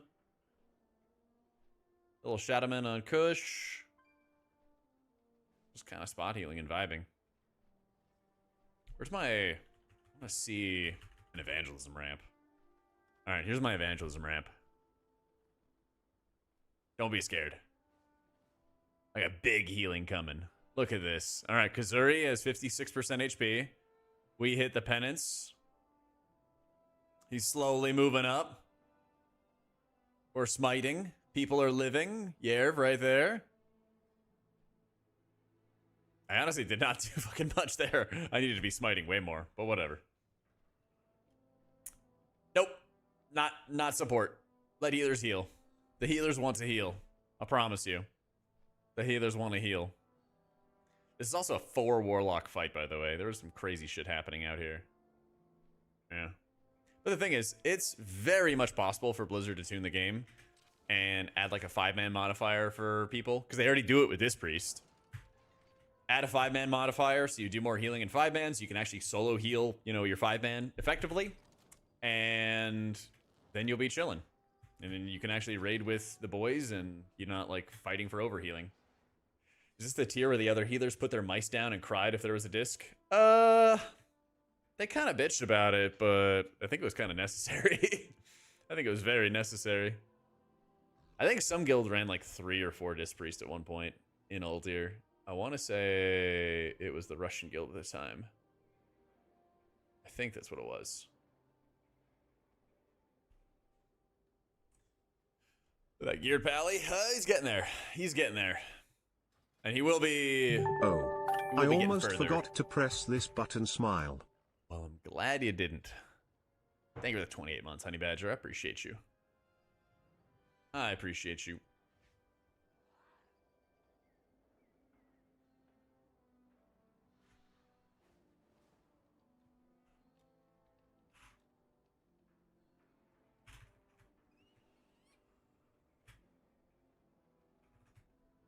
So is it any good this time for H Pally? Yeah, it's quite good. It's quite good.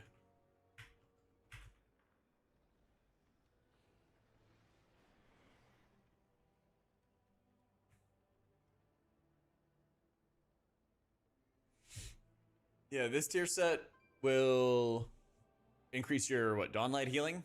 And then your spenders are getting more effective after your Solar Wrath. So you get basically just better spenders, better Dawnlight healing. It's valuable. It's kind of weird because it's just not as like in your face, I think, as some of the other ones. Like changing your Prayer of Mending as a Holy Priest obviously makes like a huge impact. So it's a little bit different in that regard, but it's still powerful. It's still powerful.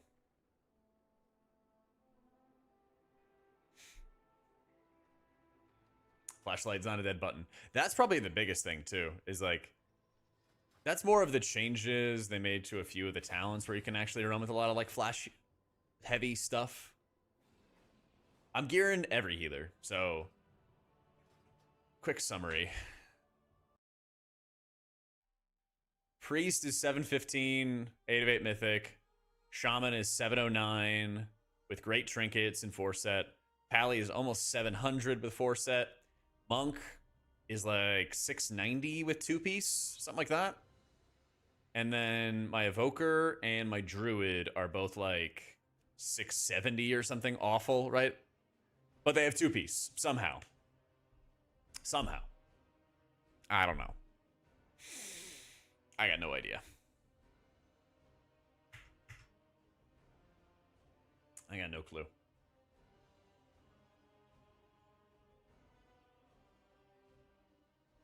Fix the healing with more health to players. They tried. They tried, and it didn't work out too well.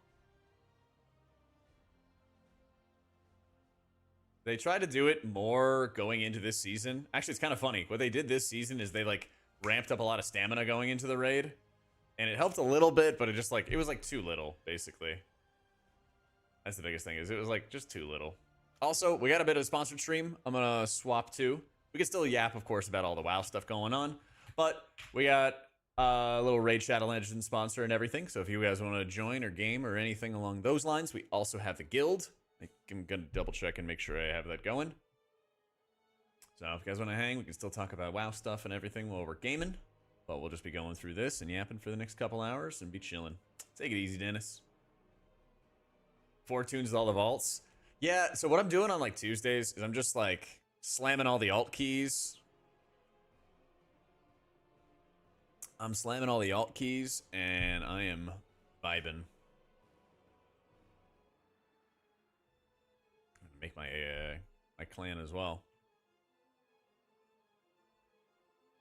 Bam. How my packing is going? It's not going well, John. It is not going well. I'll tell you honestly. At some point, hang on. Where do I put it? Yeah, the packing could be going better. Oh, whoopsie. But we're also going to get there. There we go. I think I fixed it. Alright, sounds not too loud. About changing the battle res system. That would be really nice. That would be really, really nice. I don't really foresee it happening. But it would be nice.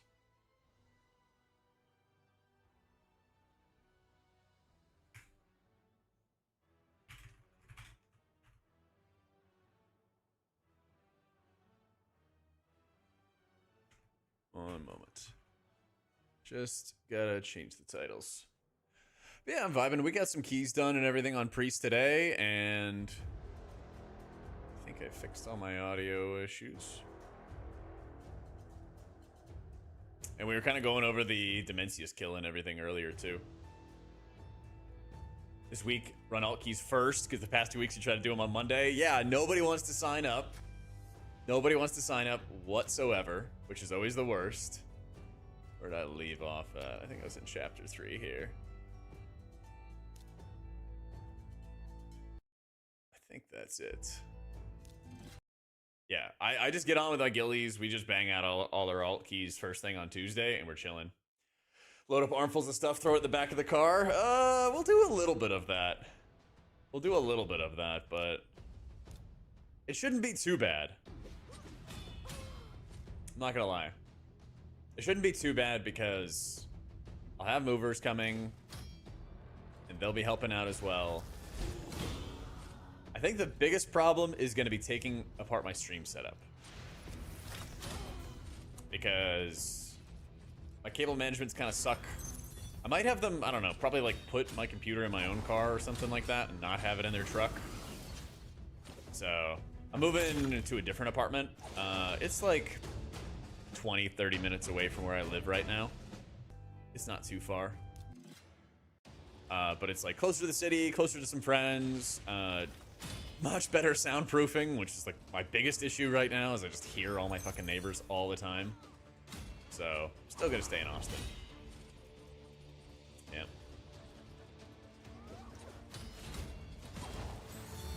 Maybe back to tanking keys?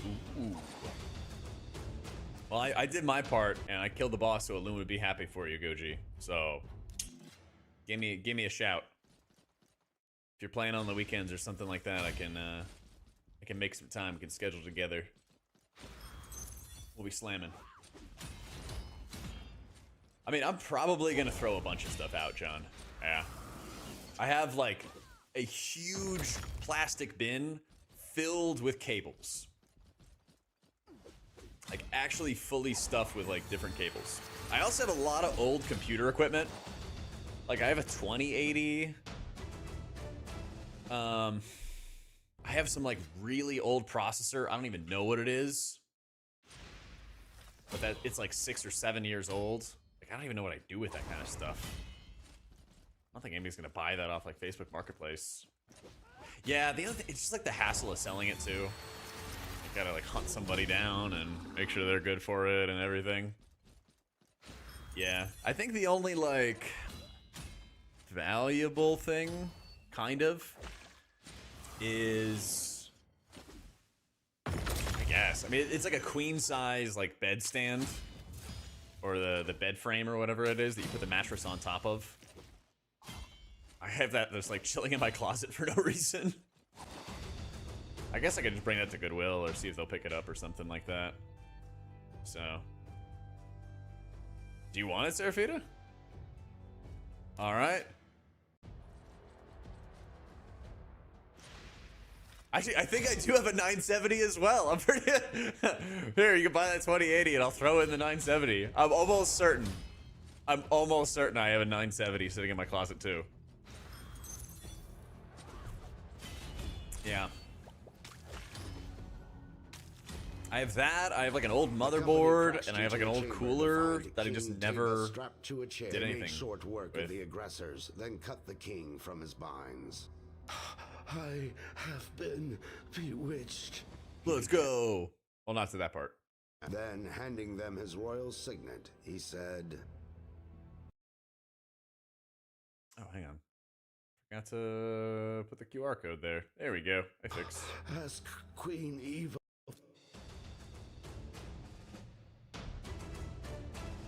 Now he's got a random extra PC rocking a 3080. There you go.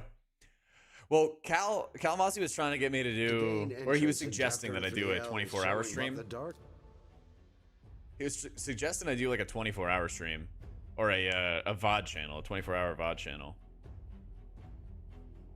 And so to do that, I would need a separate PC. So I might take my old computer and put it to work there.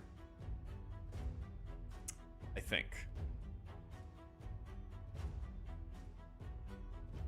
But if I did it, I would make like a VOD channel and I'd like stuff it in my closet or something like that. I don't know. Oh, what if you had unlimited battle reses, but every time you use one, it had a scaling time penalty? Like the first two were no penalty. After that, it's like plus 10 or 20 or 30 seconds. Honestly, that would kind of own. That would honestly kind of own, because then you'd have to kind of do the math of like the penalty. Yep. That I don't know, John. But I was thinking about experimenting with it, because why not?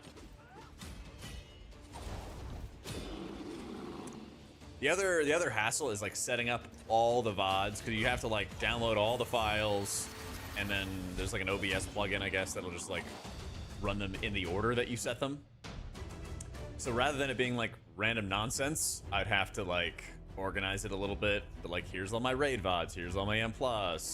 Yeah.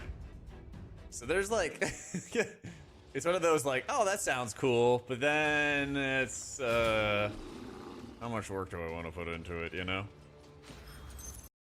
Basically.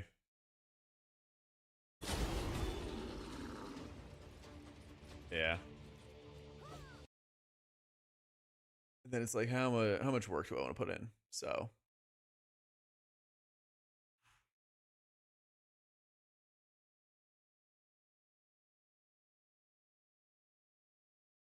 There we go. We did it. I feel like WoW streaming is instantly dated, but I think people might like the nostalgia. I don't know. I'm down for feedback and stuff. I feel like the nostalgia could be kind of cool if I made like an entire raid playlist and I just went through like old end bosses. Because if you think about it, I've been playing such a long time that I could grab 10 years of end boss fights and then just kind of put it together in a playlist. And then I could put in 6 years or so of like high-end M plus or something like that.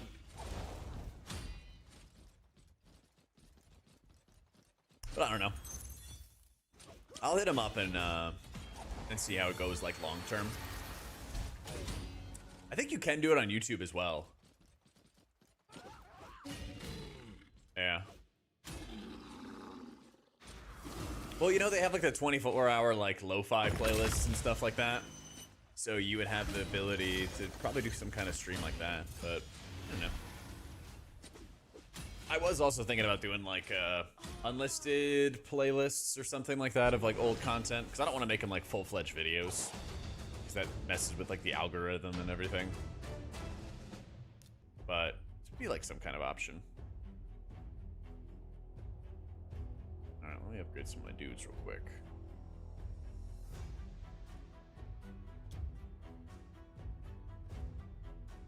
Actually, last time I played, I think I decked these guys out. They are chilling for a little bit. We'll wait to deck them out when we have to get a little bit further in the campaign. Where are we at? There we go.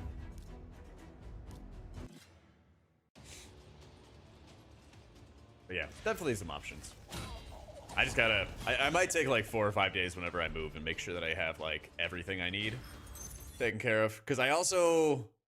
I might hit you up about this. I don't know how your cable management is, but mine is terrible. And I hate running into cables or having to sort my way through the cables, so I'm gonna have to figure out something.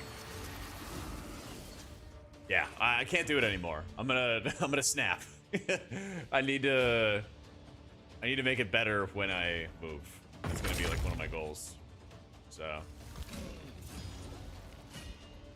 I'll get it done somehow.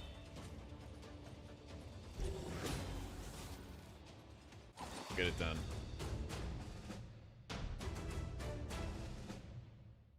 Oh, you know what I still have in my closet? I have a coffee table that I couldn't fit in my original place, the place you saw.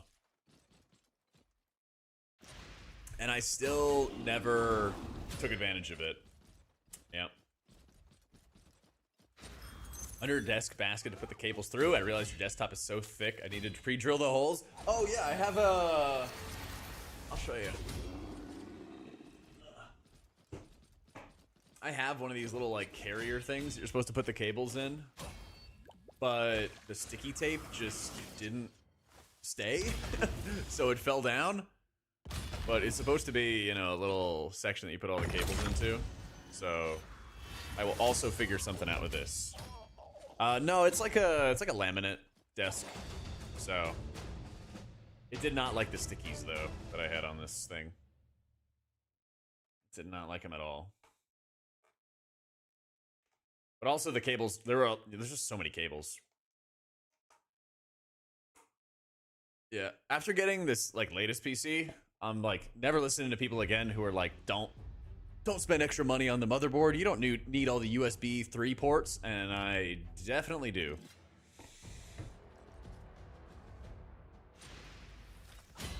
I'm using like almost every single one of them to stream stuff.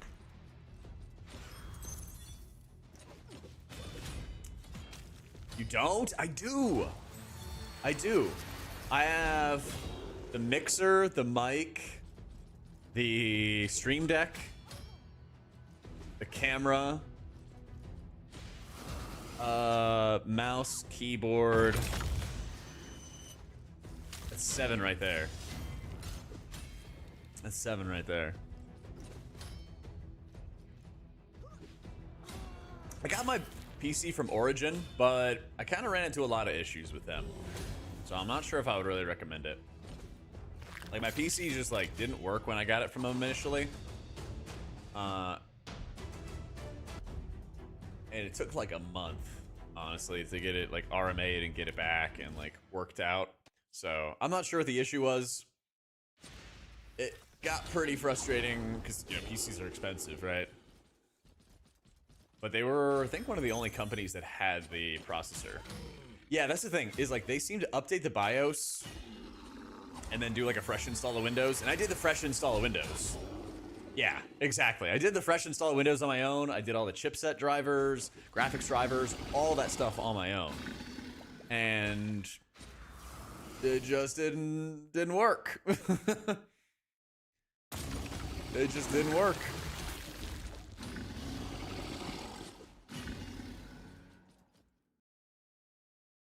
Yeah, it was very, very strange. And then, yeah, exactly. They have like a custom BIOS. So, yeah, the weird thing about it was... The truth of the Dark Elves was now known. Preying on the desperation of the refugees, they had offered 2 paths. Silver the or rich lead? man's path, offering safe passage to Felwyn's Gate, and the poor man's path, leading to the belly of the dragon. The dragon. The company blazed ahead to meet the Elven Queen of Aravia, an ancestor known for her exceptional beauty. She was Oh, is she gonna be the next boss? Let's go. Yeah, so what happened was the processor I got, the 9950, is just like super particular, I guess, with the BIOS, with the motherboard. And so version like 2 and version 3 of the motherboard BIOS were having issues with my processor. And so versions 4 and 5 of the BIOS fixed those problems. But then Origin uses a custom BIOS. So they take, you know, what's made by the manufacturer and then they change it a little bit. And they hadn't updated to 4 or 5 the way the manufacturer had. So I got the older version and I guess I also got the issues. So it's just like... Arriving at the snow-clad moor that sloped down to Felwyn's Gate, Yeah. the company surveyed the grim scene before them. A multitude of half-starved refugees. Human folk, lizard men, elven, the many peoples of Teleria, all camped in the frozen mud outside the Ogren and Skinwalker guards were denying them entry, telling them to clear off back to their homelands. The company agreed to force their way through and unbar the passage. Well, let's do it. Well, that's the other thing is like they could have also... They could have made things easier by just giving me the BIOS.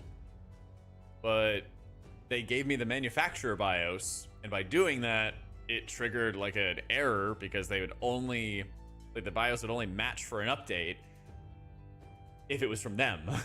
So like they wouldn't give me theirs, they would just give me the manufacturer one, and that just didn't work. It was just like, it's just a whole mess. It's the whole mess. But whatever, it works now, and I have insane FPS and rates, so you know, what can you do? Now we're humming, exactly. Exactly.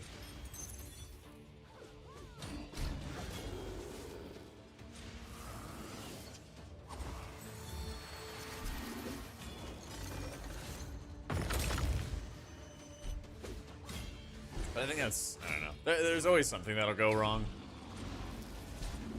But yeah, if you do get a new computer, you're playing a lot of WoW, definitely like 9800 X3D. You will never have to worry about FPS in WoW for another, you know, 5 years or something crazy. Because that was the biggest thing I noticed going from my current or my old computer to the new one was like, actually even like all the years I played WoW, I just always had awful FPS in raids, and it made me hate streaming it because it made the FPS even worse. It's like I'm finally able to raid with good FPS, you know? Yeah. I did like my NZXT. They did do a good job with that.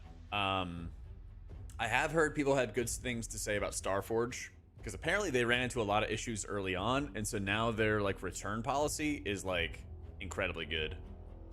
Why is our shaman, according to Quest of the Epics, Lumathar Living Silk second best for raids? Let's see. Restoration Shaman.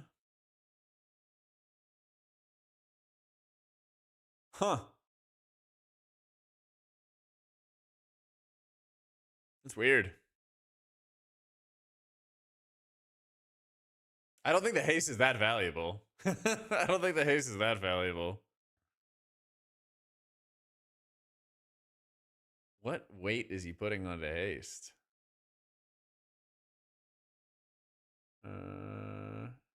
Huh.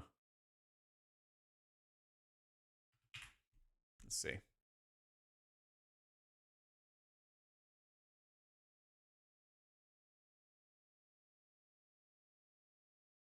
I mean, it's highly rated, but yeah, I know haste is huge for him. But you don't get that much haste out of the Lumathar Silk, right? It is 8,000, intellect versus 2,000 haste, Like, you could probably get the same amount of haste out of Salea's secret technique, So, yeah, I don't know. That's strange. I mean, I get it, though. Shambit Aura skill. Oh, let's see. Is this the Aura skills?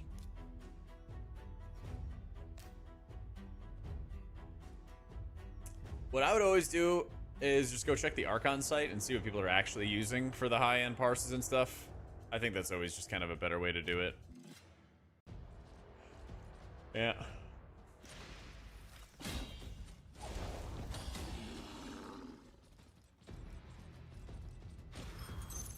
I think it's entirely possible something got mixed up.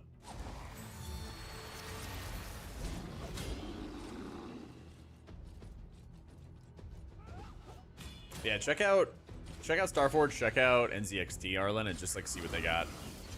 I bought an NZXT like ages ago, and then I broke the panel, like the side panel, and they just sent me like a new one for free. Their customer service is like really quick, really chill, There's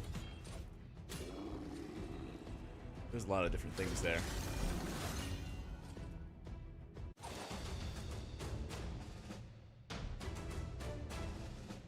There are a lot of different things. Are Shaman a good place to get started? It's so good, man. I thought... Oh, it's the ordering. Okay, I thought I had it, Princess. I'll double check after this. I'm kind of out leveling all these guys anyway, so I don't have to worry too much. I'll double check though. But yeah, Shaman's probably one of the best healers to get started with. Really easy to play in raids. It's pretty straightforward to play in keys. It'll take some time to get used to Cloudburst, of course. But it's in good shape.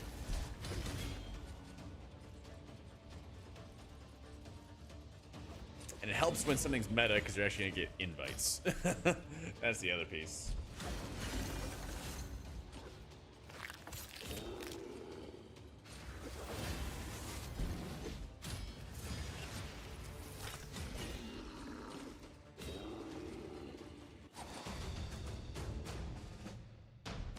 Alright, let me see real fast. Oh, I think he has to be in the leadership. Yeah, okay. Good call. Good call.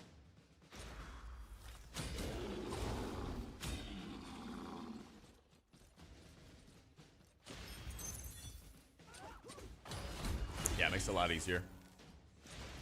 Yeah, I do also have a guide for Shaman on YouTube. M plus is pretty straightforward, so we got a guide for that. Raids is honestly insanely easy. You just like Riptide and Heal Wave people on repeat, and that's like 90% of it. It's actually like, I think possibly the easiest version of Shaman we've ever had. It's good.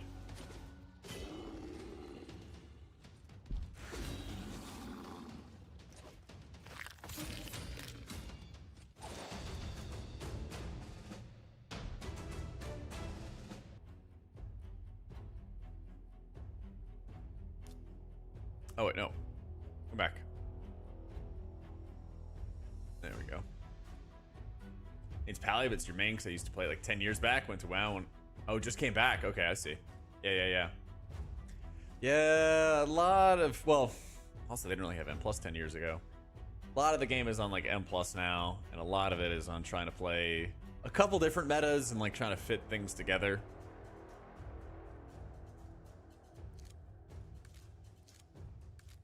Trying to find who is gonna, like, I guess, work best together. Yeah. 100%, man. Hit me up if you got any questions.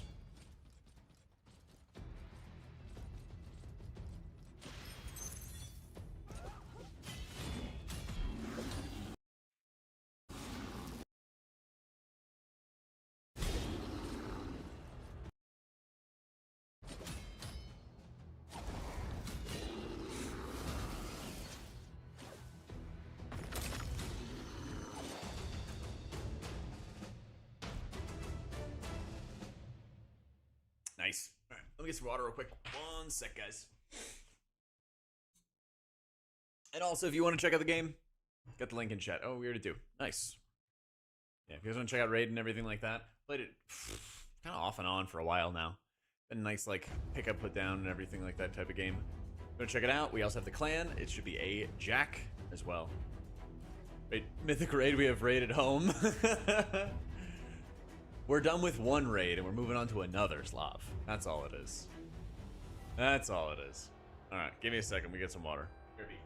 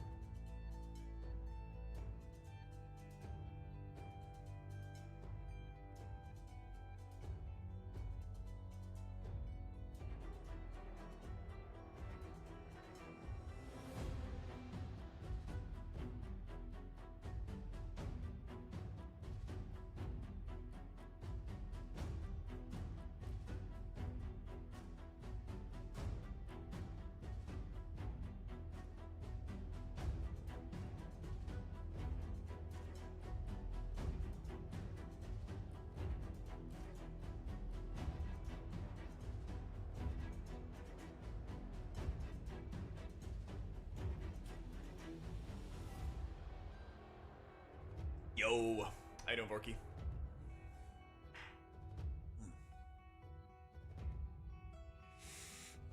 That's right. You could be supporting it as well. All you have to do is check out Raid Shadow Legends. Holy shit. It'd be the best. But how you doing, Boo? Yeah, we did a look at it earlier cuz I hate being in the spot when something's brand new. And you're like, oh, like, let me try it myself, and then it sucks, and you're like, am I playing it bad? Or, yeah, exactly. It's like, am I playing it poorly, or is it just bad? Yeah. I played it for like 3 bosses on Tuesday for the reclear. And I was like, I think this is bad. Yeah. I was like, I think it's bad. But then I went back like a couple days later when we were on Dimensius, and I was like, do I even bother? Yeah, exactly. Because it gets buffed, you think it's gonna be strong, but I was like, yeah, this isn't really doing anything, so I'm going back. We checked earlier today, went to the ranking page of Warcraft logs, and you can see the hero talents. None of the top parses were Archon. None at all. So I was like, all right. Back to Oracle.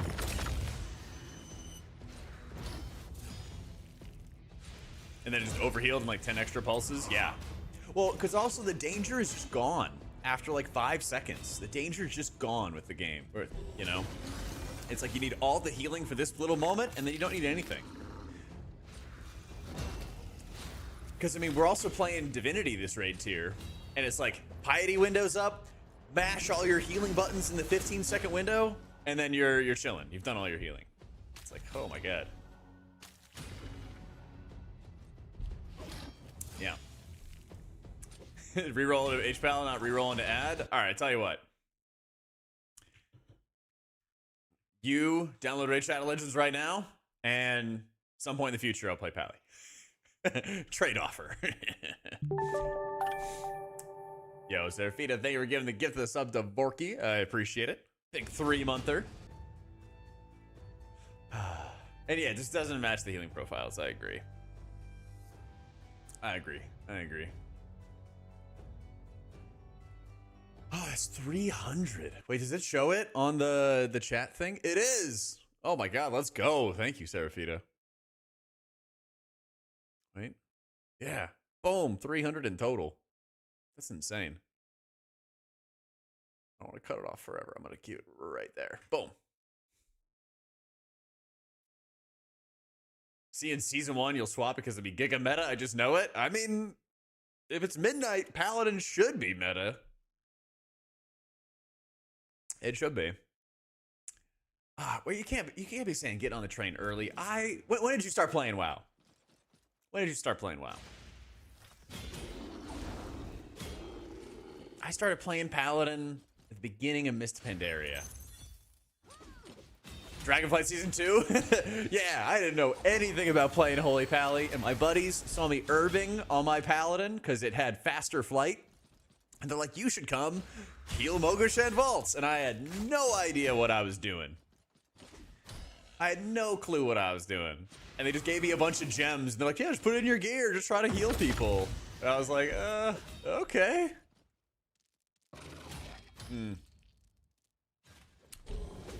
It's all good. We were all young once. Without knowing English? You know. So wait, would you say that WoW is the primary reason you learned English, though? Because I never would have known that you were victorious on the other side, not an English speaker natively if you didn't tell me. It's League? Oh no. I did get Borderlands, but I haven't played it yet. Yeah. Is it good? Acclaim, the company followed the road northward to the Palace of Aravia. But before leaving the gate, a wounded skinwalker seized hold of one of them and growled, "See what you do. Not good. We bar gate for reason. None can help them now." Man, I want a voice act for these games.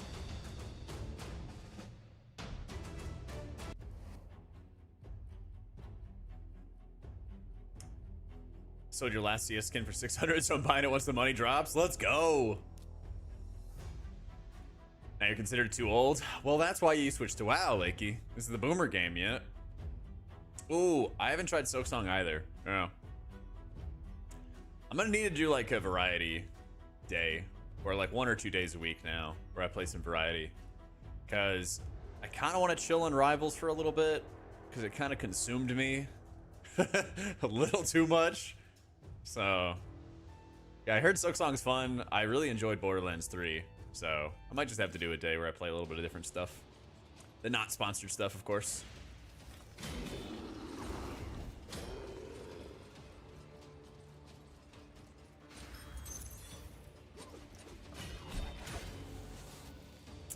Swap because your girlfriend wanted to play it and she thought WoW looks like shit because every streamer is on Classic, and she was amazed when she realized retail looks decent. Oh, let's go. Yeah. Sponsor him to play shitty healers. You know what? That would be a really good sellout rank. That would be a really good sellout rank. You know when people do like a Patreon, yeah, when people do like a Patreon rank and it's like has like nothing. I'm like, maybe that'll be it. I'll just like spend an entire day gearing a character or something like that. And I'll like, we'll work with their schedule or something like that. Well, what Licky seemed to be saying was like classic WoW was looking rough.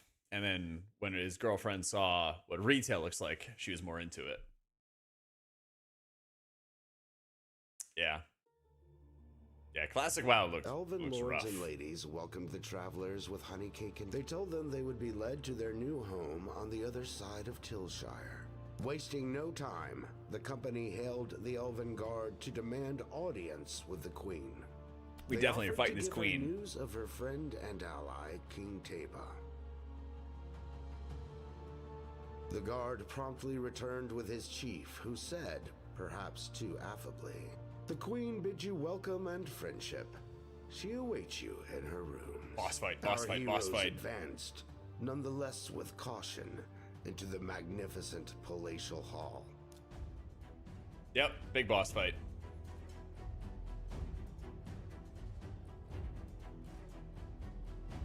We need the defensive. Actually, we should get like a speed buff or something here. Warcraft 3 recently with friends. The game looked so bad, but at the time was amazing. Yeah, I remember playing like RuneScape back in the day, and it was all pixels and globbed all over the place, it felt like. But man, I was having so much fun with that game. I was literally just like grinding. I was literally just mining the entire time and then smelting, and I was like, this is the best game ever. Yeah. I'm like, that was all I did. That's all I wanted to do. That's all I wanted to do.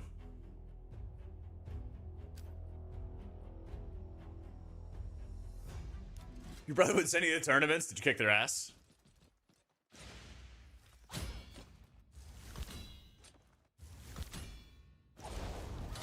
That owns, man.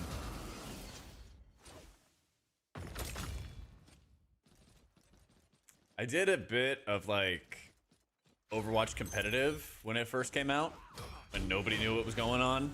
That was really fun. I played with a team and did scrims like for maybe a month until the team fell apart, and then I was like, all right, I'm going back to WoW.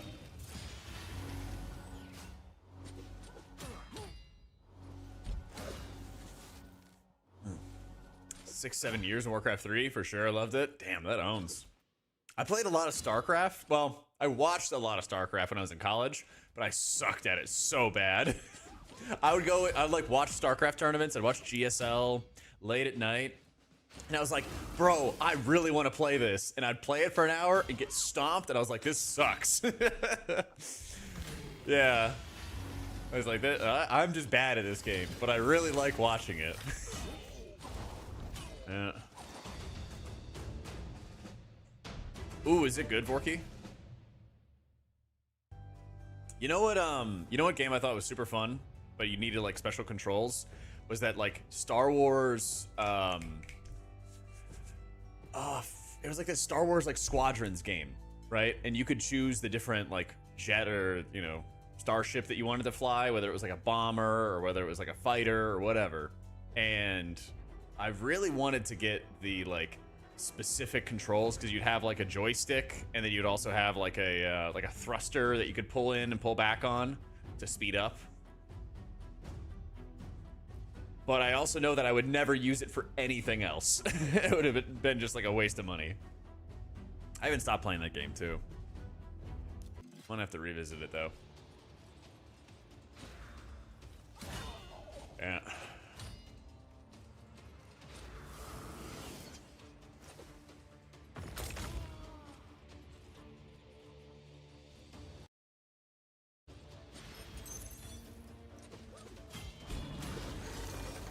I feel like there's always been a lot of fighting game tournaments going on, but I don't know. Oh, I know, the driving simulator chairs. Well, have you seen the ones that people have built for like the like truck driver simulator, and it's like incredibly in-depth. Looks just like the cab of a truck. Damn, Damn, we've gotten through this entire mission. We're just destroying everything.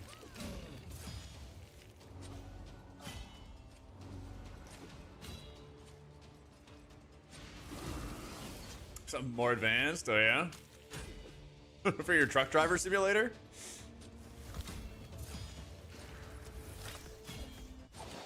City folks behind gaming centers to pretend to be farmers. I mean, is it any different than me being a magical dragon priest that heals my allies? You know? Dude, I bet those truck driver simulators would be chill. But that would also be really, really stressful as a job, I feel. I feel like that'd be ultra stressful as a job.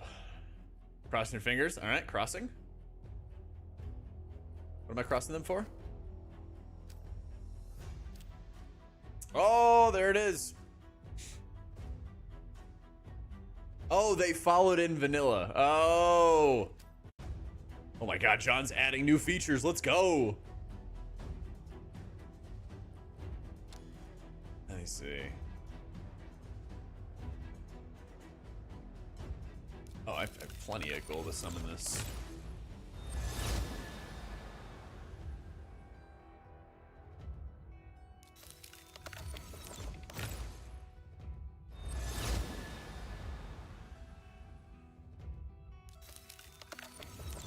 Very curious to see how I fuck this up.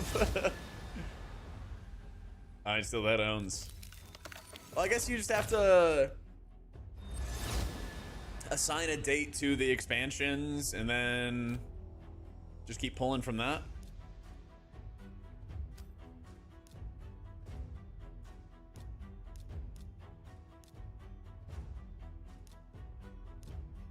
Definitely do not have the fragments.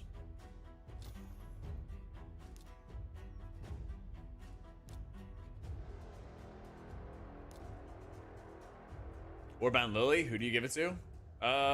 Who you got?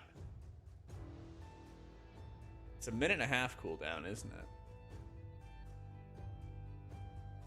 Shaman, I guess? Well, actually, technically, preservation for raids would be the best. That would technically be the best.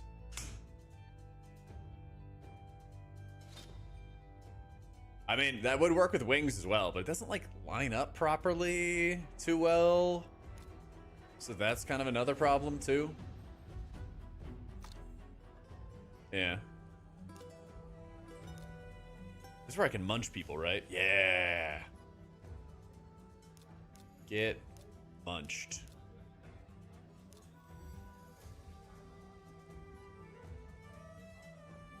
Actually play one of them, true. I mean, you can always put it in your Warbound bank until you decide to play something. Because that might not even be a bad thing either. You might just like... You might just not want to make up your mind right away. And that should be fine.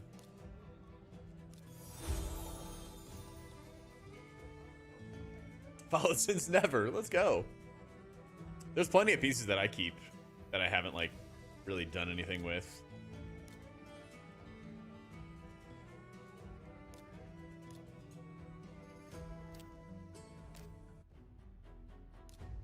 President Dimmy kill, quick question. You think it's worth to run both Deluge and Flow the Tides, or is Ancestral Reach better with Delusion and Plus? I would run both Deluge and Flow the Tides, yeah. Yeah, because even though it's a little tedious having to munch your Riptides, Primal Tidal Core will also put out more Riptides for you to help you. And you are more incentivized to cast Riptides after your chain heals for Coalescing Waters, because you get 2 stacks, you get a 150% bonus on the direct healing of the Riptide. So that's really strong as well. That's really, really strong as well.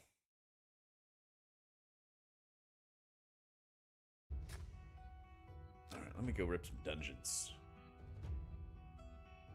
We got pretty far. Actually, I completed a lot of these. Which ones have I not completed yet? Let's do the event dungeon.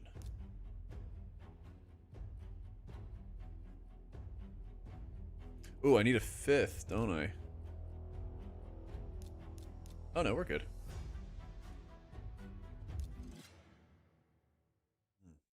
Can't clickbait Lauren anymore? How does that make you feel? Oh, what do you mean? I'm giving him props. He was the one and only when it came to Farseer forever. Yeah. Giving him his props, you know? Giving him his props. He's ahead of his time. I've been digging it, Zared. It's kind of my like pick up and put down game. Except for when I'm getting railed in some of these event dungeons. It might be a one-on-one with my my level 47 dude. I need to more evenly level my guys.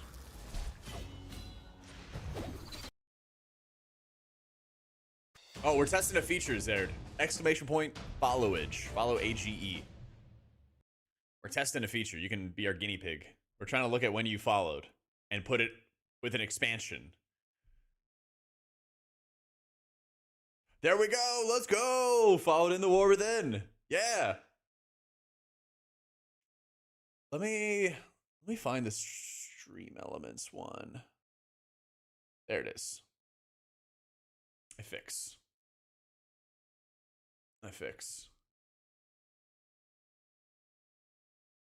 Yeah, we're just making John create a new account. Okay, there you go. Yeah, we're just making John do a bunch of work right now, basically. We're having a blast with it. All right, I need to level up my guy a little bit more. Better attack. Ooh, that's a lot of attack.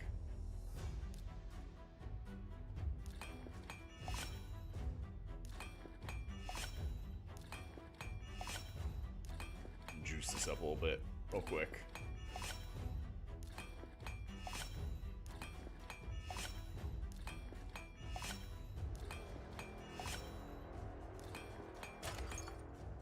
Failed. Do not fail on me. I forgot this is a thing.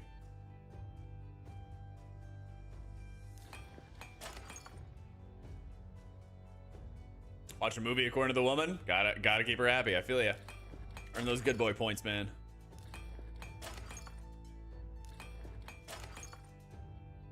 If I fail one more time, all right, we're good.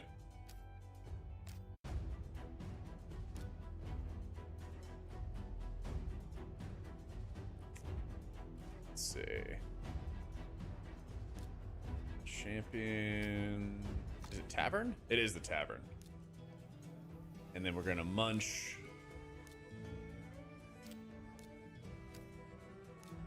Some of the lower value guys.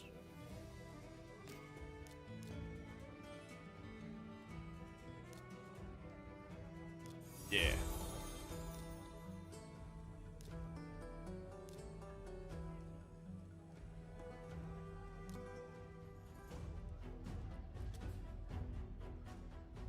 Do we have a relic? Negative flex to your friends in 10 years. There you go.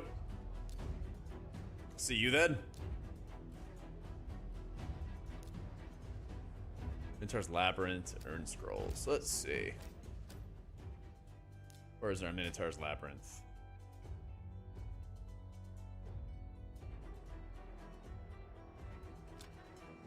Each faction must liberate their own crypt from the Crypt Keepers and reclaim the powerful glyphs that lie within. Let's rip it. Oh yeah, and I have a bunch of keys for this too.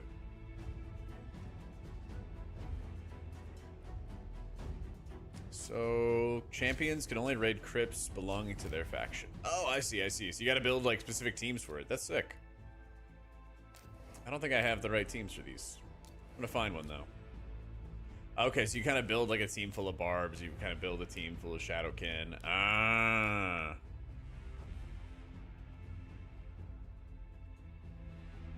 I don't know if I have the juice to upgrade a couple of those guys. So we'll go back to the dungeons. Which one did I do? I did the event dungeon. It's nice just to remind you to update this shit when the next expansion comes out. All right, I will. Let's see. Yeah, I've done all of these. Crush that one. Not a high enough level. Thought we did this one.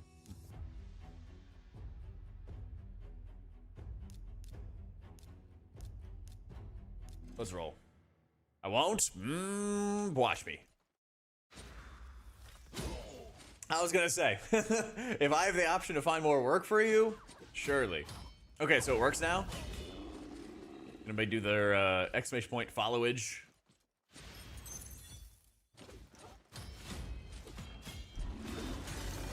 All right. Well, we can flex test it. We can get it done.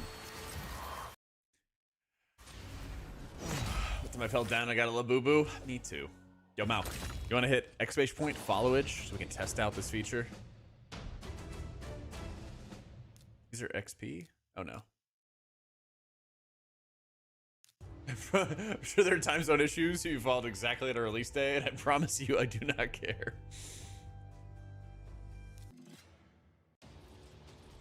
Oh, let's go. Wait, was March 2019 Shadowlands?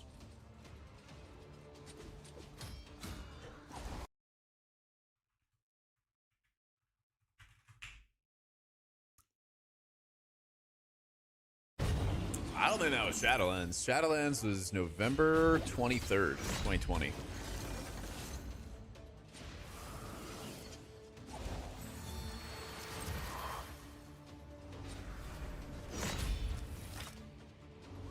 You let Gemini do the dates. Typical programmer using AI.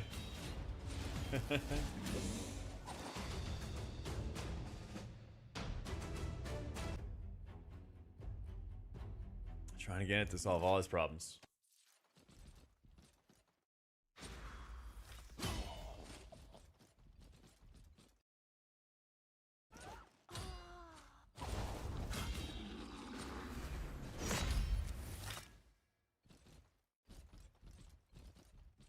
Oh, whoopsie. Say, I have homework? Oh, yeah. All right. I'll write it down. I'll write it down. Track down all the expansion release dates for John. That bum. All right. Set up the homework for myself. Shifting the work is also a senior dev trick, I've heard. Yeah, isn't that the perks of you getting the promotion?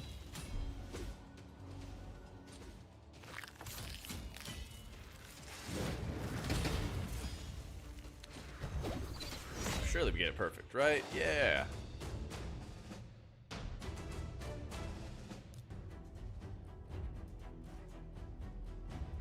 Wait, they promoted you, but you can't boss anybody around? What the?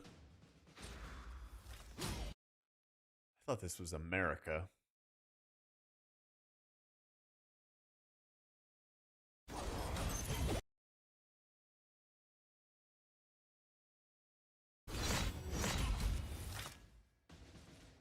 Lead, but nobody reports. Oh. Huh.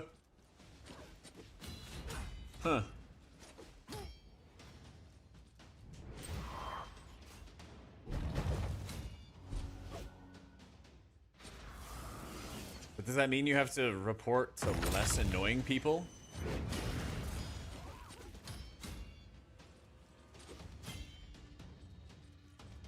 Or do they just kind of like attach a lead to the name and then it's still the same duty?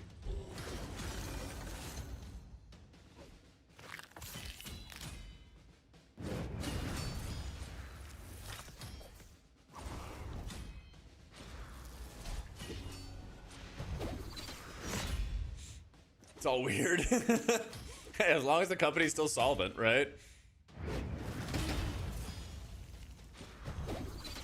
I saw, I don't even know why it happened, but like Oracle, of all companies, jumped up by like 40. Why did Oracle stock go up? Yeah. AI fueled cloud revenue is set to jump. Demand surge from AI firms for its cloud services. Yeah, the company just like blasted up 40% out of nowhere.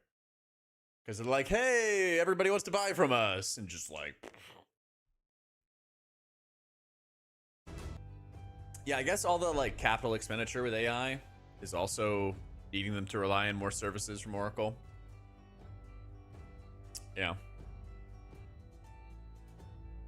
It is the 4th largest software company in the world. That's ridiculous.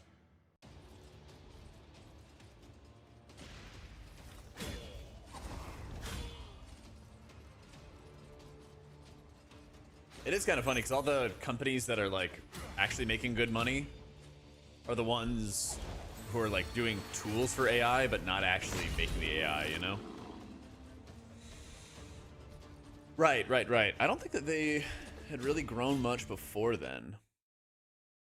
They had some ups and downs, but like 5 years ago, the stock price was 57.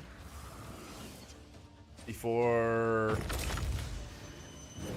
in 2024, it was 3 times that. It's been growing for a while. Yeah. It's up 417%. So if you bought it in 2000, it would have been $40. And now it's almost 300.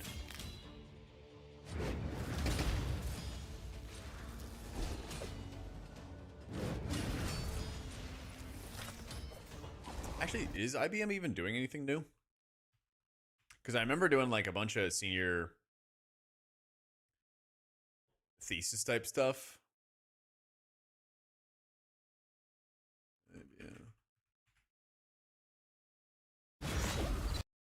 About how they were in that boat where they just like didn't really grow, but they were like a stable company. They've actually been doing really well. Up 20% the past year, up 15% this year. That's crazy. Yeah. I don't even know what they sell. Yeah. Is their revenue actually growing? Oh no. Their price to earnings is 40. So the answer is no. They're just being speculated and they're like bidding up the price because everything else is getting bid up.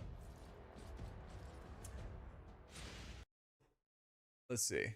What's Oracle's stock price right now? And their PE ratio is 67. Yeah. Apple is 35. So Apple has a more efficient price to earnings ratio than IBM does. Yeah, it's gonna pop. I know. I think it's gonna pop as well. I think it's gonna be just awful. Because like I even told you before about like when I was looking at getting a house, the places would stay, like the houses would stay on the market forever. It would just sit there forever and ever. Go off the market for 3 months, go back on the market 3 months later, you know, drop the price 0.5% or something, and then try to sell it again. It wouldn't work, and they just keep going it over and over and over again. This whole house is sitting vacant the entire time. Actually, it's crazy stuff. Yeah. So if it's not housing, it's something with the stock market or. Yeah, it's owned by like a corporation or a private equity firm or something. Yeah. It's just sitting there. I haven't checked in a while. Actually, you know what? I can check right now. It's been a minute since I checked some of like the old saved houses I had on Zillow. Now you got me curious. Yeah. I'll do this while you're getting food.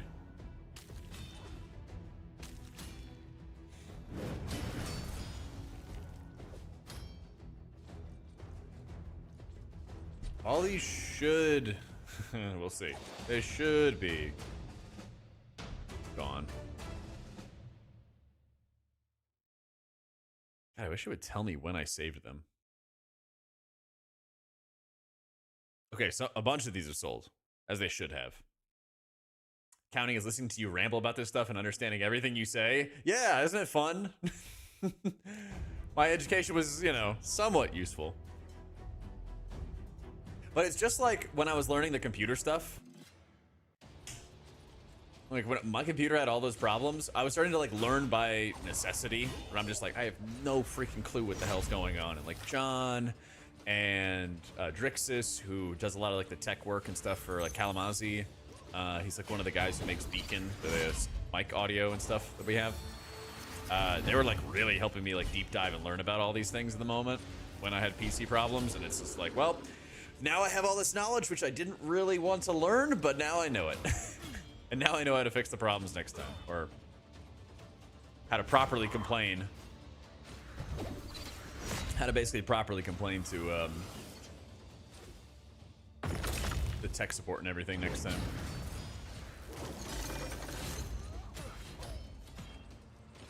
Ooh, here's one of them. 300 days on Zillow.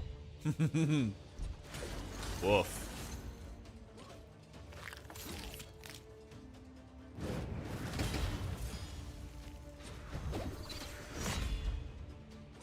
Okay, these ones sold. These ones sold. 728 days. They just 2 years and they just didn't sell.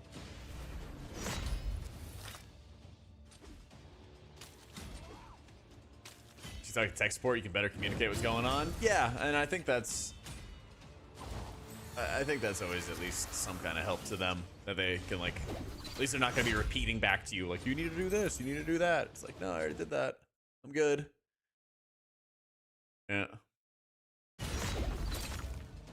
Dude, it's so weird with Austin, okay? Like, COVID hit and then rent went like skyrocketing up. My rent increased like 20% in a year during COVID. And then ever since that point, it's been like going down a little bit, and now it's like dropping off a cliff. The place I'm moving to gave me like 8 weeks free of rent, so like 2 months free out of 13 months. Ridiculous stuff.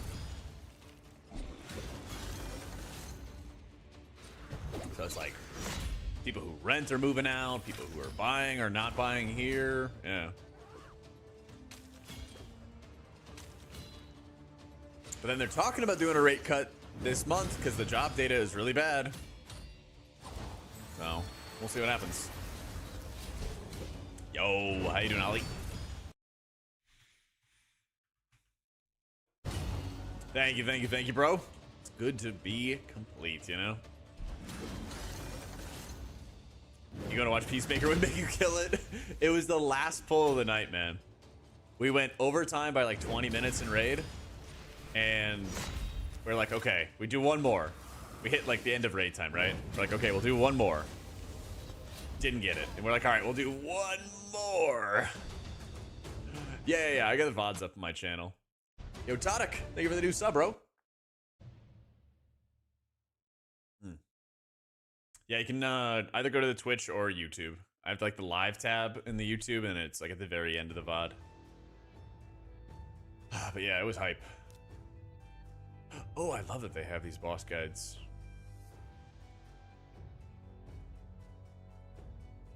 I also spent the beginning of today's stream yapping about it as well, if you wanted to like see the full yap sesh that I had on it. Yeah. Well, I'm so hyped about it because we went from like world 48th in Nerebar to like world 39th in Undermine, and then we maintained, like we got better as well. We're world 37th now, so I'm like, I'm so stoked because it's so tough to like maintain that level as well. And we've had a good streak where we haven't lost players to better guilds, and we haven't lost a lot of good players or anything to like attrition or people quitting. So it's like a really good feeling. The guild's just naturally developing and getting better and better, you know? Oh, I know. We had like a lot of momentum that night. We had a lot of momentum with our pulls, which made it just like so much easier when you're slogging through a boss fight that's 10 minutes long, and there's a lot of annoying intermissions. You're like just flying through and you have to maintain your focus there. I'll have to go back in the VOD and find when... Oh, what was it? There was a bit where I like missed the Dark Orb, the Stellar Nova, to like debuff the Pargoth and Artosian ads. And I had to like zoom around, go grab it, try to get back to my circle in time, barely made it back in time. And like, didn't die.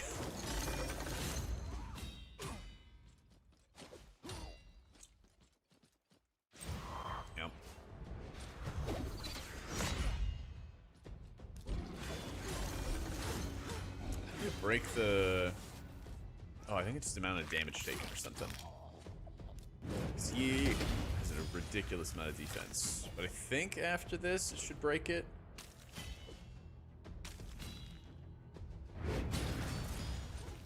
Ooh, I don't know if we're going to be able to kill this guy. Oh, there we go. We broke his armor.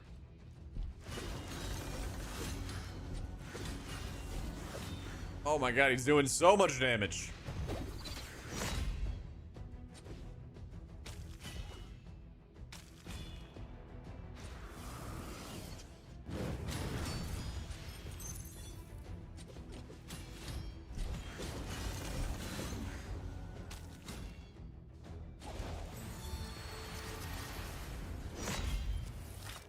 I think we're still losing like 2 or 3 dudes here in the process. I think.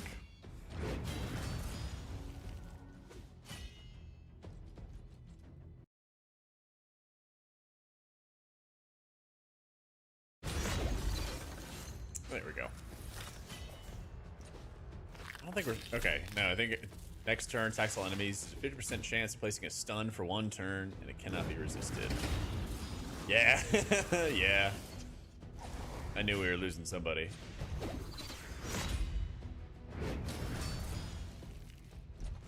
Oh, I think this is like the enrage bar at the top.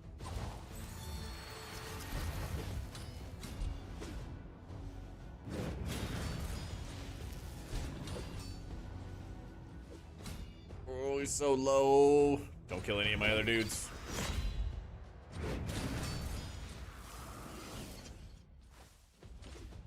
Yes.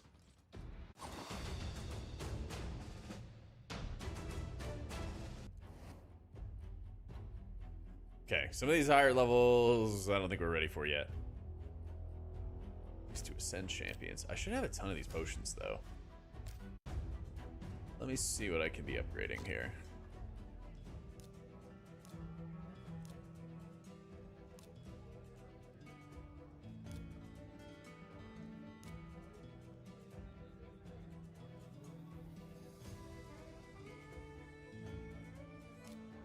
Guess I need different types for different champs. I mean, surely I have a combination that works. 'Cause I got a bunch of them.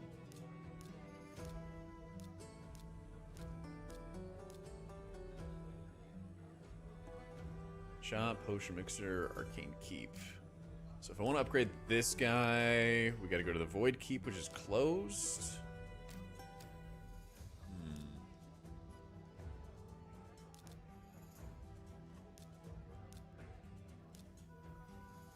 Champions must be the max rank for the rank to be upgradable.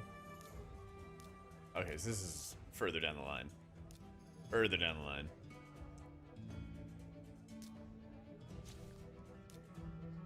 Alright, so I'm gonna get rid of some of these guys. I got dudes to juice up.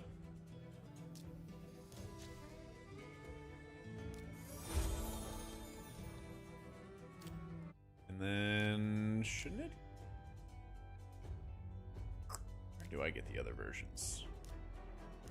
No, I can fuse together people.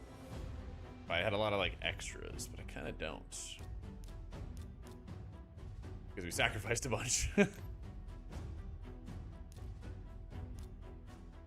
2 champions to boost the chance of summoning them by 15 to 20%. Okay. This should hopefully work.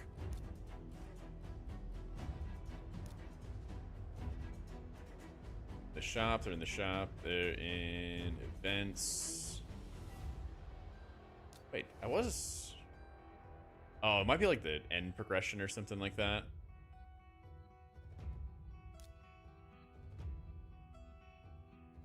Or I guess it's just random drops. Okay. I don't know if we win stage 9. But we're gonna try. We're gonna try though.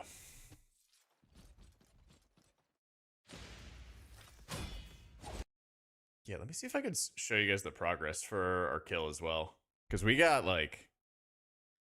Where is it? There should be like a... Oh, yeah, there's the progress tracker. Yeah.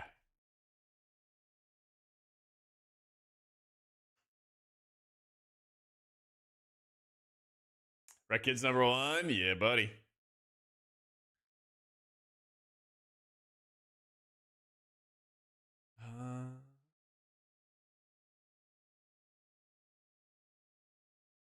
Oh, it's Plexus Sentinel. I was wondering what the heck. Okay, Dimensius.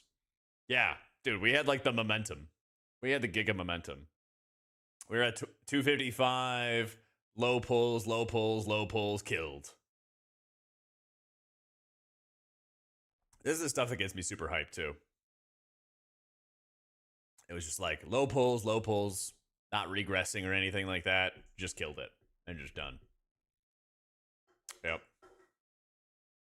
All right, go back to the game. We got a game to win.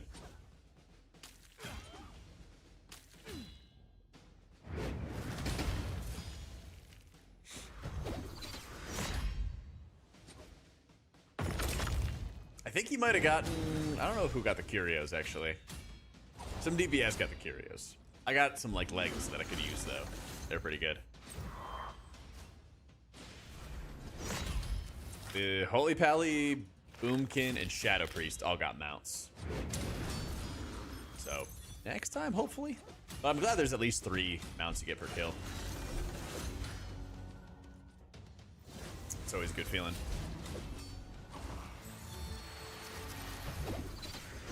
Okay, I'm pretty sure by the end of this, it might just be my big demon who's only left remaining.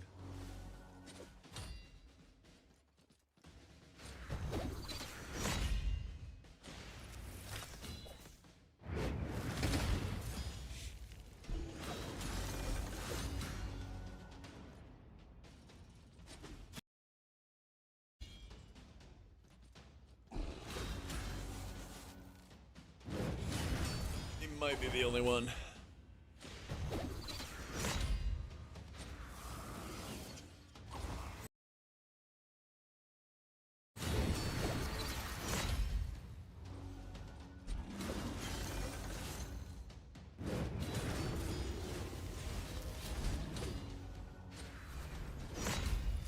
I kind of want to see next season or next expansion if they're gonna have like those 2 boss raids or 1 boss raid, just take an insane amount of time. I kind of wouldn't mind if there was like a 2 boss raid had like, I think it's like 6 bosses then 2 bosses then 1 or something. If the 2 boss raid was actually like end boss level difficulty or Nexus King Saladar difficulty or something. I didn't even know this guy had a res to him too. Let's go.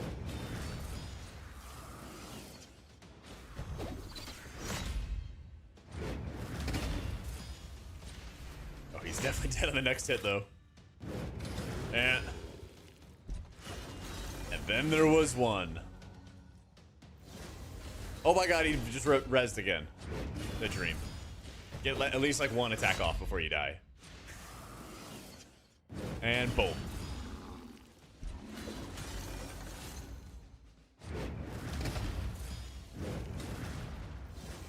Oh my god, he rezzed again. He's gonna get off 1 attack, then die. 1 attack, then die.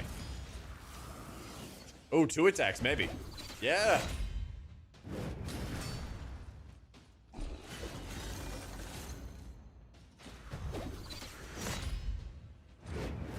Oh, it's not looking good, though. Oh, he just keeps rezzing. It's looking slightly better. But if my main guy dies, we're all screwed. I'm slowly hitting the deficit there. Yeah. You know it, Jug. I think I'm about to hit the we're getting close to the enraged check here. But he might just kill off my dudes before then. What do we get for this? Oh, tournament points.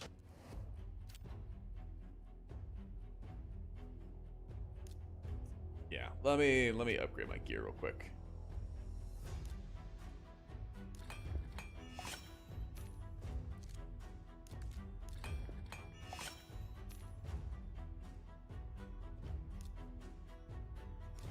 Okay. No glyphs. get higher level. Gotta get higher level.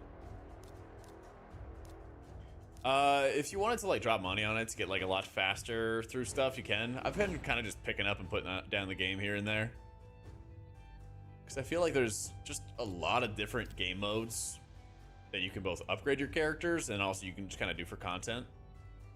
So they've got like the campaign, which has like the entire storyline. So I am at the palace right now.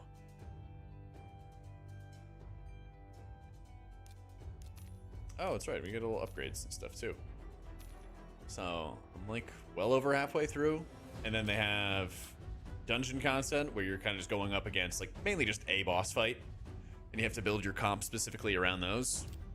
Then you have the factions where you build an entire team of undead or an entire team of the knights. And then you can kind of like build a specific comp to fight through the different crypts. It's annoying because my best people are Shadowkin, and this is closed right now. I haven't really messed around much with Arena, to be honest. So I think this is more of the PvP right now. That's more of the PvP. And I haven't messed around with these either. Well, I joined a clan. I guess we just gotta get higher level too. Yeah.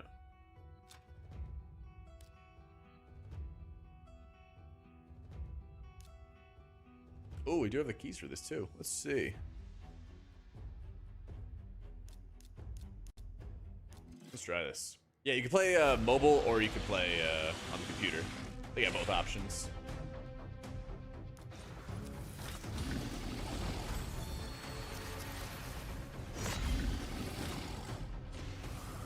Oh, did you? Dude, I gotta get out more once I move.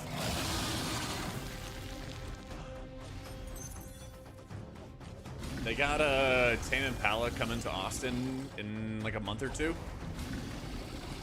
I definitely gotta go out and see them. Oh my god, I'm doing 0 damage to this guy.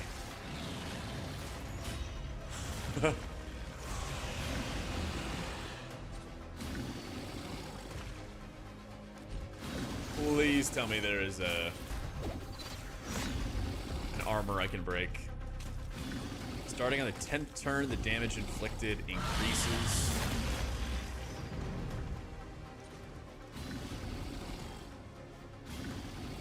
By the same percentage every turn and accumulates over multiple turns. Starting from the 20th turn, damage increased by a greater amount. Starting from 50, all attacks ignore block. Huh. Yeah, I heard the F-35s had some kind of issue in Alaska or something recently. Something like that.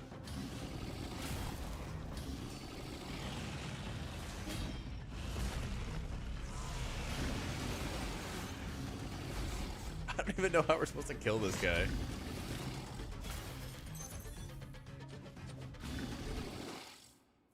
Hang on, is there an escape? Yeah.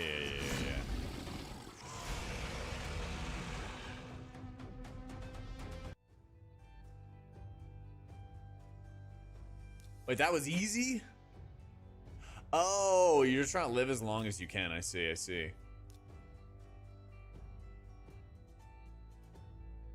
And that it can be beaten through the cooperative effort of all clan members. Oh, its primary way of winning extremely valuable clan chests, and they're required to fight against the Demon Lord. Ah, so I need everybody on board for this. Okay. Oh, that's kind of neat, actually. So you use your like weekly keys and everything to try to bring them as low as you can. I see. I see.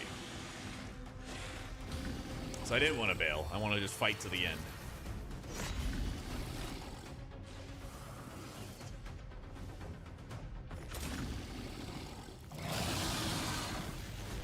Didn't the Air Force or something? I feel like I remember something earlier this year. There was like a new aircraft that wasn't the F-35.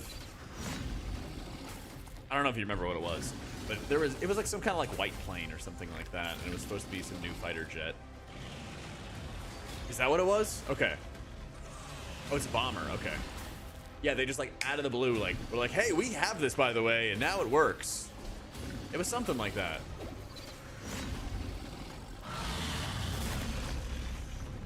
There is? Okay. Because I thought before that the F-35 was like the new big thing and everything, but then they're like, yeah, we've been working on this thing in secret and now it works and here's how it works. I was like, oh, all right.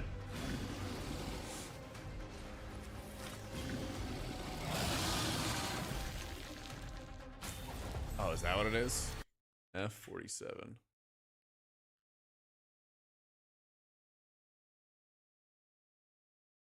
It is designed to be the successor to the F-22.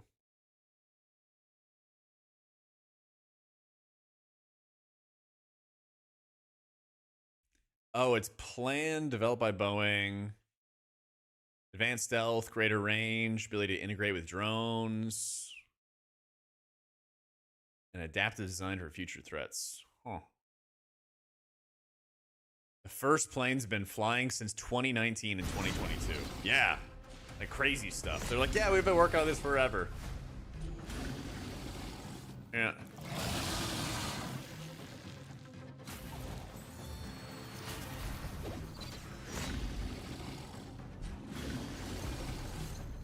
D21's the D2, okay.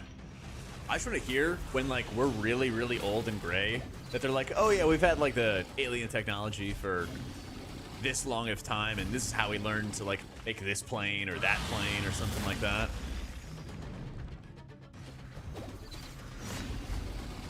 That's what I need.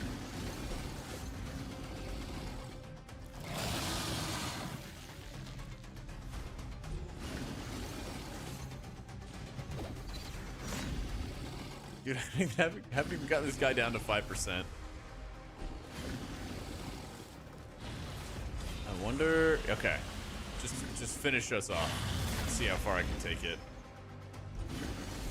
Yeah. Oh my god, did you see? It was kind of a crappy movie, but the sequel to Independence Day, where they had their like fighter jets with the energy shields on them, just like the aliens had in the original Independence Day. Yeah. Sequel, really bad, but the tech, really cool. Yeah.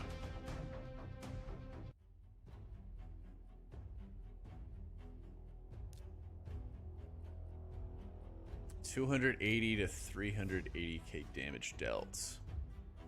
So I should have gotten a reward for it, I think. Yeah, it might have been rushed.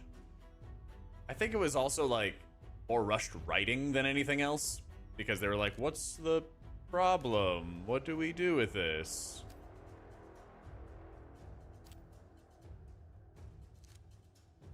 Let's see. So I could do the crypt keys, but I think my comp would suck. Yeah, I actually just need more champions. True, and Will Smith's not in it. Yeah.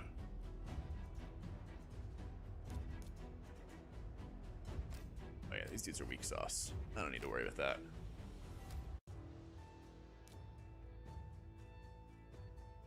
You know, I still didn't even see, speaking of movies, I still didn't even see Fantastic Four. Actually, maybe I'm gonna watch that tonight. I don't know. I've been meaning to do it for a bit.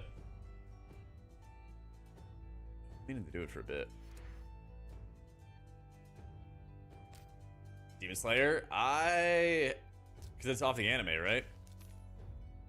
I haven't really focused on any of that. Yeah, isn't The Long Walk supposed to be more of like a horror film? Or is it like The Road, where it's sort of like watch what humans do to each other and like be awful kind of thing?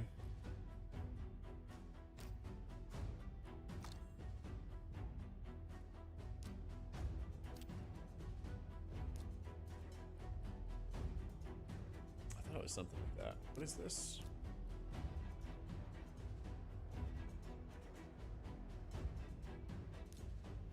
Right, I thought The Long Walk was more of like a horror film, right?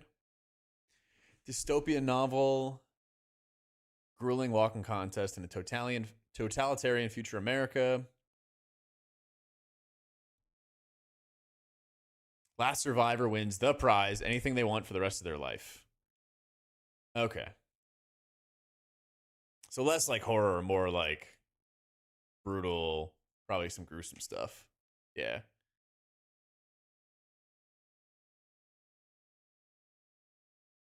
There is no finish line. Anything they desire for the rest of their lives.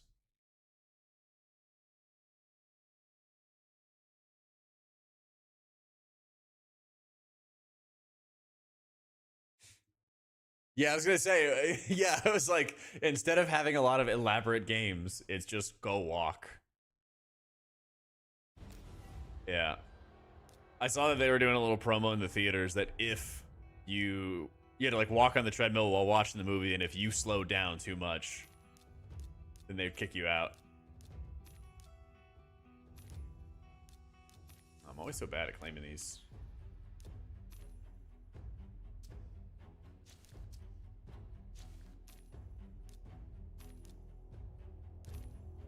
There we go.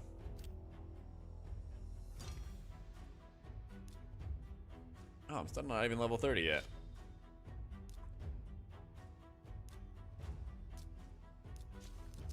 Oh, yeah, I already got all my duplicates taken care of. Alright, so we're chilling in those. Hey, run it back. Let me run it back to the dungeons.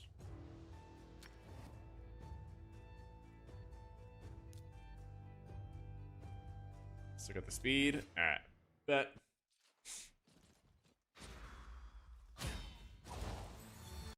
I don't think Fantastic Four is still in theaters, is it?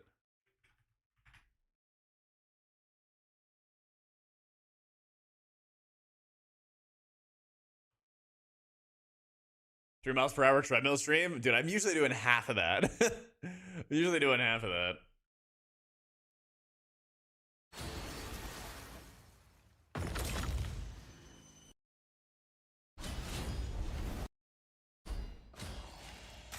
Yeah. End of September is the big September thing. Maybe we do a double time or something like that there. Oh my god.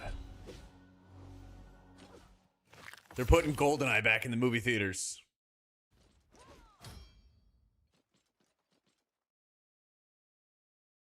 Dude, they're putting GoldenEye back in the theaters.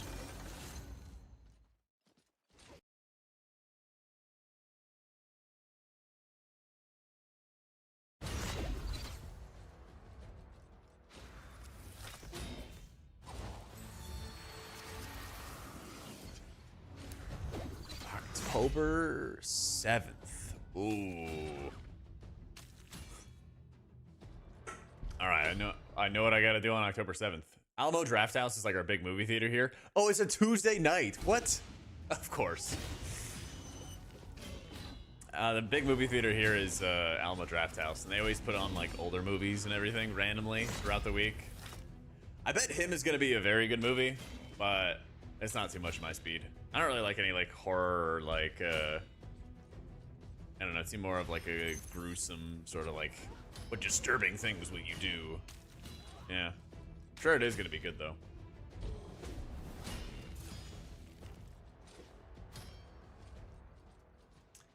You know what they really should have done? They should have had like Tom Brady be one of the actors in the movie. And then just not like refer to him as Tom Brady or anything along those lines, but just have him playing some random character.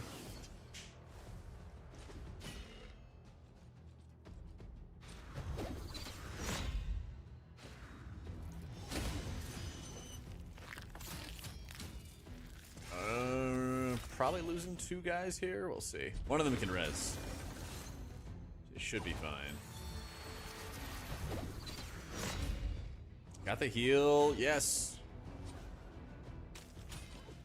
Another avatar. Yep. I didn't even watch the second one either. I figured it was like the same story, but just with new blue people, like new Smurfs. I was like, okay.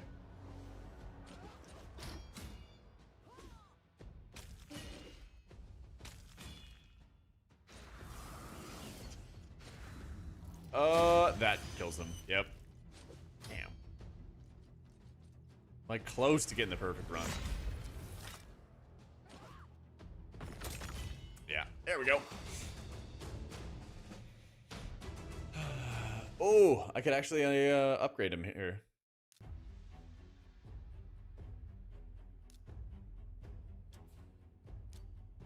Yes. All right. Big. Better defense on 2 branches at the same time. Oh,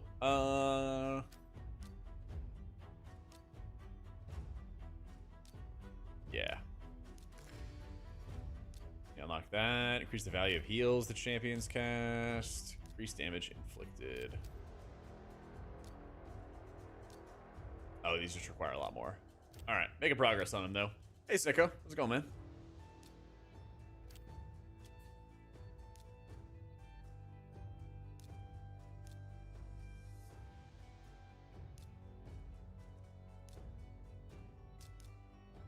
Ah, these are higher level. I see. Like, then he should have him, shouldn't he? He's level... Oh, he's level 47, but I have to be a higher level. I see, I see, I see.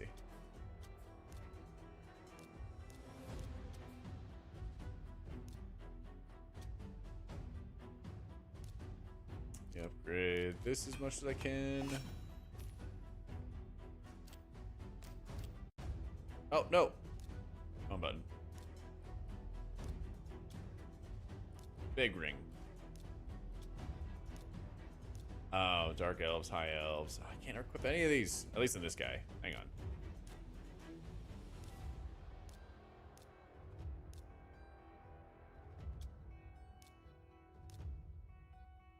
Oh, it's only... Okay, I see, I see. They're part of the high elves, lizardmen, demon spawn, shadowkin. This guy's also a lizardman? I don't know what to think about Tron. I do want to see it though. I really, really, really hope it's not going to be bad though. I love the previous Tron, and like the original is good too. Not gonna lie, I really, really had a lot of fun with the original. Champion, the shield the champion's currently using. Where's the comparison?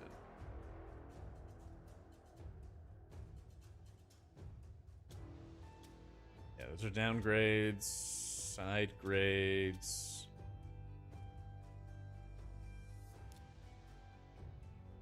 Yeah, just the new stuff. Yeah, don't need all those. My guy is decked out in some of the best stuff. Let me start from this point.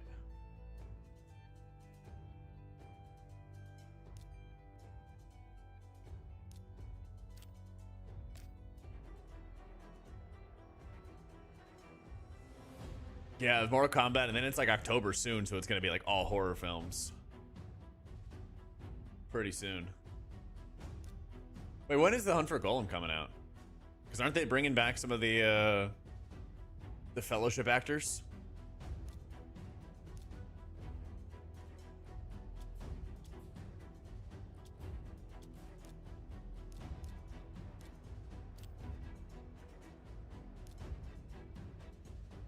Because, dude, it's been a long time.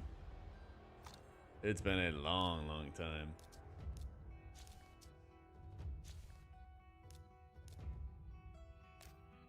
$2027. Oof.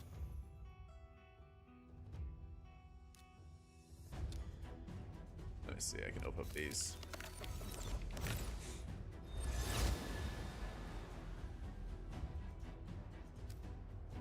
Oh, dude, it's super long. December. Oh, dang, I ain't broke.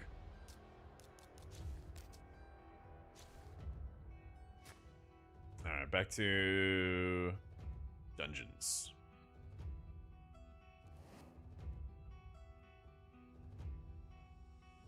I don't know if I win this. Actually, no, I should win this. Surely we do. I think I'm gonna lose a couple people in the process, but surely we win this.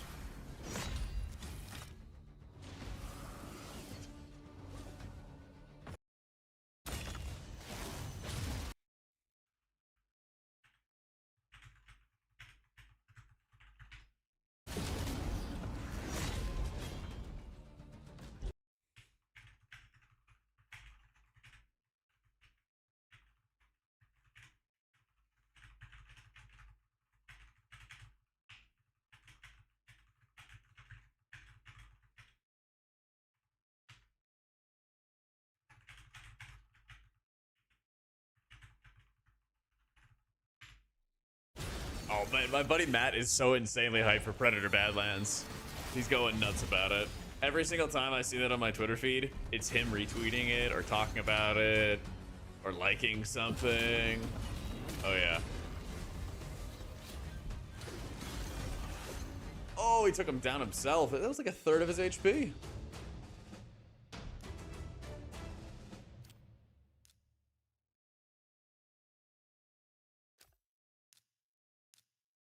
Lots of silver, too. All right. I can definitely win this next round. I'm going to lose everybody except for my lizard. Everybody except for him. Yeah, I'm vibing, Snick. We killed Dimensius last night. We finished World 37th. And suddenly, my nights are, like, free. It's weird. The Marvel Rivals season ended, and I did not get to Eternity. I was really close, though. Twice I was on my promo game from Celestial to Eternity. One time, I will say it was definitely not my fault. I was the only healer, and nobody wanted to heal. The other game, I think I could have won. I think I could have won if I played better. So, I'll probably take a break from Rivals for a little bit. Not ram my head into the wall too hard on it. Come back to it later. Ooh, dude, the original Running Man with Arnold Schwarzenegger was super good because they... Oh my god, I fucking love that movie. I love that movie. Okay, it's Arnold, who's like this career criminal, and they make him run through this like burned out city and get chased by people who are dressed up like they're from like a old metal band or something like that.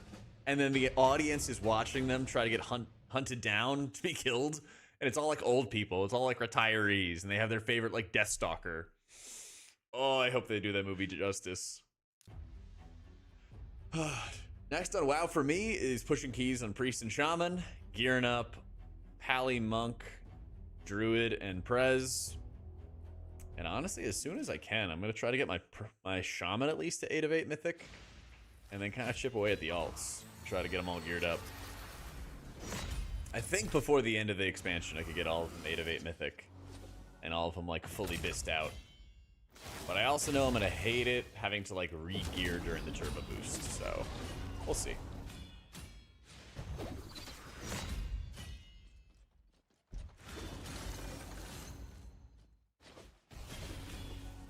We'll see. But yeah, we'll stream more WoW tomorrow. I think I might honestly do it like a Shaman or a Priest day. Just see whatever's going to be easiest to gear up. Because I also got to craft something on my Shaman. Welcome back, Mr. John. I found a house that was on the Austin market for 600 days. I think is what it was. Or 700 days. It was one of the ones I saved a while ago.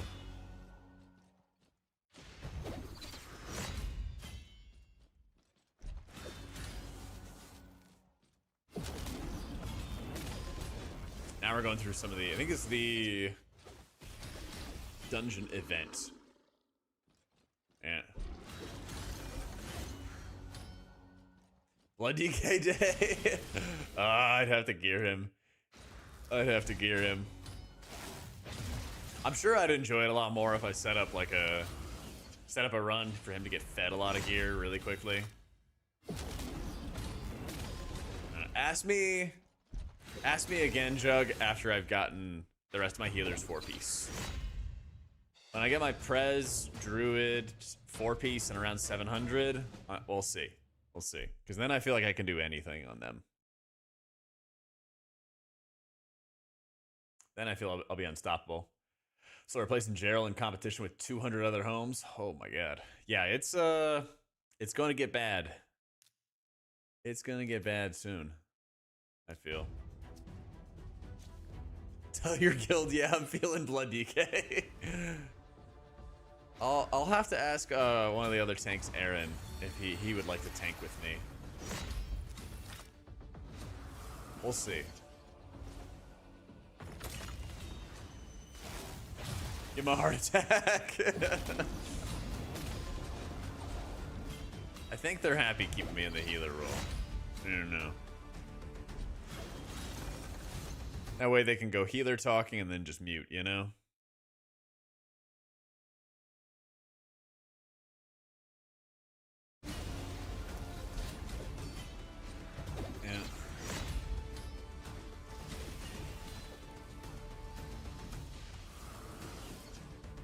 Right side was better. Right side was better on Prague. That's a fact. Left side only started keeping score once they fixed all their problems. Yep. They started trying to keep score and everything on phase 1 wipes. I was on to them.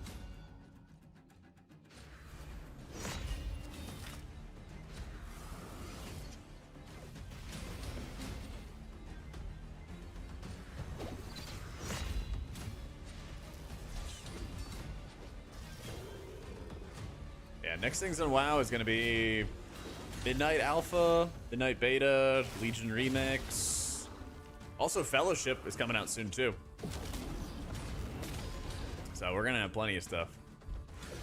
Plenty of stuff to do through the end of the year. Come on. Oh, yeah, we got him. Nice. I hadn't leveled up in a minute.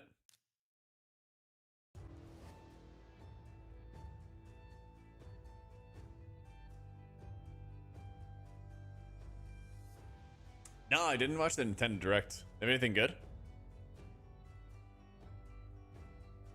I think we might get stomped a little bit, but we'll see.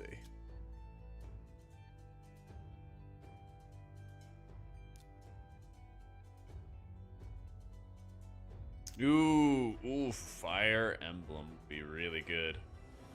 I didn't really like the Fire Emblem like 3 Houses. I tried it and I just like never got into it, but I love the OG Fire Emblem on the Game Boy. I played that so much. I played that so insanely much. She should be able to equip this. Yes. Ascend to level 6. Could afford 3 houses, I know. There are 4 endings. I didn't like the social aspect.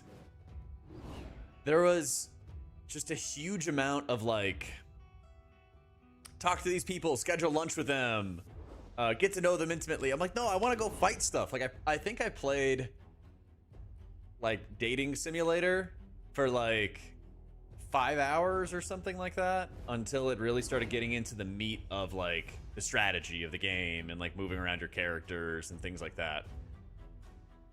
So, I don't know, maybe I just missed the option to skip all of it or something along those lines. But I was just like, eh. So, any difference between Oracle and Archon, the difficulty? Oracle is just stronger right now, Shaded, basically. What you want to do is you want to take advantage of your piety. Like, the most important thing, because, like, you can press your buttons and be doing most things right, but you won't do that much healing unless you are playing optimally. And so what you need to do is you need to like hit your apotheosis, hit your piety, mash out holy words, prayer, healing, and just mash as much healing as you can in that 15-second window and do tons of output. That's a huge amount of like what it is playing Oracle Holy Priest right now. I would also recommend checking out the raid guide I have for it, because that makes a world of difference too. And then there's like a lot of, I guess, like more niche tips and things like that for playing it, like situational type stuff. But it's very much worth. It's very much worth like focusing on Oracle. They buffed Archon recently, and it's still just like mediocre, basically. Oh my god, my entire team just fell over. At least one of my guys is immortal. Yeah.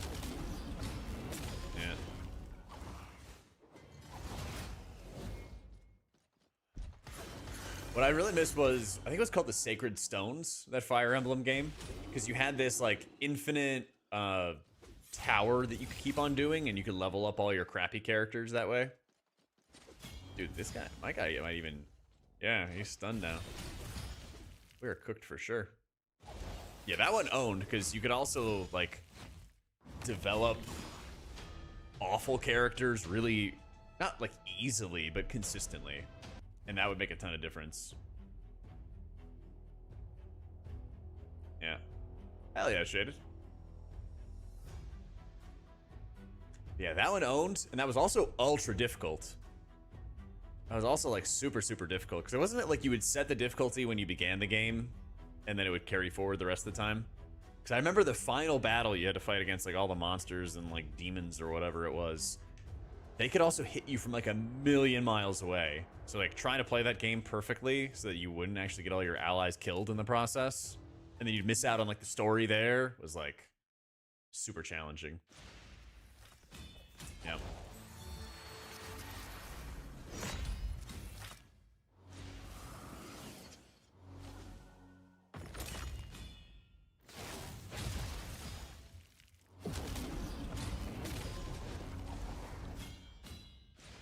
The expansion dates are correct. What dates do you have for Shadowlands?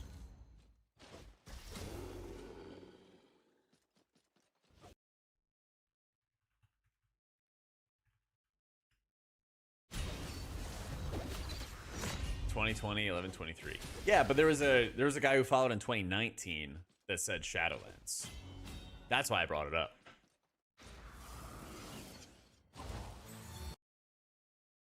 Yo, Jug, do you want to do an exclamation point followage? We're testing the followage command, so it tells you what expansion you follow the stream in. Because I'm so WoW-brained that like 3 years, 4 years only means something if it's like, it was back in this expansion. Yeah.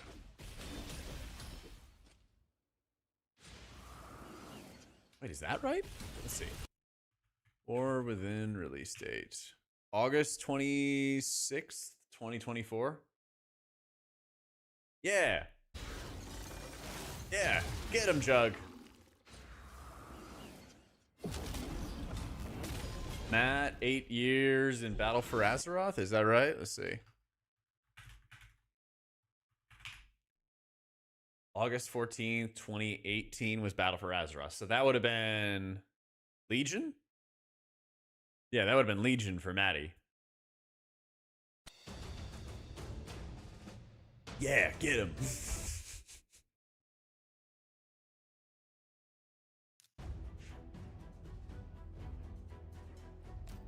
Alright, I'm definitely not at a point where I'm winning that matchup yet. Let me just farm this one more time.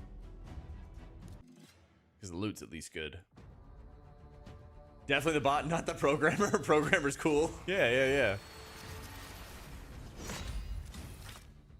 Never bring him down.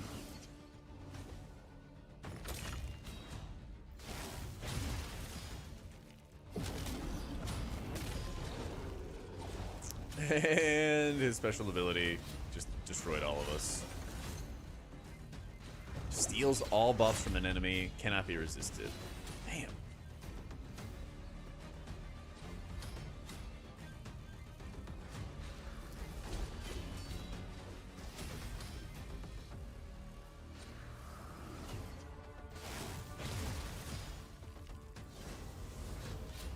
Before you know it, John, I'm going to become a Fellowship streamer, and then we're not even going to worry about the WoW expansions. Wouldn't that be fun?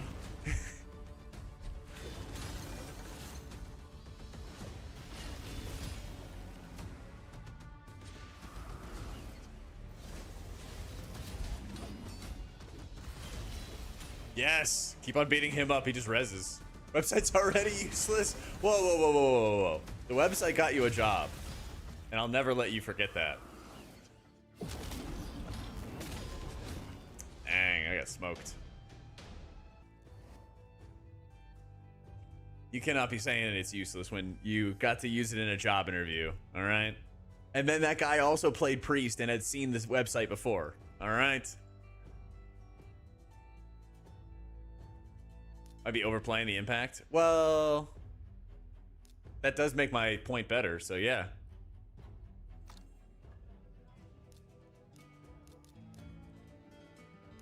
Anything to bolster my point, my argument.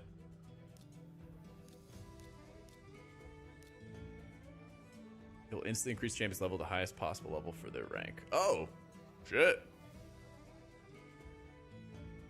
Oh, but you have to pay for all the silver? Oh, damn. This is an insanely OP ability.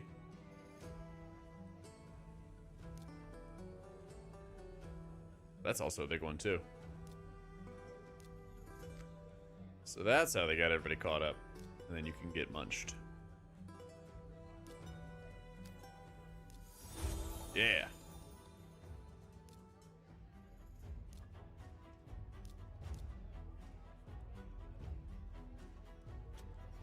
I think most of these pieces are not worth. Yeah.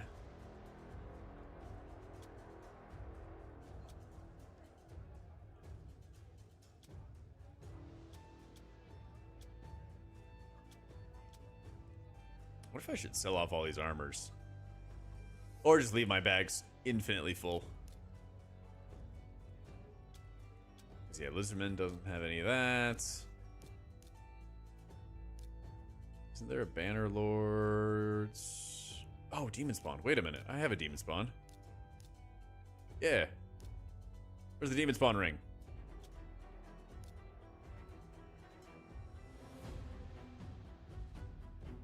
Wait, it was... fuck? Thought I had it. Oh well.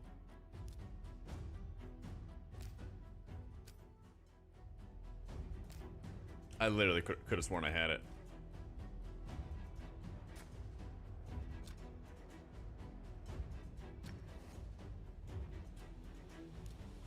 See if I can win up against him.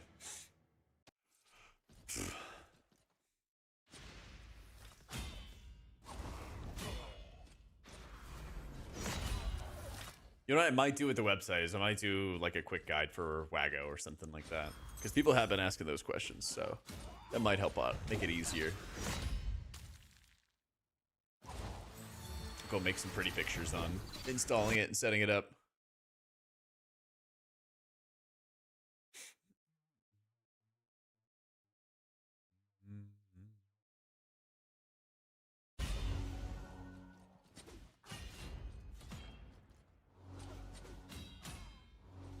This priest guide Dragonflight, different quick guide coming soon.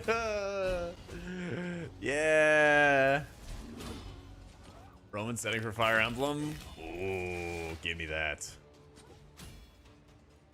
That would be perfect. If it's less yapping and more action, I'm on board. I don't remember if Three Houses had the feature, but I wanted like more cannon fodder kind of soldiers. Because I remember the OG Fire Emblem games. Every single character mattered and every single character was important, which was fun, but it also made your strategy like more frustrating because you always, well, I always wanted to play where I never lost a character because you'd probably need them later on.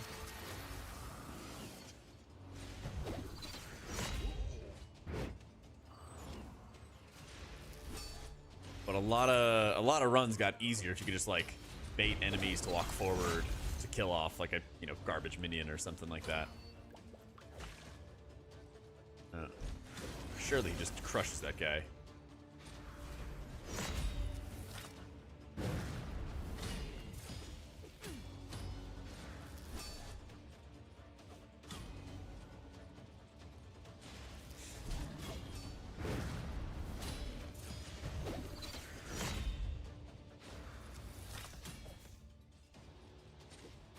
This is next attack. 75% less damage against targets who have active buffs. Oh, that's why it dealt like no damage. Okay. So every time that my guy is like buffing everybody, he's also getting like a damage reduction to everybody as well. So we're actually going to win this really handily because of that. Yeah.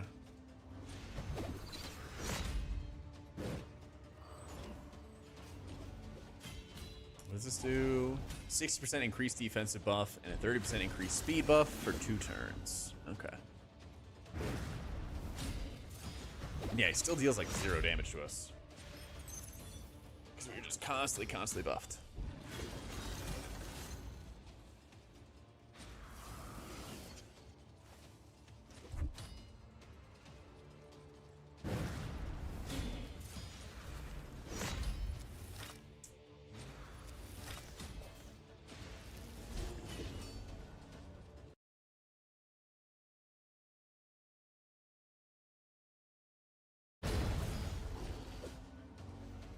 Dude, Tame Impala's coming to Austin in like November. Yeah, it's gonna be hype.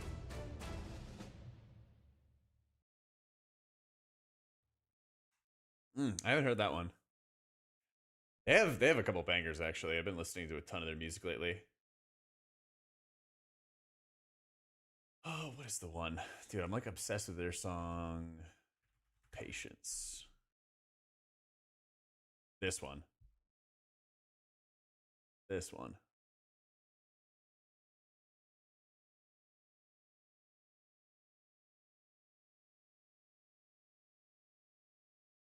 Yep. All right, we owned.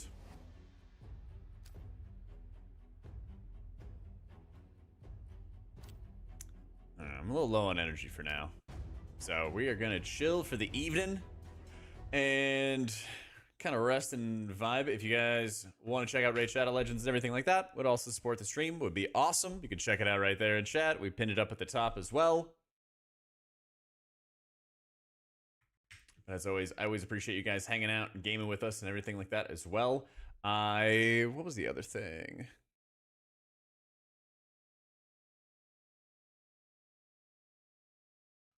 Oh yeah. Before I forget. If I can actually type commands properly. Surf Shark. There we go.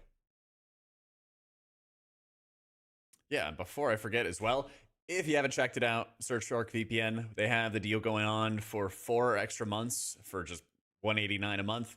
I think for the next week is when it's going to be wrapping up for my code. All you got to do is just click on the link. It already applies the code. If you're ever looking for a VPN, if you're doing any sort of traveling, I've used this a ton of times whenever you're connecting to God knows what, sketchy Wi-Fi or something like that.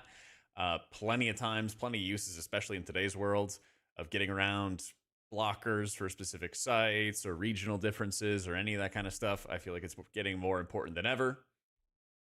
So you can always check it out there. And they have a lot of extra services that are also included with this for an online ID. So you can shield your own info, protect your own devices with their antivirus as well. I think the data breach alerts is a huge part as well of just being online, sites getting hacked and everything like that. You want to have some extra, I guess, like security and kind of like peace of mind as well. Yep. It gives a 404. Huh. I thought... Oh, I see. I see what I did wrong. Good call. Give me 1 sec.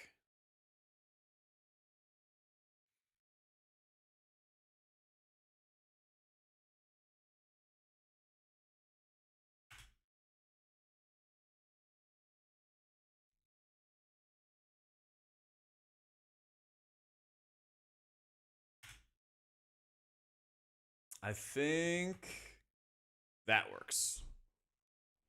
I think that works. Yeah, that should be good. I think I like just merged the get after the September 25th thing together. And that messed up the link. But yeah, I figured it out. But yeah, they, like I said, this I think is some of the last days that we're having the Surfshark VPN deal and everything. So if you're looking for one, any other uses that you would have for it, whether it's travel, whether it's keeping your internet safe or your access safe and everything like that, they've got you. They got you covered. Yeah, thank you for the shout out, Princess. I didn't even realize I scuffed the command and everything like that as well. Yeah. All right, but I am going to go off.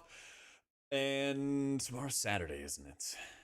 So game plan tomorrow is we are going to probably have like a short-ish stream. I want to push some keys on Shaman. I want to try to get a couple more 16s on Priest. And then we might just vibe. Might be a short day tomorrow, but we'll start at 1 p.m. Eastern. We'll get on. We'll be slamming content and be having a great old time. Thank you for hanging out for the sponsored stream. I very much appreciate it. Love you guys. And we'll be back tomorrow. Play some WoW and just vibe. GN, guys. Have a great night.